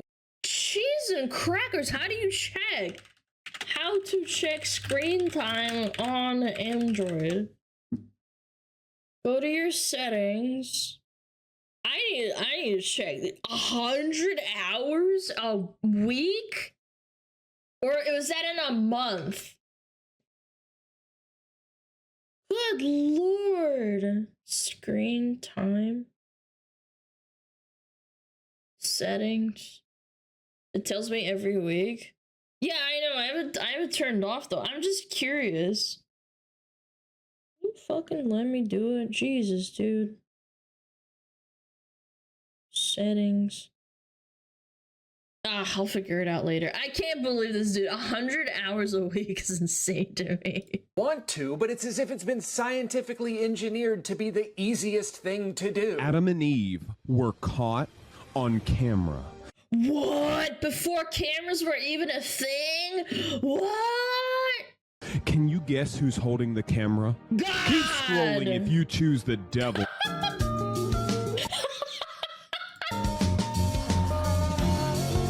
There's this weird feeling I get whenever I go on TikTok or Instagram Reels or Threads, just kidding, where I'm simultaneously aware of what it's doing to my brain, but I do nothing to try and intervene. I just sit there and let it destroy me because I have to see that next video. What if it's so funny, but I exit out of the app before I ever get a chance to watch it? No. I'd cry. No. I'd kill myself. And it's almost as if that feeling is intentional. They've made it so the distance between you and a chance at dopamine is just one small swipe away. I'd almost say it's malicious, but I know that's not true, because a billion-dollar company would never do that. Billionaires care about your well-being. That's how they made so much money in the first place. Twitter. Yeah, Jeff Bezos definitely cares about his employees pissing in buckets and in cups instead of going on break. Yeah, you're completely right. Instagram, Facebook, they would never intentionally show us things to make us upset, because studies show that people spend more time on a platform if they're seeing something that makes them angry. Yep. They wouldn't do that, because that's not nice. This is what most of my timeline is whenever I scroll through Twitter. It's the most blatantly obvious engagement bait that has weaseled its way into being prioritized because it's successfully baited engagement. It's arguments about that used to not be as bad of a thing before Elon made advertising into money. Like, you getting rage baits and impressions, like, it used to be around, don't get me wrong, there was, absolutely. But it's so prevalent now, it's actually insane. I can barely scroll Twitter nowadays. About body counts and whether Nickelodeon shows were good or not. And it works on me. It has the intended effect when I see it. I was scrolling one day and I saw someone say, iCarly, Victorious, Zoe 101. And at first I had to squint for a few seconds because I wasn't sure what they meant by this. And then I realized they were saying the first two are good, LeBron James, and the third is sort of an imposter that doesn't belong. And I, in my head, got defensive. I was like, what are you talking This guy's a bit of a Disney adult, huh? about? Zoe 101 was good. It was certainly better than Victorious. How does this have so many likes? What's wrong with Zoe 101? And then I exited out of Twitter and sat in silence for a few seconds as I pondered what just happened. How I got upset that someone I don't know said a show from 20 years ago that I kind of liked isn't as good as a different show that I barely watch. Why is this how I'm spending my time? In this moment. But then there's also the 9 other people that engage with that post that aren't him, that realizing that they're not wasting their time and they think that it's valid to type back and tell other people to neck or get a rope. What the frick? Those people need to go outside, but then we have a problem because people don't go outside enough, and then it's the cycle repeats itself, and then people are making more rage bait posts. It's great. But I could have been doing anything else, and yet I chose to introduce this argument into my head. That can't be good long term, right? Like, we can all agree that's probably not great for my brain. If you're like me and you've been struggling with the endless scroll, I do have a recommendation. I found this by accident while I was doing a video a couple years ago about dopamine fast. It's called Screen Zen, and it's free. I have it set up so it only gives me a few minutes at a time on each of the most poisonous apps that I hate but am addicted to. So you can still... That's actually really good. Pop in for a sec and get the feeling of being up to date. But then it'll grab you by the shoulders and yank you out before you get too sucked into the void. Ooh, smart! Wait, that's actually really good. It's like a morphine effect. You get a little bite. You still get a little bit sucked, but not all the way. But of course, I saved the most important issue for last. Video games are too big now, and I'm tired of pretending like they're not. When I was a kid, the idea of an open world game blew my mind. Up until a certain point, everything was very linear, very insulated. You load into an area, you do what you have to do there, and then you move on to the next place. But this idea that you could go anywhere, in any order, what could be more immersive than a world that you could essentially live in? And boy, did I want to live in any other world than the one in which I played clarinet. I kind of disagree because I played Fallout New Vegas and Fallout 3, and this was, I had no achievements. It wasn't on Steam. It was like on the original box.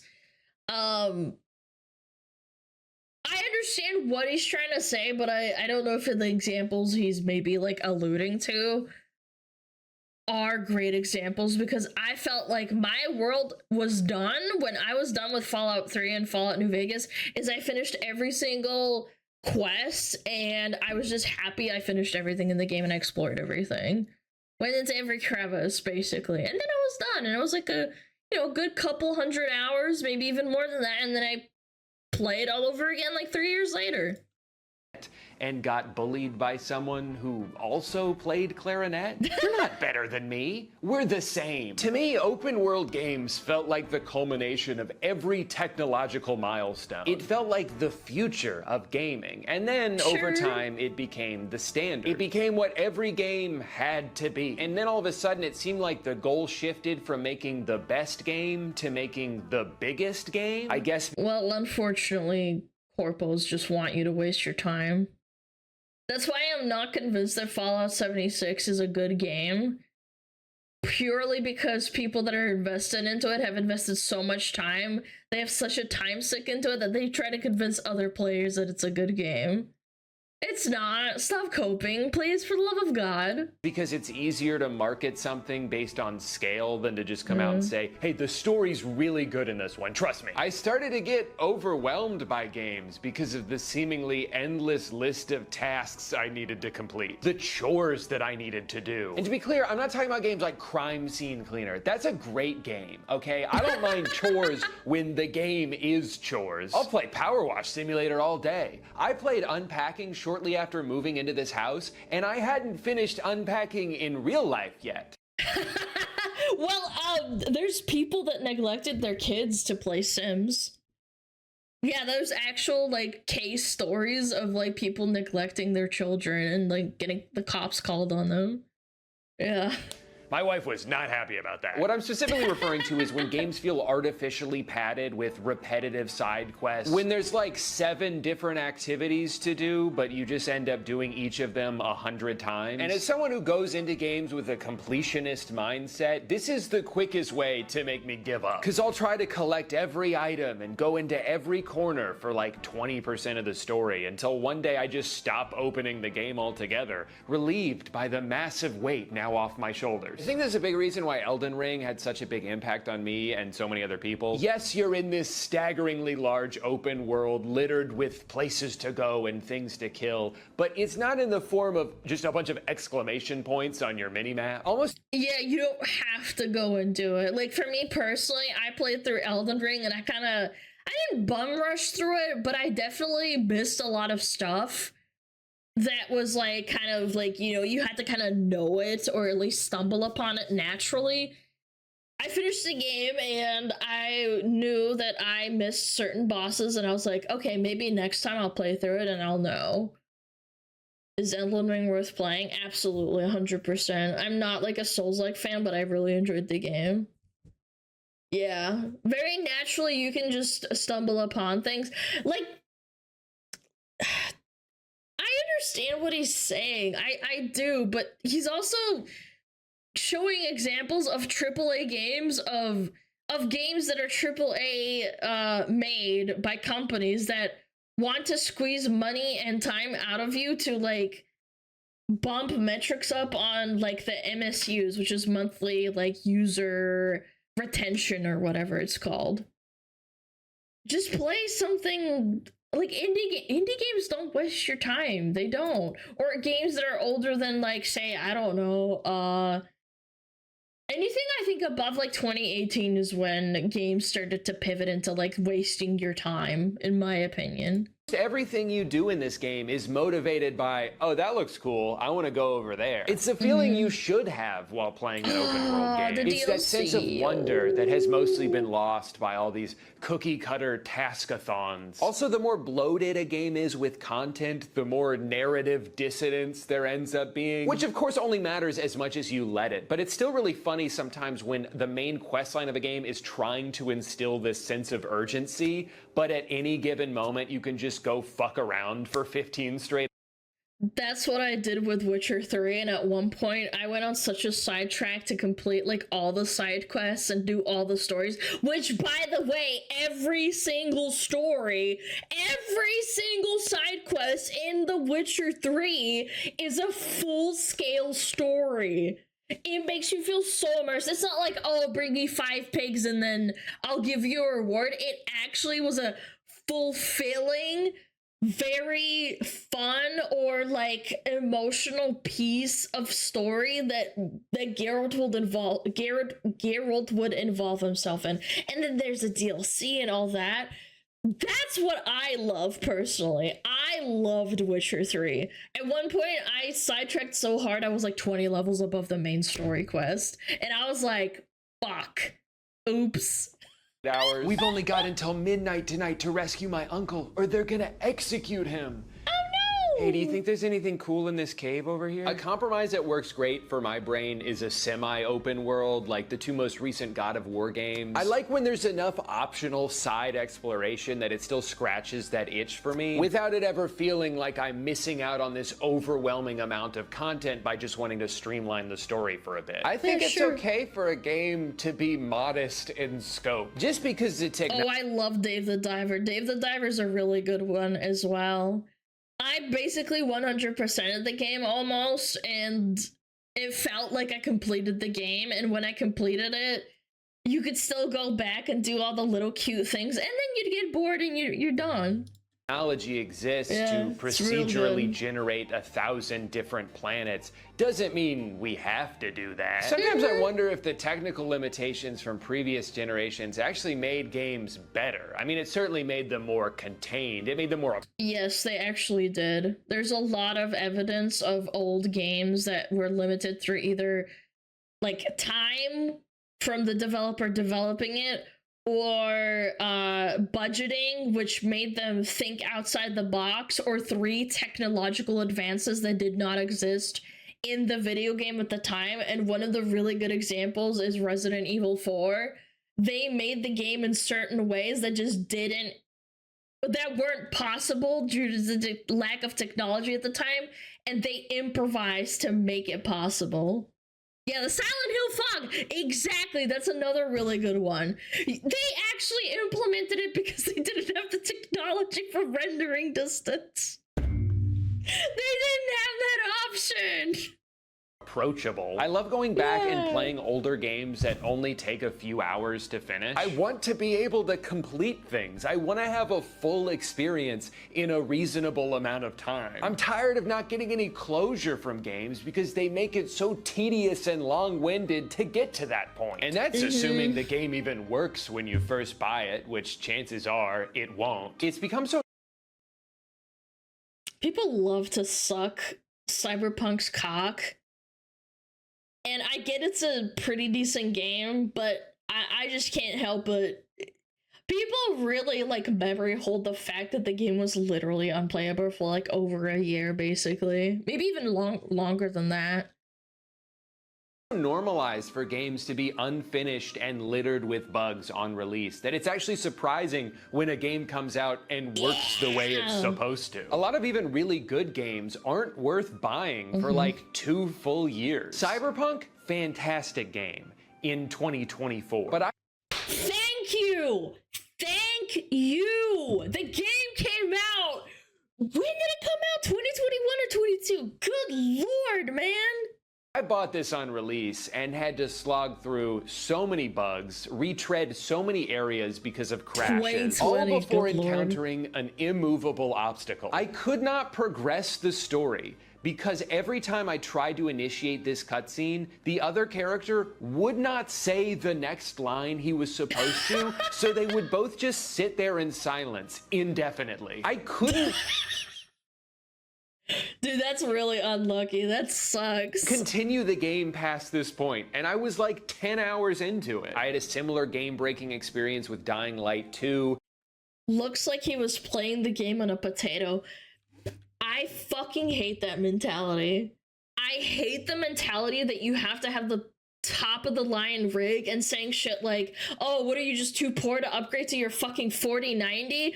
Shut the fuck up. Stop making games that people need to upgrade and spend thousands of dollars for to play your fucking game. I hate that shit. So stupid. Metro. But is he wrong?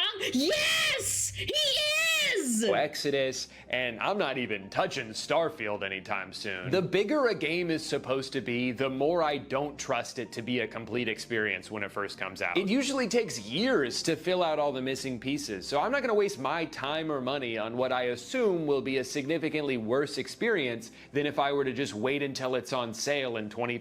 Exactly.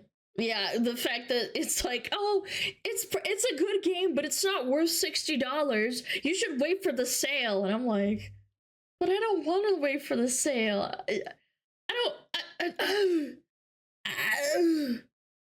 I disagree. There need to be stupidly beautiful games that need a ridiculous rig to run for the medium to progress.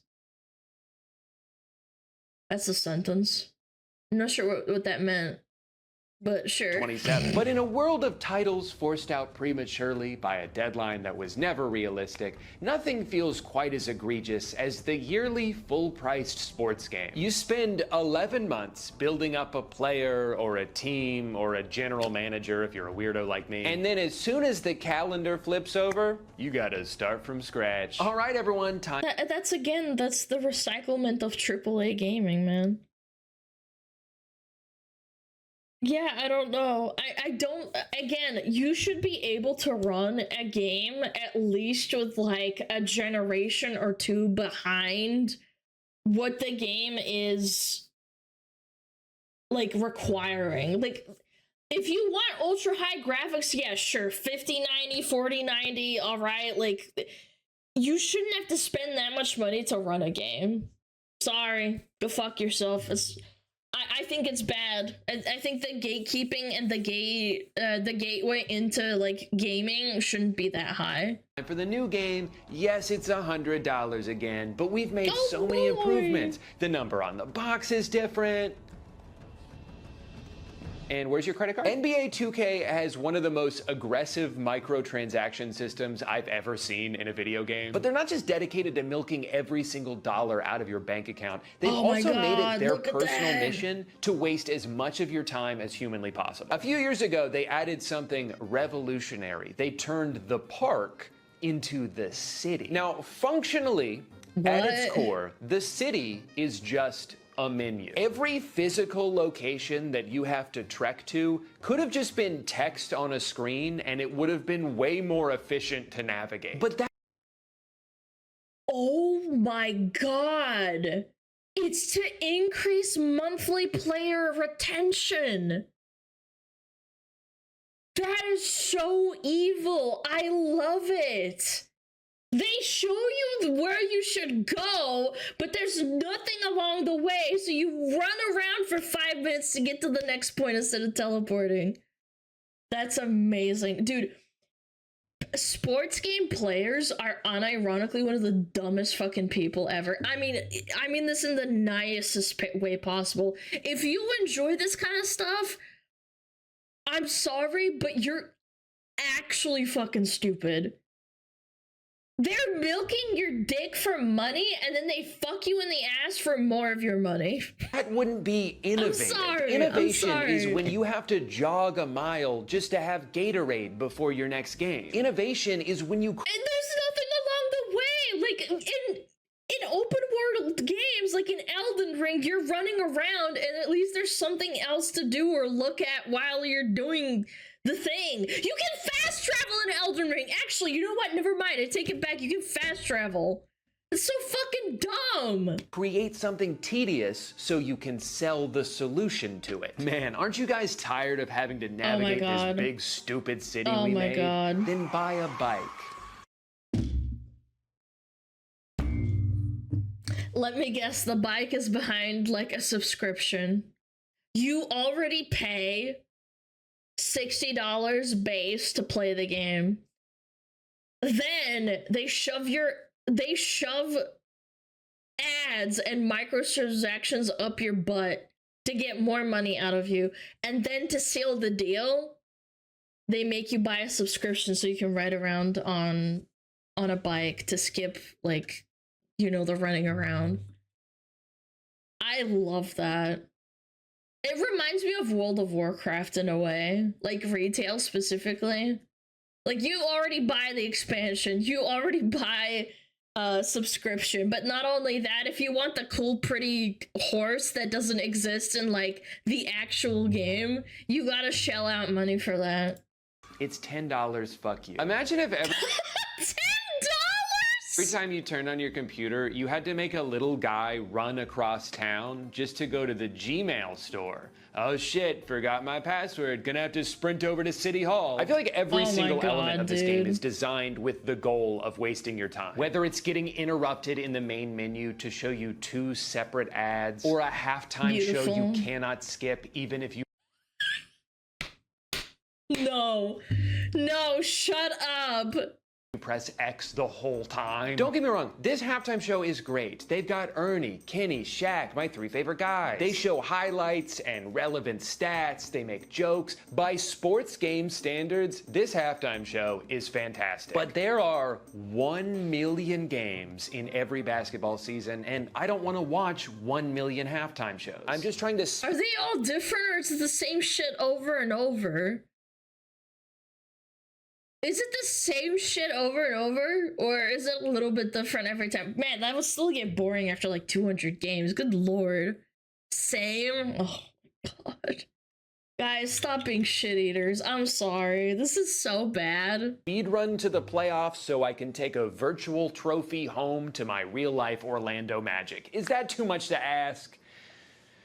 58 seconds, by the way. But whatever, those are just minor inconveniences. The really egregious wastes of time are in the My Career mode. Now, the thing is, when you start his career, this guy fucking sucks at basketball, which is a problem because that's the thing he's trying to do. He's slow as hell. He can't shoot to save his life. He has... Oh my god. Then why is he in the NBA if he sucks? Like, what are we doing? There's one shirt and it's brown. And in order to fix these things, you need to obtain virtual currency. Now, there's 2 ways you can do this. Option 1, grind. Spend dozens of hours playing dozens of games, scraping together pennies so you can get 1% faster, 1% stronger, 1% better at handling balls. But it's never enough. This process is miserable. You're useless out there. You don't belong in the NBA. You would be better off in any other line of work. And this... No, I'm not gonna make that joke. Never mind. is exactly by design. This is how the game wants you to feel.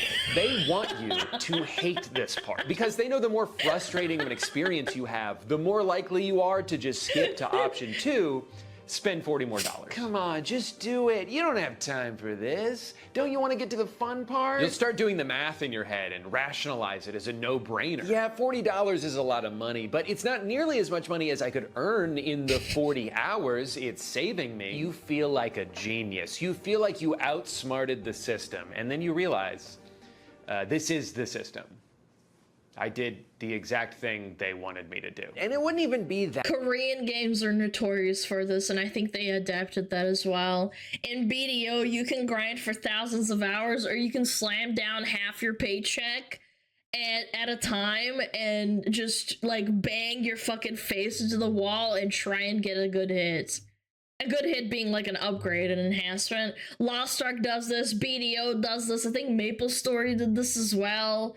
So many games, and then they just adapted into like Western audiences. That bad if the game itself didn't already cost $70, but now you're out over $100, maybe $150 if you pre-ordered it. Also, the professional athlete you created doesn't play like he's never touched a basketball in his life before. And I've got all the natural ability in the world thanks to my genetics. And then you get to do it. God, I'm trying not to make this joke. I'm sorry. Bro, he's like handing it to me. Oh my god!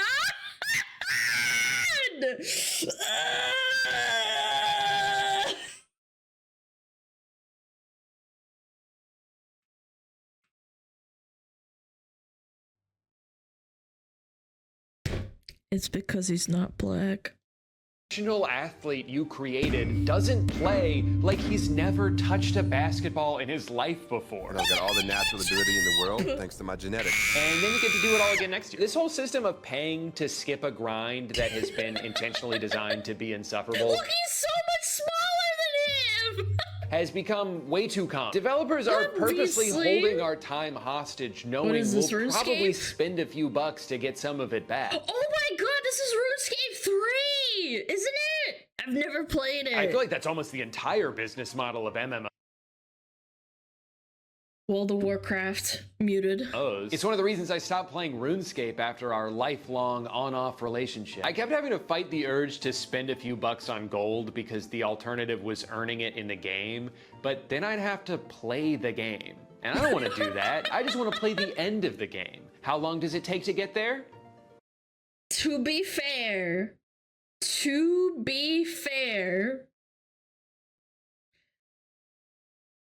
I will defend RuneScape on this one. The bonding problem is out of hand, and the bonding was supposed to be like a band-aid, but it didn't really do anything. Yeah, there's still a lot of RuneScape bonding. The average college student spends 1,792 hours studying for a bachelor degree. Wait! I have like a bachelor degree in like World of Warcraft like 4 times over. Man, I'm fucked. Oh. Yikes. Well, I guess this is where I live now. In conclusion, life is short, and Just your give up, time play is RuneScape. precious. It's your most valuable resource, and you should treat it that way because, unfortunately, no amount of it is guaranteed. And I just hate seeing how much it's become commodified, how companies have figured out ways to steal as much of it as they can from us. Unfortunately, a sucker is born every minute, and there's nothing you can do about it. You can't even pause a fucking movie anymore without having your attention demanded. I know you're just getting up to pee, but if you could please scan this QR code, we got a lot of interesting information about Lysol wipes. The way our attention gets pulled in every direction at all times also makes me feel like I should be multitasking always or I'll fall behind. I always feel like I'm missing out on something. There's so many movies I want to watch and games I want to play, and there's not. That's called ADHD. That's not a you problem, sir. You should get yourself tested. Not enough hours in the day to do it all. So when I do get myself free time, I try to be overly efficient with it. I can't just play a video game. I should be catching up on podcasts. Loading screen, perfect. That gives me exactly 9 seconds to scroll through TikTok. I hate to be bored. Yes. I'd hate to have to listen to the thoughts that are already in my brain. I need to be absorbing new information constantly or I'll die. I've been trying more and more lately to not let the feeling that there's something better I could be doing prevent me from enjoying the time that I have. Sometimes it's nice to go for a walk without bringing my AirPods. There's still plenty of stuff to listen to.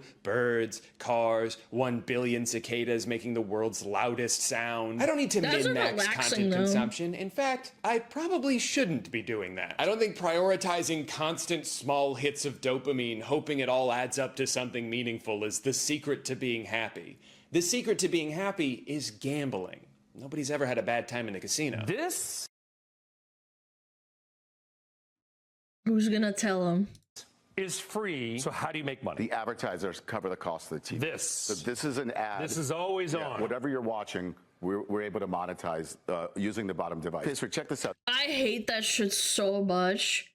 The TV I bought years and years ago has like ads everywhere on it. It's so dumb. So there's a Pizza Hut ad right there. We literally are now on pizzahut.com and we can order a pizza. What? A pizza? Blah, blah, blah, blah, blah, blah. Smart TV. Yeah, smart my ass. When's the TV's gonna suck my pee-pee? How about that? When is it gonna start gooning for me? Yeah. When's that gonna happen? I pay like thousands of dollars for a nice TV, and what does it do? Nothing. Nothing! Absolutely fucking nothing. Jarvis, prepare the Goon Cave. Yeah, why can't we be in the future already? Okay. Well, I guess it's time. Well, I'm sorry, we didn't get the book out Reddit. Maybe on Monday or Sunday. How about that? Yeah, that sounds fun.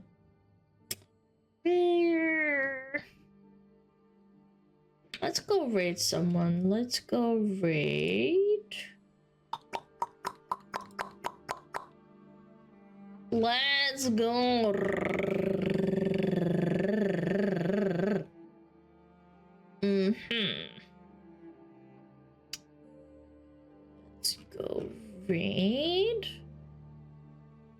Lumbi? Lumbi? Oh, wait. I gotta ask you guys something. Hold on. Don't leave.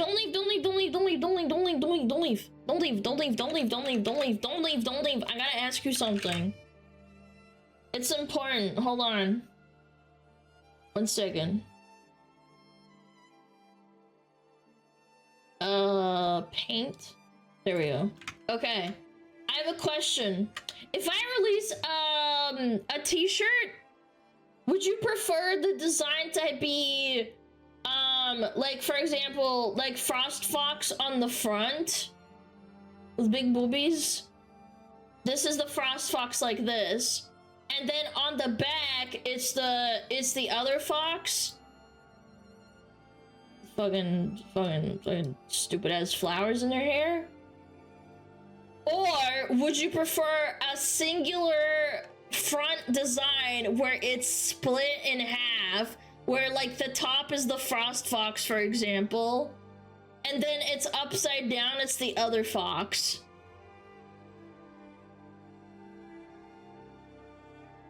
Single? I prefer the split. Front where they're kissing? I can't do this, sorry. Split. You would rather the upside down. It would be quite literally upside down. It wouldn't be like them kissing or hugging or something. No, sorry, I can't change the design. Sorry, it has to be split. Poll? Sure, make a poll. Mods, can you very quickly make a poll? Is that 2 female symbols? Wait, it is kind of. You're right, it is. I'll add some ears. Savix! Everybody say hi to Savix. Hi, Savix. Hi. How was your stream? Hi. So you guys think single? You don't want like on the back like this, and then the front. You just want one singular design on the front for this, like this. You want single. You don't want double-sided. Single and front. Okay. All right. Okay. I'm doing what you guys want. Double-sided, double, so only front, single. Okay. Put the number 36 on the back. How about I perform testicular torsion on you, personally? Yeah. I want to show everyone I'm cringe on front. Bullet spoken split. Okay, thank you. I really appreciate it. Sorry, I held you up. I know, I'm really sorry. You're making a pillow? No. This isn't a pillow. This is a t-shirt. It's a t-shirt, not a pillow. Pillow is not being made. Yes, it's a t-shirt. That's why it's very important I ask now, okay? Thank you for your input. I really appreciate it. I want to do you guys justice and, like, you know, make it pretty. I know you want the body pillow. Chill. One thing at a fucking time, man. One thing at a fucking time. Okay. What do we raid? Do we raid Hanya? Do we want to raid fucking... You can ask the Discord. Nah, I think it's fine. I think this is pretty unanimous in my opinion. Lumi, Hanya. What we got?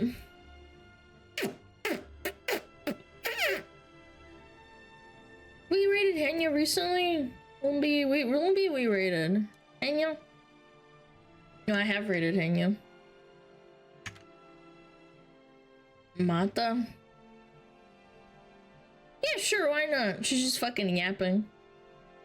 Alright, let's do it. Yeah, let's do it. Let's do Mata. Chat! Thank you so much for watching. I really appreciate you guys. I will be here on Sunday. With Meme Mondays, as per usual. Thank you for all the follows, thank you for all the biddies, I really appreciate it. Thank you for the resubs, you guys are amazing. Iron Grizzly, Zenzi, Sloth, oh my god, thank you so much. Alright, go be nice to Mata, say hi. She's hack maxing right now. All right. Thank you so much. Bye. Bye.